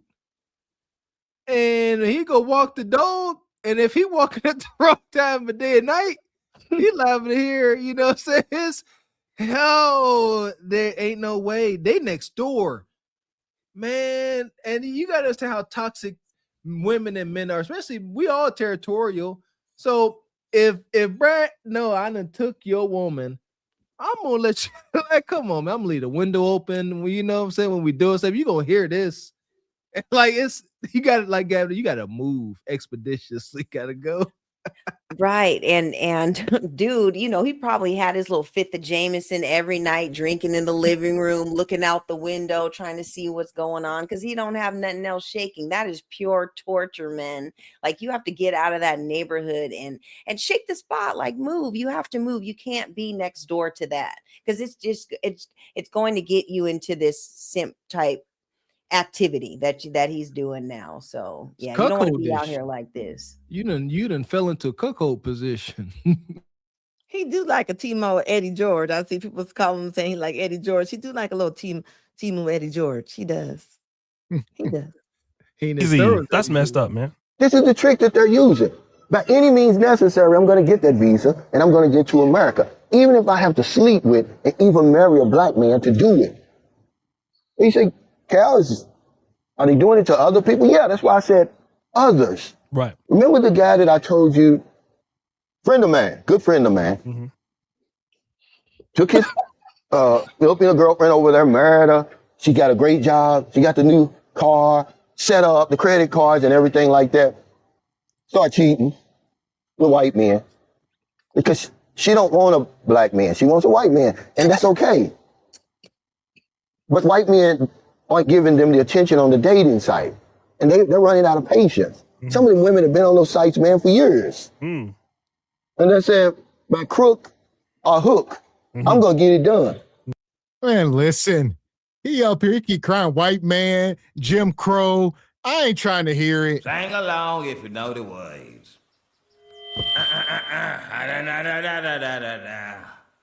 Don't trust them new niggas over there, leaving they nigga essence in the air. Them happy, nappy head niggas with the fingers on the trigger. Don't trust them new niggas over there. Don't trust him, man. He hated when it snows. He hate the snow. Right. And the more and more he talks, you guys, Gavin, you are 100% right. He got finessed like 6 or 7 times. These are all his stories. There ain't no friends. He is the friend. And he's back for the 7th round and is failing. So now he's had enough. He is the friend, you guys. Like you could just tell he's too passionate about his friend's stories. It's all him. It's in his eyes, ain't it? Like I don't like this. Like y'all know what we say. We harder on the men than the women, and it shows. We ain't got no sympathy for this ninja. He got to eat this. Shout out to Bane, man. You got to let the darkness and the pain build you. Don't cry, cause he trying to relinquish it. He want to let it out. No, let it flow through you so it could get that bullish look out your eyes and them goofy lips off your face. Yeah, make a different facial expression, ninja. Look at his face. I mean, yeah, he too angry to be. I mean, look at their resort. That place looks beautiful. He over in the Philippines, a third world country, at a damn resort where the kudakata is $20 a wop. You know, manicured lawns, and you pissed off for what? Look like he got boo-boo underneath his nose. Right. And I'm sure that hotel has a bar or something. Like you should be mixing and mingling with the women on the island or whatever. Why are you not, I'm sure that there's clubs and little spots that you can go and meet women, but he's on his revenge tour, y'all. Like this is crazy. He ain't got no conversation. Like you said, other than talking about his exes. Right. He walk up to a woman. This is opening line. How you doing? I seen you from across the way. You remind me of my exes. That's his opening line. Yeah, he don't have no motion in America or overseas, and it's all bad. Walking up to women with a Mai Tai in one hand and the other hand on his hip. This brother got like 70,000 subscribers. He gonna get us talking about us. Talking about him crazy. We're here for it. Appreciate your brother Derek coming through like you do. I think we got that one. Appreciate you, Derek. Says he talking to his fellow simps. Laugh out loud. Dang, these dudes are losers. Yeah, we don't know if it's him or multiples, but we bet it's just him we talking about. Money. Shout out to Derek. We appreciate you, brother. Says we flying back to the Philippines and I am dropping her off. Of course it will be planned and slick, but she going back to the P. Laugh out loud. We visiting family. There you go. Yeah. Don't worry about it. Let's go back right quick. Yeah, I got you a surprise. And there you go. As a man, you got to be stoic. You can't react emotionally. All right. The moment, understand she always probably got a plan and you need to always have your gears turning. That's all. Be a man, dang it. Appreciate your project, Leroy. He says, I cry, I whine, I cry to you ninjas. This fool didn't learn anything. That's why he keeps flashing his wallet to those Filipino chicks. That's all he got. He just showed with the bankroll. What y'all drinking? Sake? Project Leroy, you're wild for that one. I could just hear the song in my head right now. That's so funny. I ain't catching these songs. That's lyrics too, huh? Yeah, it's one of Tariq's songs on his album that he made about the tethers. He made a whole album about the tethers. Yeah, it's on Apple Music and everywhere. Shout out to Tariq. Holy hell, y'all! Wow. And it's usually on one of our backs, guys. But y'all gonna discount it. You're gonna act like I don't know what I'm talking about. Right. This man, after all he did, remember they get amnesia. He put a tracking device on her car. What? Followed her to a hotel, sat out there the whole night waiting till she comes out. Oh my God. Came out clapping. With a white guy. And then looks on the phone, freak offs with white men on phone.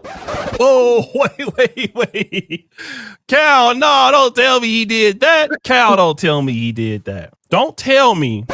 No, you're not going to tell me that, bro. Are you going to really tell me that he put the tracking device on the car, in the car that she came through there and seen the freak offs on the phone? Damn. That's crazy. He wasn't probably even clapping. His own wife. She let the whites that he record and clap. How you get the password, though? How you get the password? You said, well, Cap, they prefer white men. Why don't they just go to white men? Well, that's the problem. White men aren't going for them. Certainly not on the dating site. Now, once they get to America and the numbers really are in their favor, where they become 10 times more in demand than they are on the dating site, then that's when all the trouble starts. But it's not just black men. It can happen to older men. And it happens to older men all the time. So all you guys who are 65, 70, 75, 80, and you get these nice, attractive young women, and you think, oh, she really likes me. Yeah, she's using you. She's doing the bait and switch on you. Oh, age don't matter.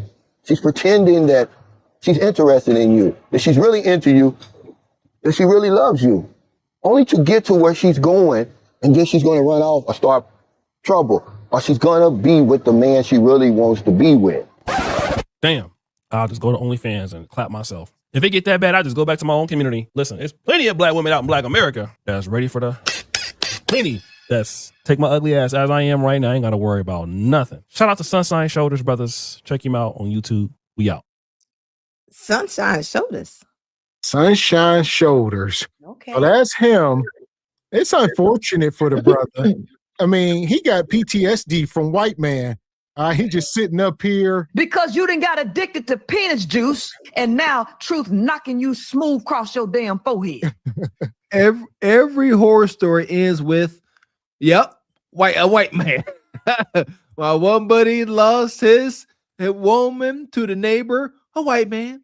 My one buddy put a tracking device on his woman's car. Guess where he found her? Freak off with who? White man. Like, I hate to laugh at this brother's pain, but it's hilarious. I'm sorry. Right.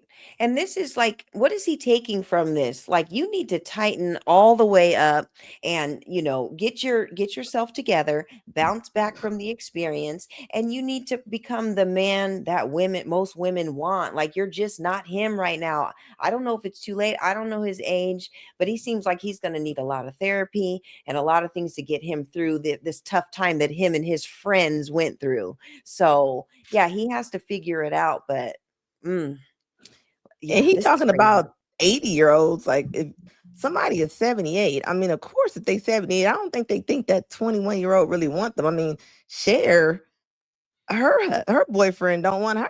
He probably can't wait for her to kick that bucket. And I'm just saying, like, I mean, we know that. I mean, 80 to 20. I mean, come on. He's just on here talking. What's his name again?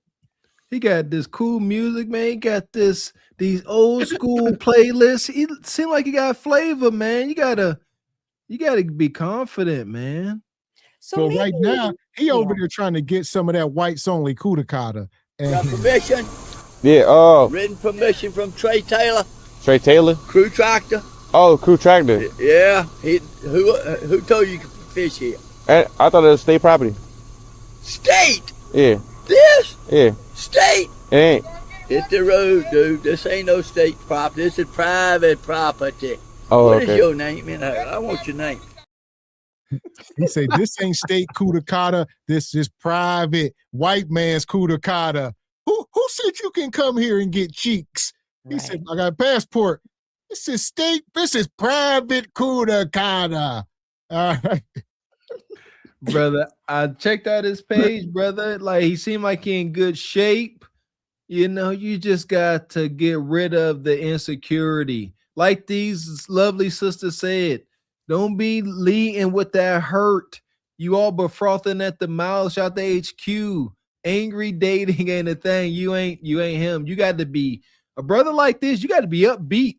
Life of the party. That's your angle. You can't move like, I don't know, like somebody you ain't. Right. And imagine being on a date with him. That's in the first 5 minutes, he's going to talk about at least 5 of them wives that he had. Because that's all he's going to lead with, like I can just see it. Like that's just the type of time he's on. He has to get over the hurt and the pain and move on, you just have to. Or is that how he shows you he's desirable, Anna? Is he like, I got wives, Anna? That means I'm desirable. I'm talking about my ex-wives, so I'm wanted. And that's the thing, right? He all on a date looking like a bluegill. Looking like a little bluegill fish. He on there talking about how the women and dogged him. Men, I'm gonna tell you right now, quit telling these women if a woman did dog you, okay? All they gonna be thinking is, oh, well, I can do you a little worse. Like, do not tell them about no woman that didn't play with y'all. Don't say nothing about a woman who didn't took your money. You can't tell all your business. Right. You just can't.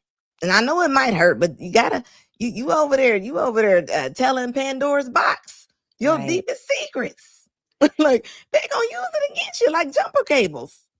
Right, especially with the wrong Bonquisha, who doesn't have a moral compass or whatever. She's gonna take him all the way to the bank. But somebody, like I would feel sorry for him and just kind of leave him alone, because he's kind of like a lost cause. Like he's I don't have to be a part of this, because you already know that's gonna happen. So yeah, in the wrong hands, he's gonna get his heart broken again and again. So.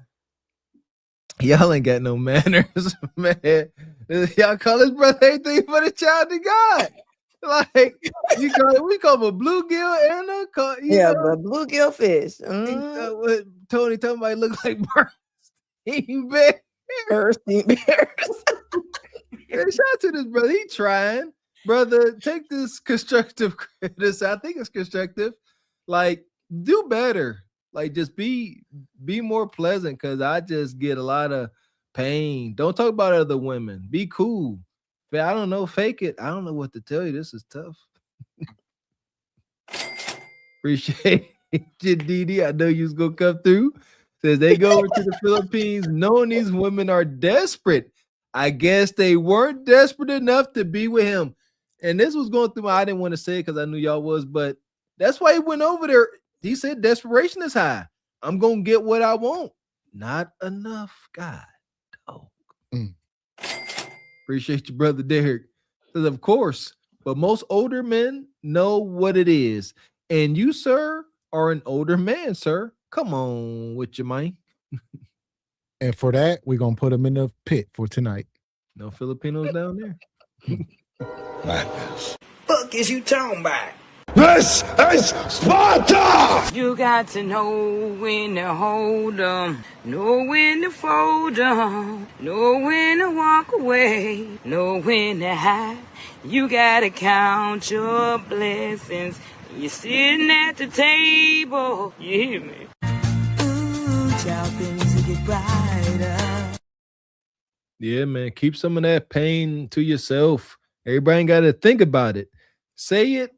I would challenge you, men. I don't know. Say it out loud to yourself when you're by yourself, and then see how crazy or how cringe it sounds.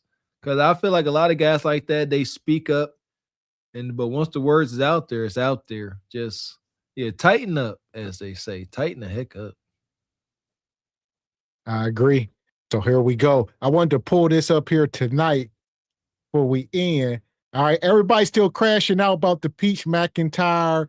Everybody weighing in on this situation is starting to go viral, which we've been knowing about it for weeks now, but it's people are really starting to sit back and say, what the hell is going on with our people?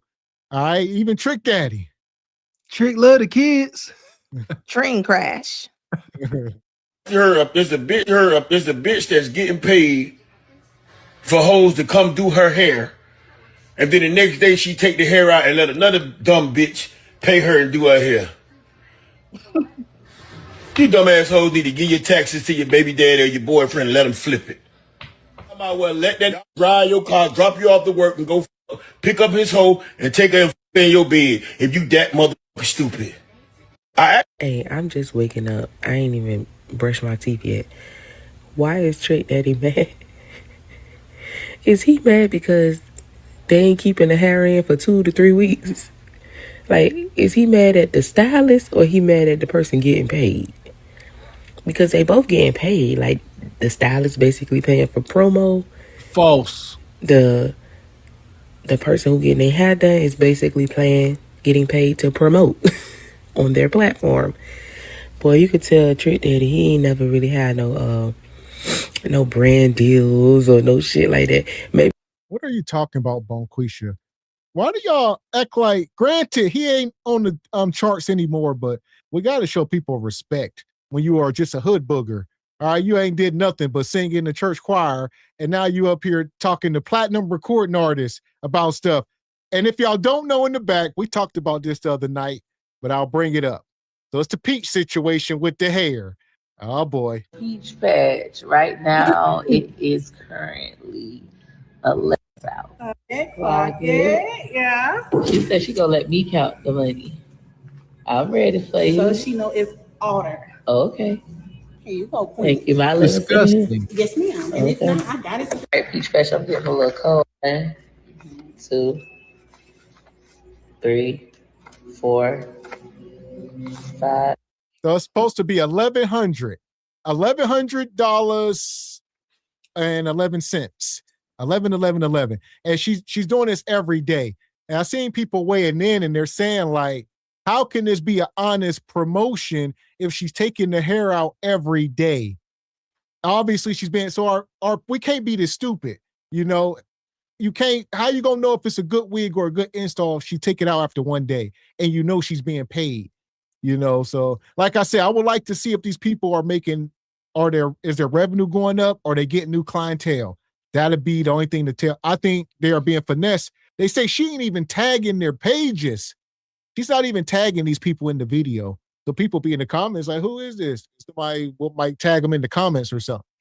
Like, it's egregious. Ain't no way. And this is on the low end. She got women to pay over $10,000 to do some of these, put hair in their lashes. Like I said, she's taking out the next day. I've been stressing this. I ain't no hater, but this ain't how you do promo. She's sitting here counting the money. Look, world. This is what this woman is paying me to promote what she do. And like you said before, if she don't like it, she won't even say nice things. She'll say, oh, she did it. Here it is. Yeah, and maybe that's a thing with it too, because if she's taking it right out or whatever, for one, Trick Daddy, I know he has a stake in the game. All the hairstyles he done paid for out of these last 25 years, and his name is Trick Daddy, so we already know what type of time he was on. And yeah, he cannot understand how this is going on because I done paid or she paid you all this money and you're going to take the hair out. Trick does not understand nothing about that. He's from an older generation, but the walking promotion, that is your biggest promotion. Like when you get your hair done and people walk up to you, hey, who did your hair and everything? That's what these stylists are paying for. But if she's just taking it out and not really promoting it, it defeats the purpose. I mean, shout out to her for getting to a bag, but it's not doing anything for these stylists who are trying to get themselves out there. And that's what she's doing. She's promoting herself. Most of these videos, what do we see? We see Peach counting money, which is doing what? Promoting her to other people, right? The women, like I said, y'all will have to show us that y'all, made an extra 50% revenue, or something. You got to show some numbers or y'all got finessed.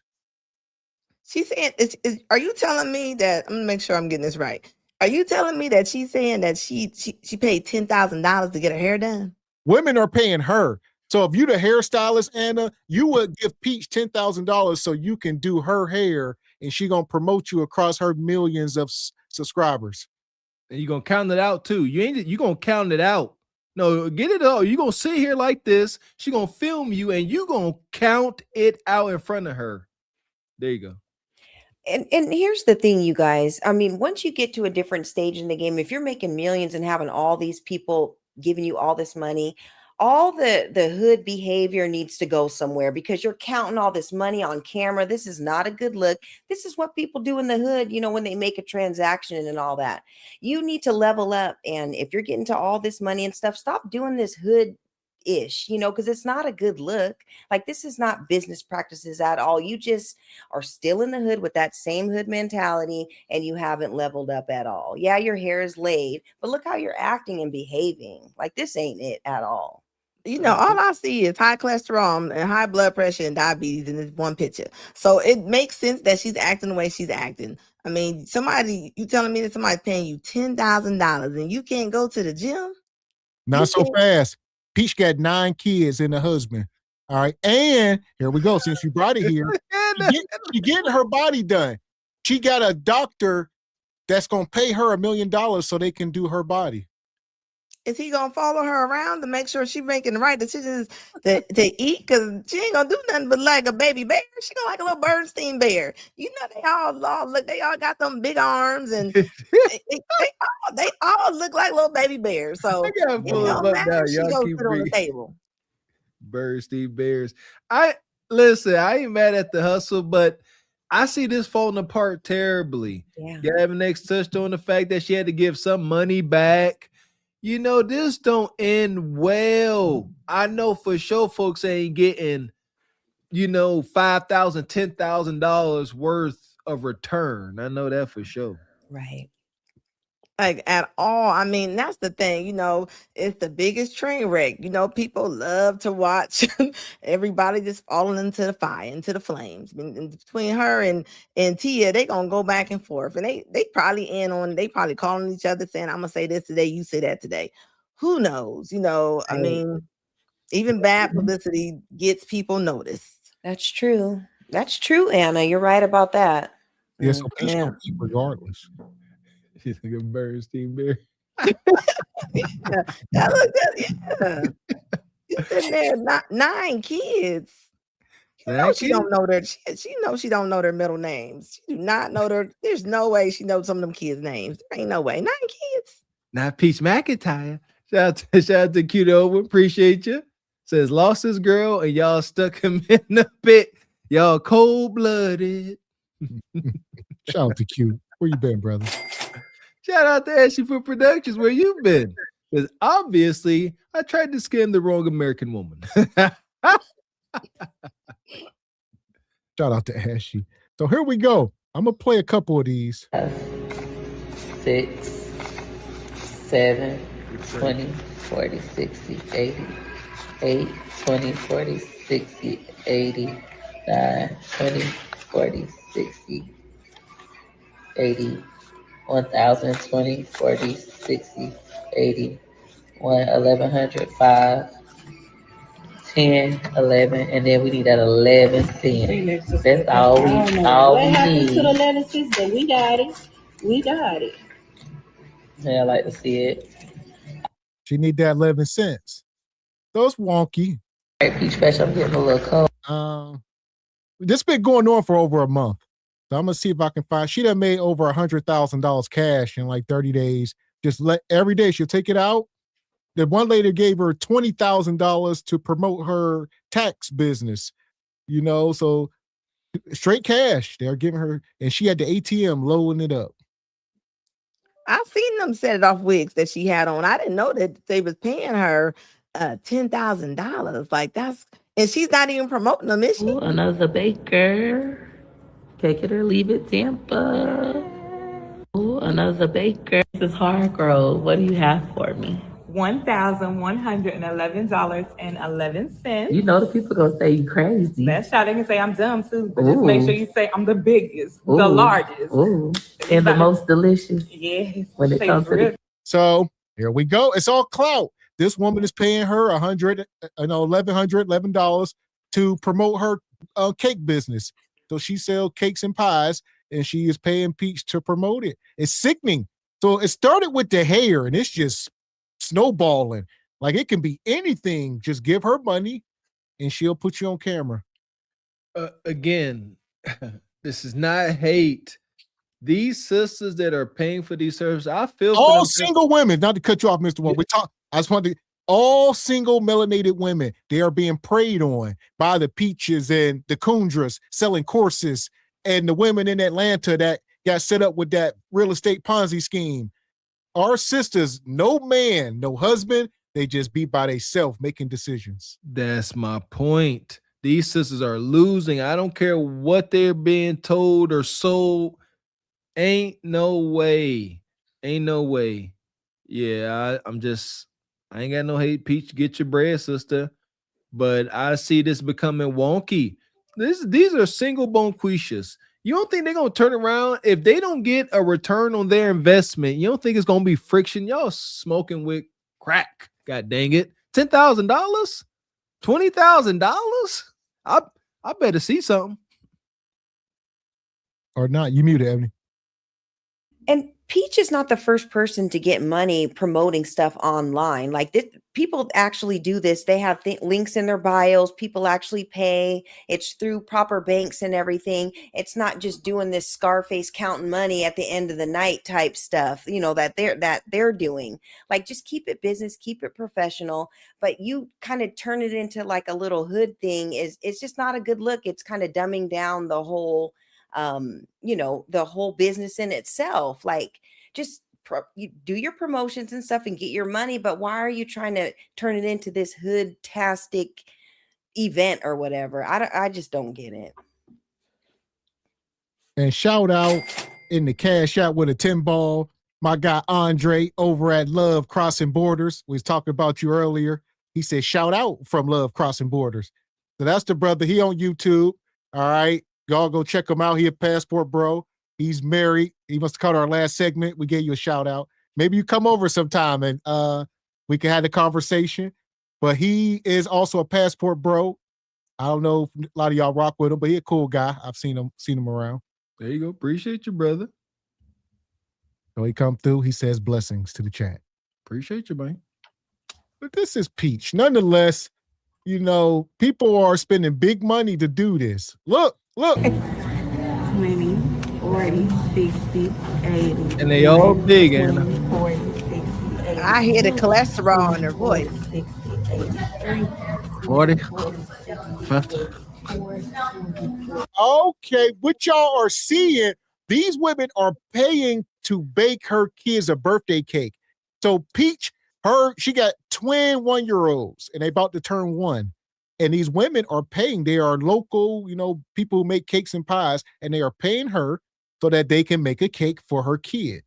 So they are paying her $1,000 so they can make the cake and Peach can promote it and say, look, you know, Big Bone Quisha made this cake. Look, the other Big Bone Quisha made this cake. They all delicious. So they paying so they can make cakes for her. Anybody see anything wrong with this? Like, I'm not getting some established woman here that's making enough yearly revenue where she can write this off, because in the business, everything is supposed to be a business expense. Right. You see, it's supposed to make tax sense. The way she's presenting herself, I don't think taking a risk. This called a risk.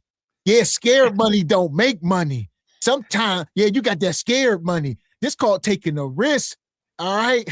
And that's exactly what she pushing. She like, look at me.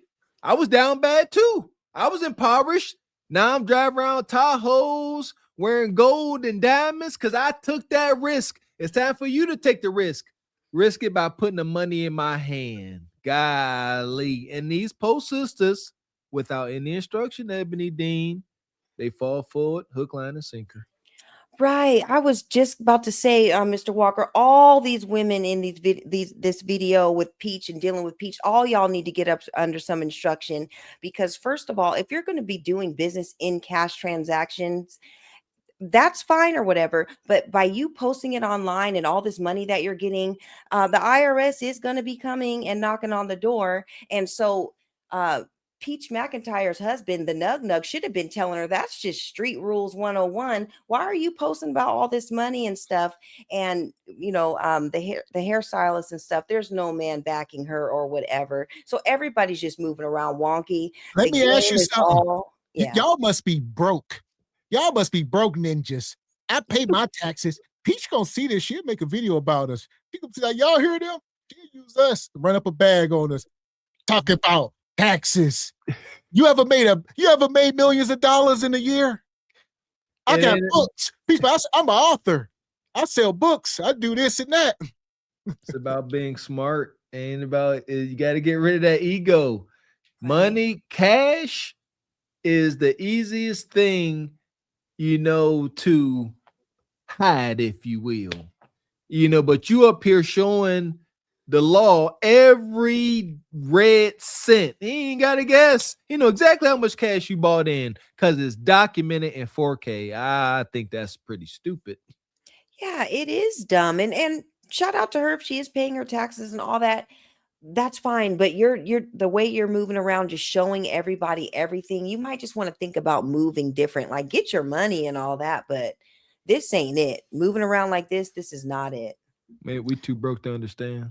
I mean, it's so crazy that we're making this so normal. Like, why they all just mucus holders, just the inflammation gang. Like, y'all just don't even, y'all talking about getting y'all hair done and counting that money. It ain't gonna matter. You ain't gonna be able to spend it. Look at that. Everybody got chests pushed up to their chin. I don't see no collarbones. Their wrists and ankles is swollen. I mean, she breathing hard, counting money. The biggest, Anna. The Yeah, biggest. you heard her. She the biggest. She the smallest. Ain't that what she said? The biggest, the largest. The biggest, largest. How you the biggest and the smallest? What the hell? Yeah, and she's counting all that money all slowly, like, oh, this is all the groceries I could get. So she's counting it, a little bit at a time or whatever.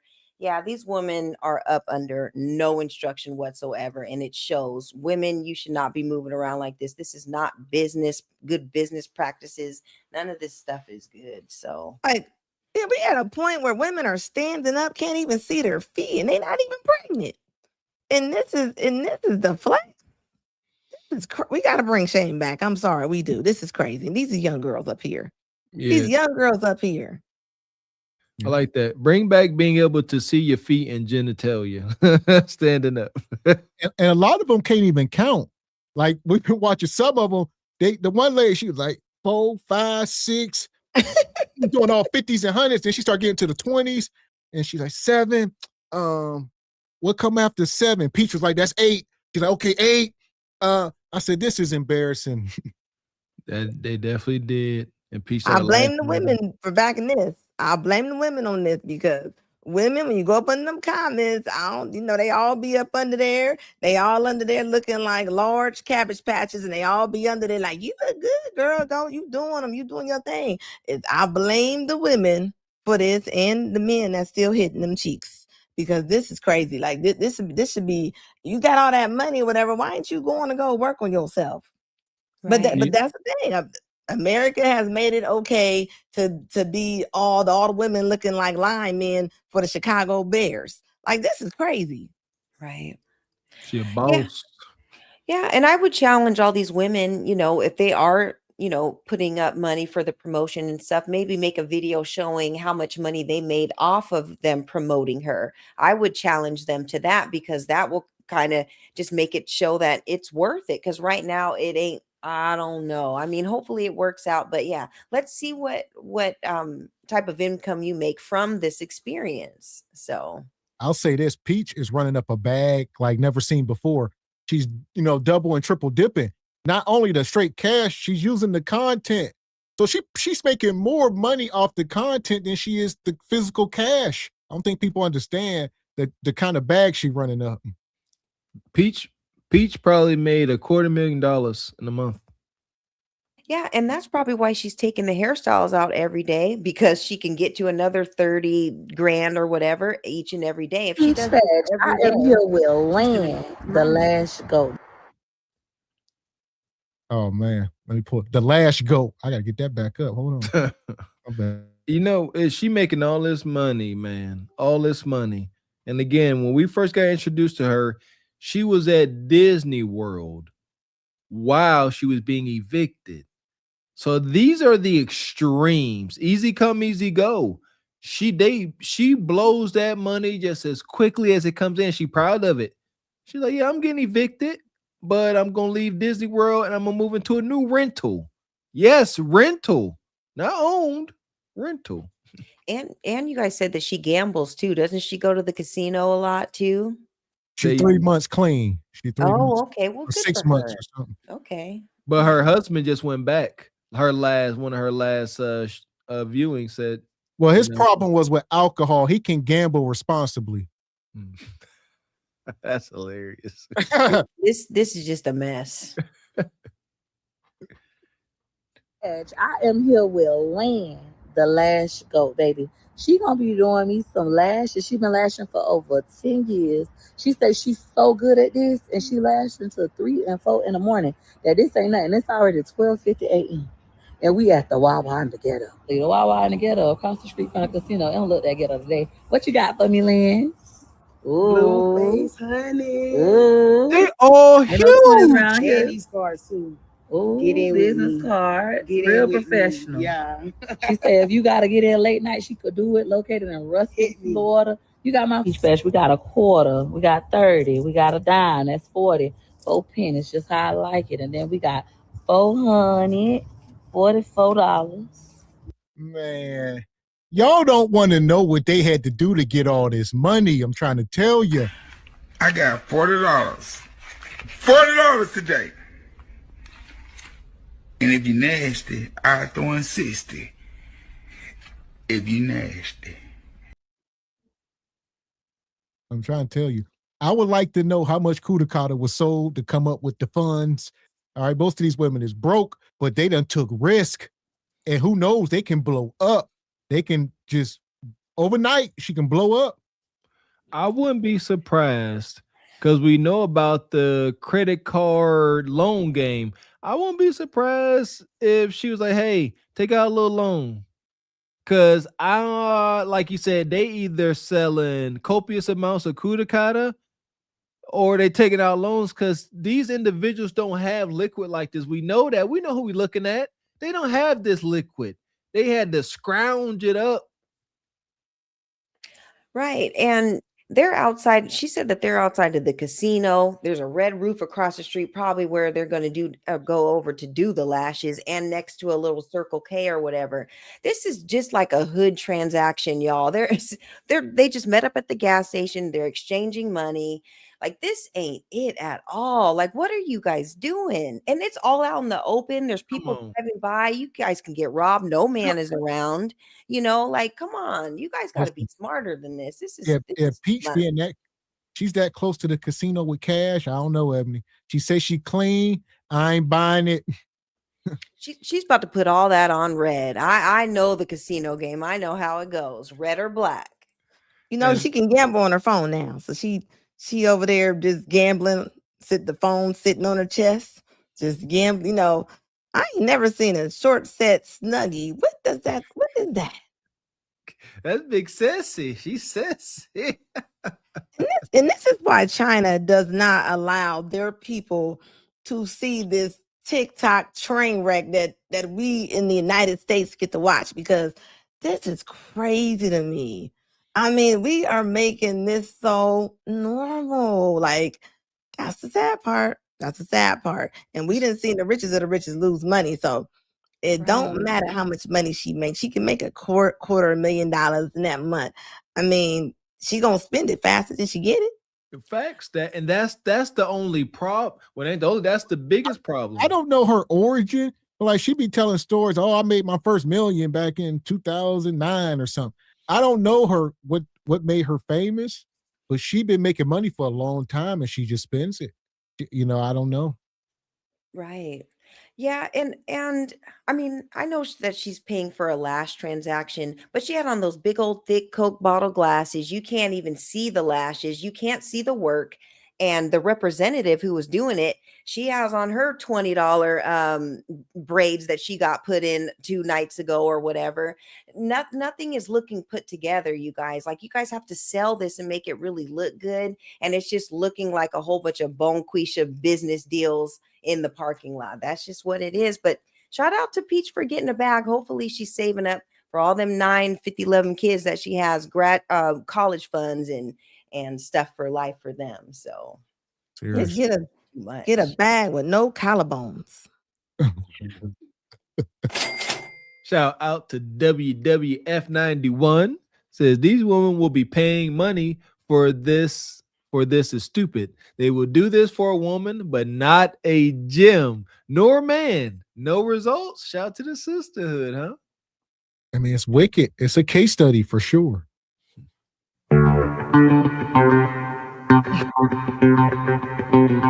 Shout out to the brother Q, the old one. Says if all of the business are under the table, they have now given the IRS video evidence. I can't stress that enough. Like, we don't condone any type of legal activity, obviously. However, it's cash. It ain't no, you could, come on, man, you showing it. You can miss a couple hundreds, but not you, Peach. You got to count every cent. IRS got every down to the penny because you showed it. And a lot of times she be double dipping. So she'll get somebody to pay, a lot of times the hairdresser will sell the wigs too, but sometimes somebody will pay her to use their wigs. So I'm going to give you $500 to use my wig, and this woman going to give me $1,000 to install it. So she be getting money from everybody. I'm trying not to sound like a hater because Peach got motion, but at whose expense? Do anybody care? But accountability sounds like hate to them. So, it is what it is. So I'm gonna sound like hate. It is what it is. Like, it's just sad. She only been ripping wigs off every 23 hours. What all the bonnets, this look like the average little TikTok outfit, the Crocs, the white dirty socks and the bonnets and pink wigs. This is what girls got to look forward to when they on there looking at TikTok. Look, another one. Well, that hairstyle. This is so ghetto. They all large. Look at Peach. What the hell? That money, honey. That money, honey. Look, she's doing a collage of all the people that's been paying her probably over the last week or so. Running up a bag every day. And she in Tampa, Florida. And my thing is, how many people is locals? Is she driving across Florida? Is she going across state lines? Or are all these people near her? Like, it's blowing my mind. See, IRS gonna find out. That's a Dago show. Listen here. The Gremlins. Oh. She got motion, man. Look at Anna. But see, they're just trying all the little hood rat styles on her. She don't get to pick the style. That curly one at least is the most decent one. It's all bapped out. All the other ones are all bapped out like the movie. What about that one? Look at that. Now this is sexy. It's giving like 90s, Lil Kim, something. There you go. It's giving in real life back. It's giving in Vogue. Escape. What's the woman from Escape? There you go. Or is it Escape? What's that song off of when they hunching on the red light? Set it off. Set it off. Oh, set it off. The hunching sing. I ain't gonna try to sing that damn song. Y'all know what I'm talking about. I think it's in Vogue. In Vogue. What's the name of the song, you guys? That's what she giving. Y'all know what I'm talking about. Lose Control. Lose Control. Yeah. But you might be a check systems, pussy asshole. Check system, this pussy asshole. Navy settlement. So they said the most that they can get me is 10,000. That's the hundreds. 6,000 and hundreds, guys.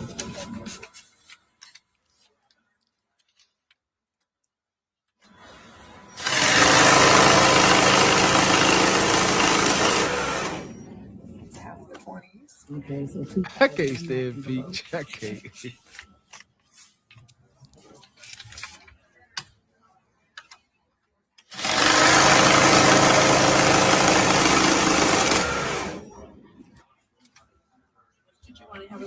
yes, please. That was 10,000. Let's get 10,000 more. Pussy asshole. Fetch, I just made it to the Second Navy Federal. Hopefully they won't give me no problem. All right, Peach Patch. So at the last bank, we did not have to do a CTR, but at this one, we do. Sometimes when you're withdrawing over $10,000, they make you fill out this form for tax purposes. The I, the R, the S, always do your business. Meanwhile, all right, Peach Patch. So here at this particular Navy, they don't count your money in your face. They have to take it in the back room to count it and give you a receipt. So I'll just count it for y'all. Don't worry about it. All right, Peach Patch. So she's gonna go ahead and let us look at it from across the desk. See, this is what I'm talking about. This is why I gotta stop gambling. Because I call y'all be laughing, but I'm laughing, baby, to the bank. This is what $20,000 in cash look like. It don't look like that much money. It don't look like much, just a couple hundred, couple 50s. This is poverty corn. It is. A whole lot of 20s. This is Don't look like poverty much, corn. but yeah, baby, this is $20,000 in cash. I made this one content creation. I don't scheme. I don't gotta scam nobody. I don't even have to teach classes. I don't have to teach you how to do what I do. See how I'm her in real life. We been getting money, baby. We been getting money. This extra. Ho. That little shit you make on TV, ho. I make that in a month. Every month. Plus more. But you might be a check. So this is her. She been beefing with Rick Ross' baby mama, Tia. They've been beefing hard back and forth on TikTok and stuff. And Tia keep calling her a scammer and this and that. And Peach is stunting on her. He's like, you broke. I make more than you do in a month. Yada, yada, yada. I'm trying to realize why Peach irks my spirit. It's because she's just an annoying, terrible person. Like, you see how she going into these banks? Like, come on, talk to me, sis. If you going into a bank to extract $10,000, I would imagine you at least gonna be dressed the way you are now, presentable. Look how she walking into folks' establishment, talking about let me get 10 wax. They like, you need to fill this out. You gotta fill some stuff out, and rightfully so. Yeah, they calling security. She in there walking there looking like a dirty Q-tip. But unfortunately, people reward bad behavior on the internet. They do. This is why she got all them subscribers. This is why she got all the followers. This is why she got people that big her up, because they looking just like her. She wants to get arrested. She wants to get what is it? Now she want to get stereotyped. She want to get profiled. That's why I know when I'm looking at this is Peach McIntyre. She going into these banks not looking like she got money on purpose so they can sit there and harass her and she can have something else to talk about. That's why she leaned over the counter. They won't let me look. They won't count it in my face. She's the worst case scenario if you work at these places. Right. And that is just basic. Stomach. Young as you are, girl, nigga would have never.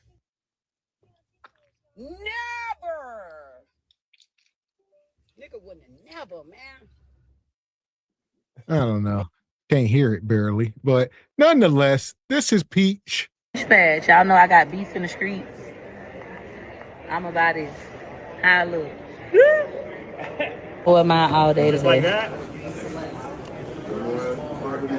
Love you. Peach Patch. Y'all know. But nonetheless, she in there looking at vest, Kevlar. If you a woman and you moving so wonky, you need a vest.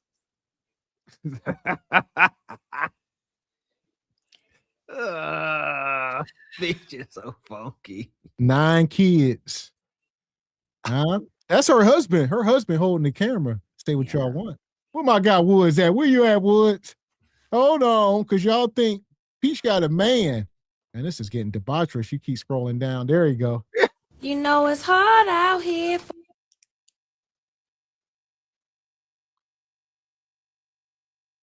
Push that shit out. Shout out the Woods, baby. Yeah! Boom, shakalaka! It's her husband. They've been together for 20 years. They got 9 kids together, allegedly. All right. She call him everything but a child of God. He cheat on her constantly. He unemployed. He a house husband. He spent most of his time vacuuming, making sandwiches, changing diapers. Yeah. I like the way he tried to make him sound desirable to a bunch of guys. He do diapers. He's potty trained. You know, he make sandwiches. Shout out to Bad Santa.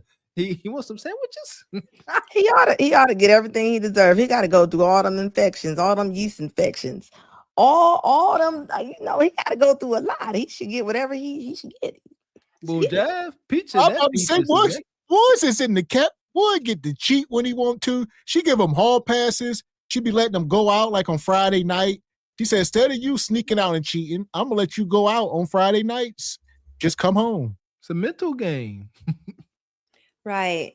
And back to the bank thing, you know, like Anna, you were saying she has all these subscribers and everybody's following her. That's because they ain't never went to the bank to get $10,000 out before, and they don't know the process, and they think this is just standard bank process. And then you come in there looking like little orphan Bonquisha from off the streets, looking straight up like little orphan Annie with your orange hair. You're letting all these people play in your hair. You're about to mess your hair up. It's all this, it's glued down one day and then you got it dyed the next day. Like, you're doing too much. Like, I get it. You're getting to the bag, but you seen that afro. You seen she ain't worried about messing that little afro. Yeah, that's on purpose. Yeah, ain't nothing up there.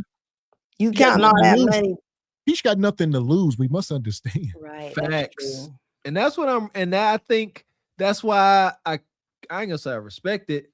I get it. You know, she don't mind self-deprecating. She knows she look undesirable, but she like, I got 9 kids, a man, and I'm getting money. So no matter, yeah, she kind of got her world. She got a man, 9 kids. That's a blessing, and tons of money. Where's the bad side? Yeah. Appreciate you, Dee. Got Anna up there. Anna's completely disgusted. I don't blame her. Yeah! Boom, shakalaka! Oh, y'all wild. Anna could process them. Anna was like, what are we looking at? You know, I can't help it. My faces. I be trying. I'm the same way. I don't try to hide it. I want you to see my disgust. Oh, this is wild. Shout out to the brother Jada Gray. Been a member for 26 months. We appreciate you. Says in my Mariah Carey voice, they belong together. Here we are. Nonetheless, I just wanted to pull this up. We talked about it the other night, and you keep scrolling down. This been going on for months. I'm trying to tell you. So listen. So if you want to do Big Bone Quishas, you know, they coming with the money. That's just why you gotta believe in yourself. When other people get into the game that you invented, please know that you're gonna still make a big bag. A big bag. That's just why you gotta believe in yourself. When other people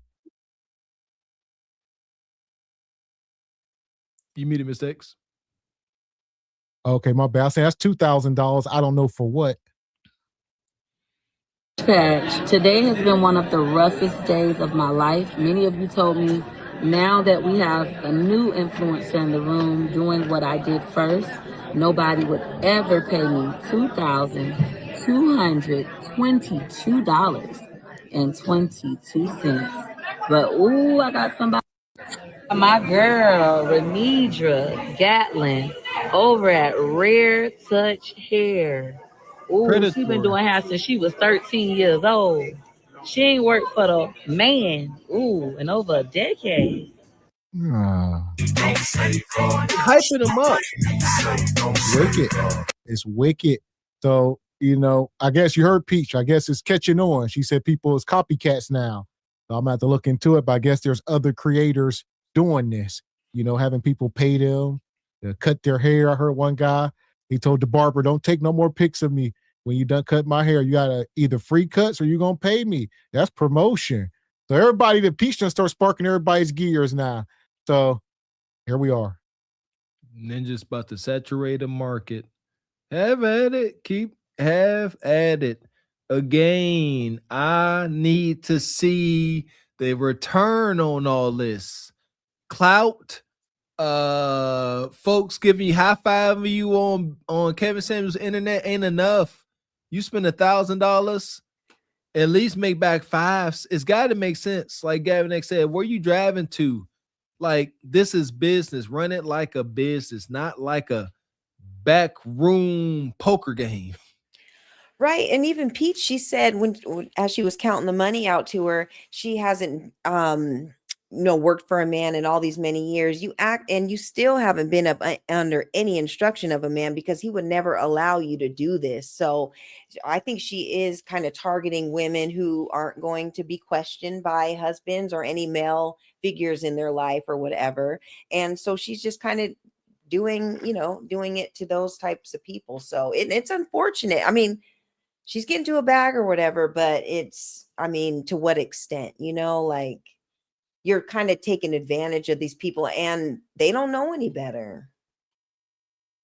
So Kunja already doing it. Shoot, man. Right. Well, no, not the hair. You know what's crazy? I would think that somebody with her celebrity, she could have been doing that. Yeah, every time she do a show, hey, welcome, man. By the way, hair done by such and such. Put some up on the screen. Could have been doing that. That's why I said, shout out to Peach for her business success. Yeah. Great results, terrible practices, awful abysmal practice, but great success. That part. So for that, we're going to drag all these bonquishas to the pit. There you go. Madness. Fuck is you talking about? This is Sparta! You got to know when to hold 'em, know when to fold 'em, know when to walk away, know when to hide. You gotta count your blessings when you're sitting at the table. You hear me? Ooh, child, things will get brighter. Yeah, I feel y'all. I like to analyze these folks, and I'm like, what is it about Peach? And I don't want to say respect, but it's something there. Like I said, she got to lose weight. For why? For what? To get what outcome? To get a man? Got that. To have kids? Got all them. To get money? Got that. I get the madness. I don't agree with it. I want to tell my kids to do it, but I get it. Maybe for her health. I mean, just you want to get fit for your health so that you can live to see your 9 kids and grandkids. And, it's not just about appearance, but your health. Like, I don't know. Yeah. There's how you could tell there's pain and anguish in her life. Yeah, I agree. You got financial stability, financial motion, got kids, all this. Don't you want to maximize your experience by being healthy? Well, no, she's miserable. Her romantic situation is god awful. Lose weight for what? She got was it anti-ambition? Not that she's liking it. She's like, ain't going to the gym for what? Go to the gym, work out to be healthy for her kids and healthy for her man. I think and there's a thing too, Sister Ebony Dean. I think we are most effective making healthy changes when we do it for other people. I preach that.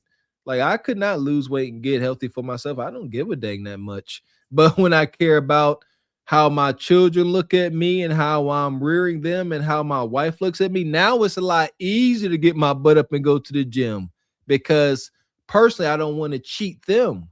You see what I'm saying? I done played sports. I don't care. I was on course to be that have a dad bod, but I just came to my senses like, you know what?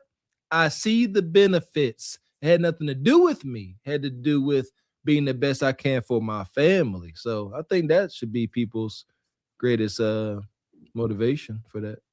Right. Yeah. If you can't find it within yourself, do it for your family, do it for your kids, because they don't want to see you. We don't see a lot of like overweight 70 and 80-year-old people. They don't make it that long. So, if you want to be able to see your kids and your grandkids and be a part of their life and active, you have to stay healthy. So it's important.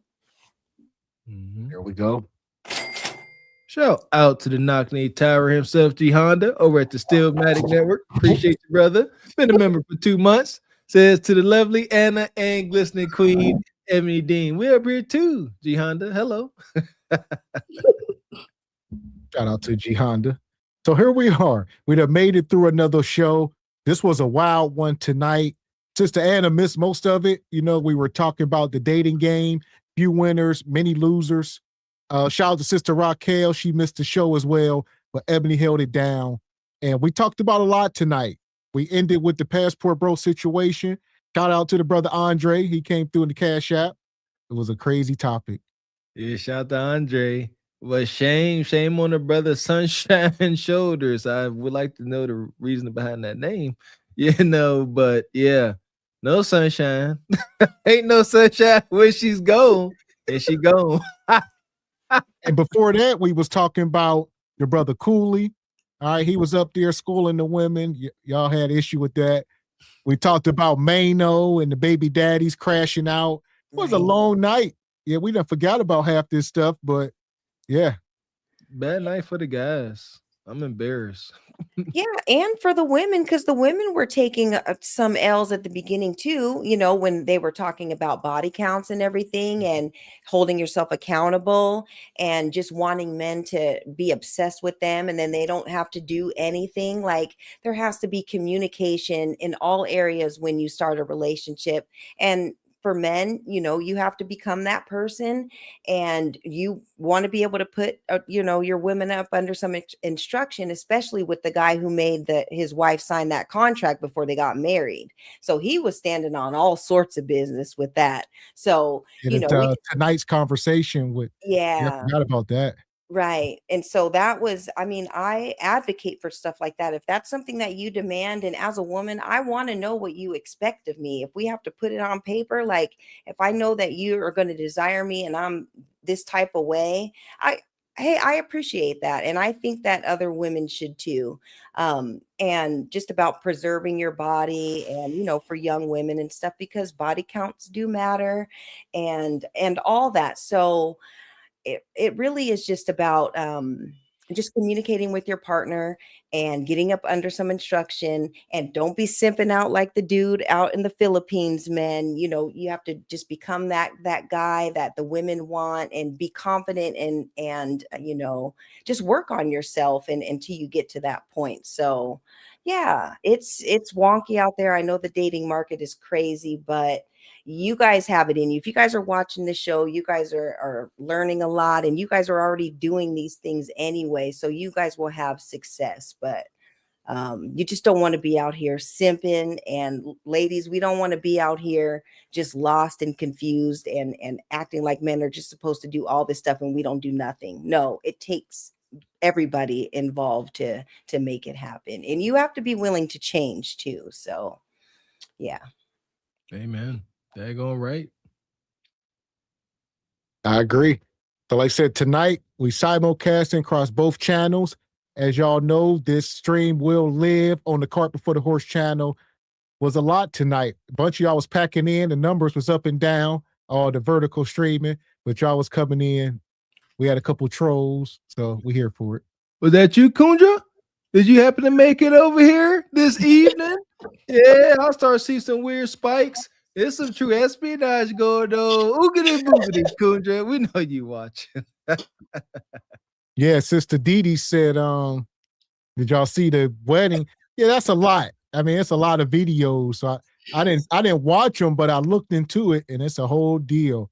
So I guess it ain't just one video, it's like 20 videos. I guess she was mining it out. But we'll see. Like, shout out to Kunja. She in the Patreon. She probably seen your post, Dee. She might have liked it. You can't make this ish. Yeah, that's wicked. Y'all think we play, but we putting the show together. We're gonna do a end of the year bang. All right, we're trying to. We'll see. All right, but yeah, Kunja is in the Patreon. I think that is harassment. What you think, Ebony? That's like damn near harassment. Right, it is. And here's the thing, because she was acting like, oh, she don't know who y'all are and all this stuff. And now all of a sudden she wants to be a part of it. She kind of infiltrated our little space. I don't know if I like it I at don't all. know if she wants to be a part, but she there. Yeah, I She's don't know. there. She there, but I don't. She there. It's a hostile takeover. It ain't Right. so friendly. Right, because you guys have been moving your stuff to the Patreon, and so she wants to see what you guys are not showing on YouTube. So she had to join. So that's wild. Oh, this is gonna get good. We can't by all means, we some backwoods project country boys, these students. How in the world we got the attention of some high flying Hollywood Hills living boss chick? How I find it extremely flattering. Yeah. No, we are not trolling. This is truth. We're gonna bring the receipts out. Y'all just gotta wait. Make sure y'all sign up. All right, like I said, we're gonna do an extravaganza show one of these days. But yeah, Kendra's still at it in the Patreon. Y'all, I was gonna say, y'all better get on the Patreon because it's already lit, but this just took it to another level. So y'all get on the Patreon tonight.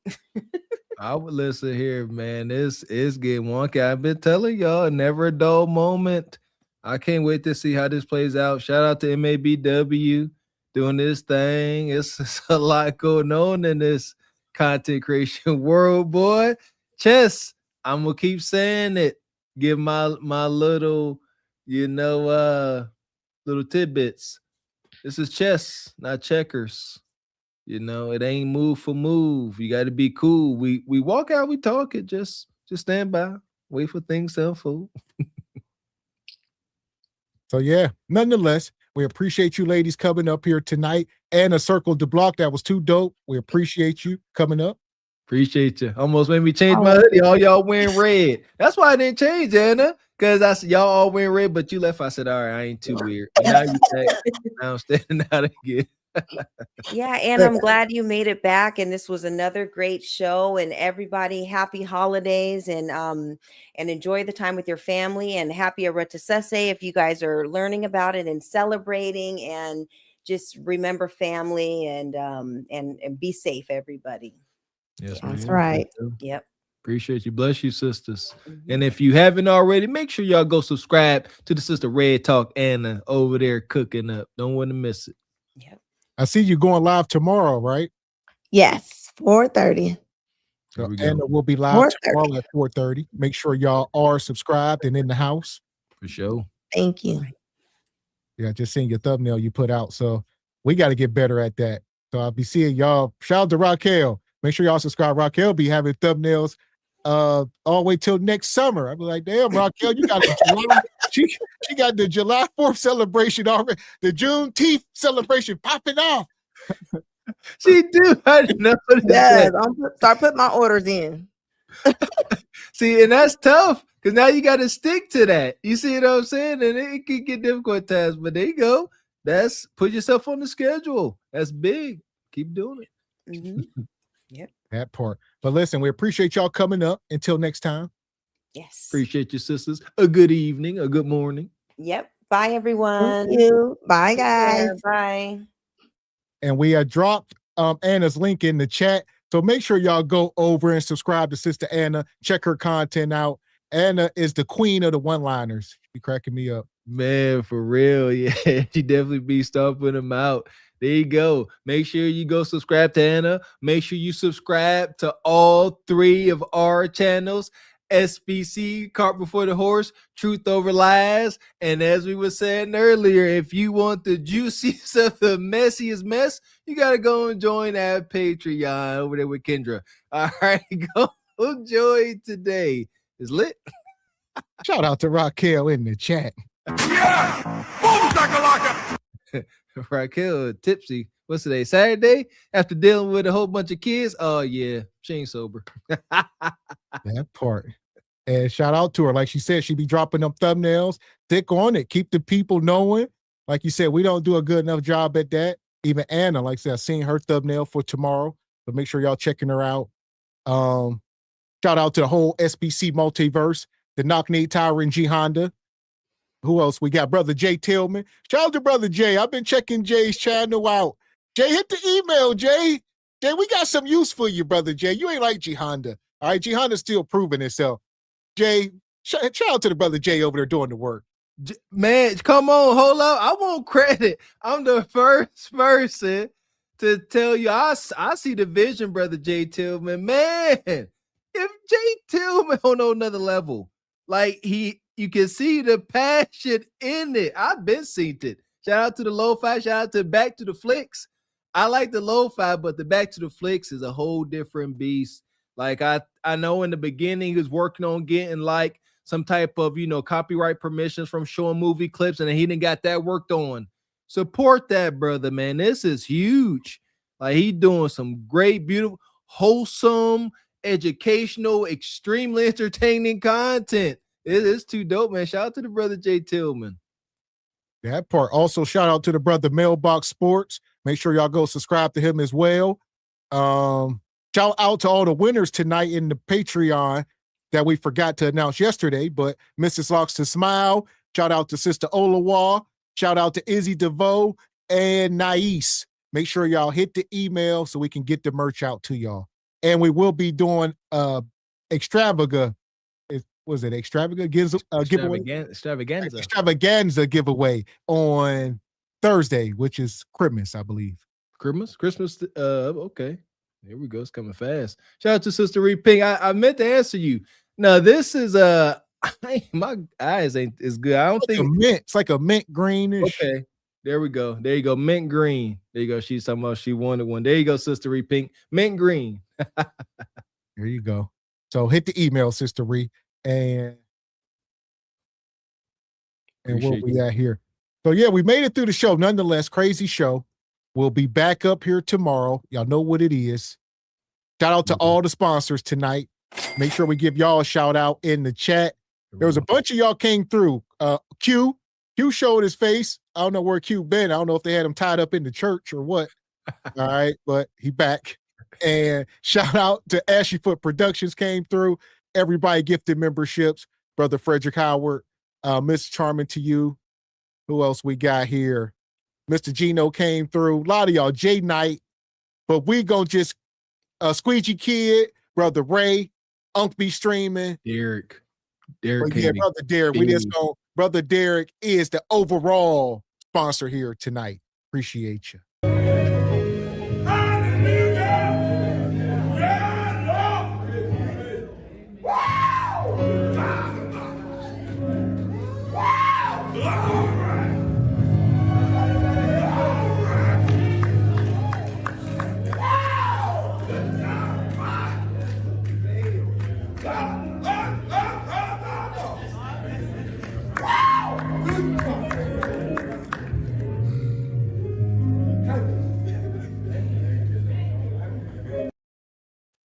Shout out to Carpet Foot Horse SBC Nation. Come through in grand fashion. We appreciate y'all. Uncle Julius as well, and Divine Photos. Appreciate y'all. Shout out to the Fishnet Bandit. So shout out to the whole SBC Carpet Foot Horse multiverse.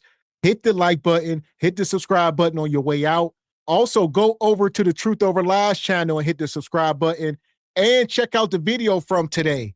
And where we at? We ain't got the link here handy. Let me see if I grab the link for that brother's GoFundMe. Go check out that brother. Let me get the information. There you go. Yeah, once again, for those of you that missed the beginning of the show, yeah, we put on display in the Patreon. Good old wholesome brother working for Amazon, doing his route. And then some racist white man assaulted and spit on him. And like any human on the face of this earth, he rightfully retaliated and most likely he lost his job. So they got started GoFundMe. Here it is here. Shout out to Carpet Foot Horse, SBC, Truth Over Lies Nation. Shout out to Divine Photos. Yeah, I see people still dropping. Somebody just dropped $500. You know, a bunch of people still donating to the brother. So that's too dope. Right. This is it here. Let me get the link, drop it in the chat. There you go. Shout out to Divine Photos for dropping the link in the Patreon. Yeah, he got the motion started. We seen the video. He bought the link, and now we started donating. This is a righteous cause. We talked about it. Our folks out here trying to work and just do their job. and then they end up losing their job because of racism. No, support the brother.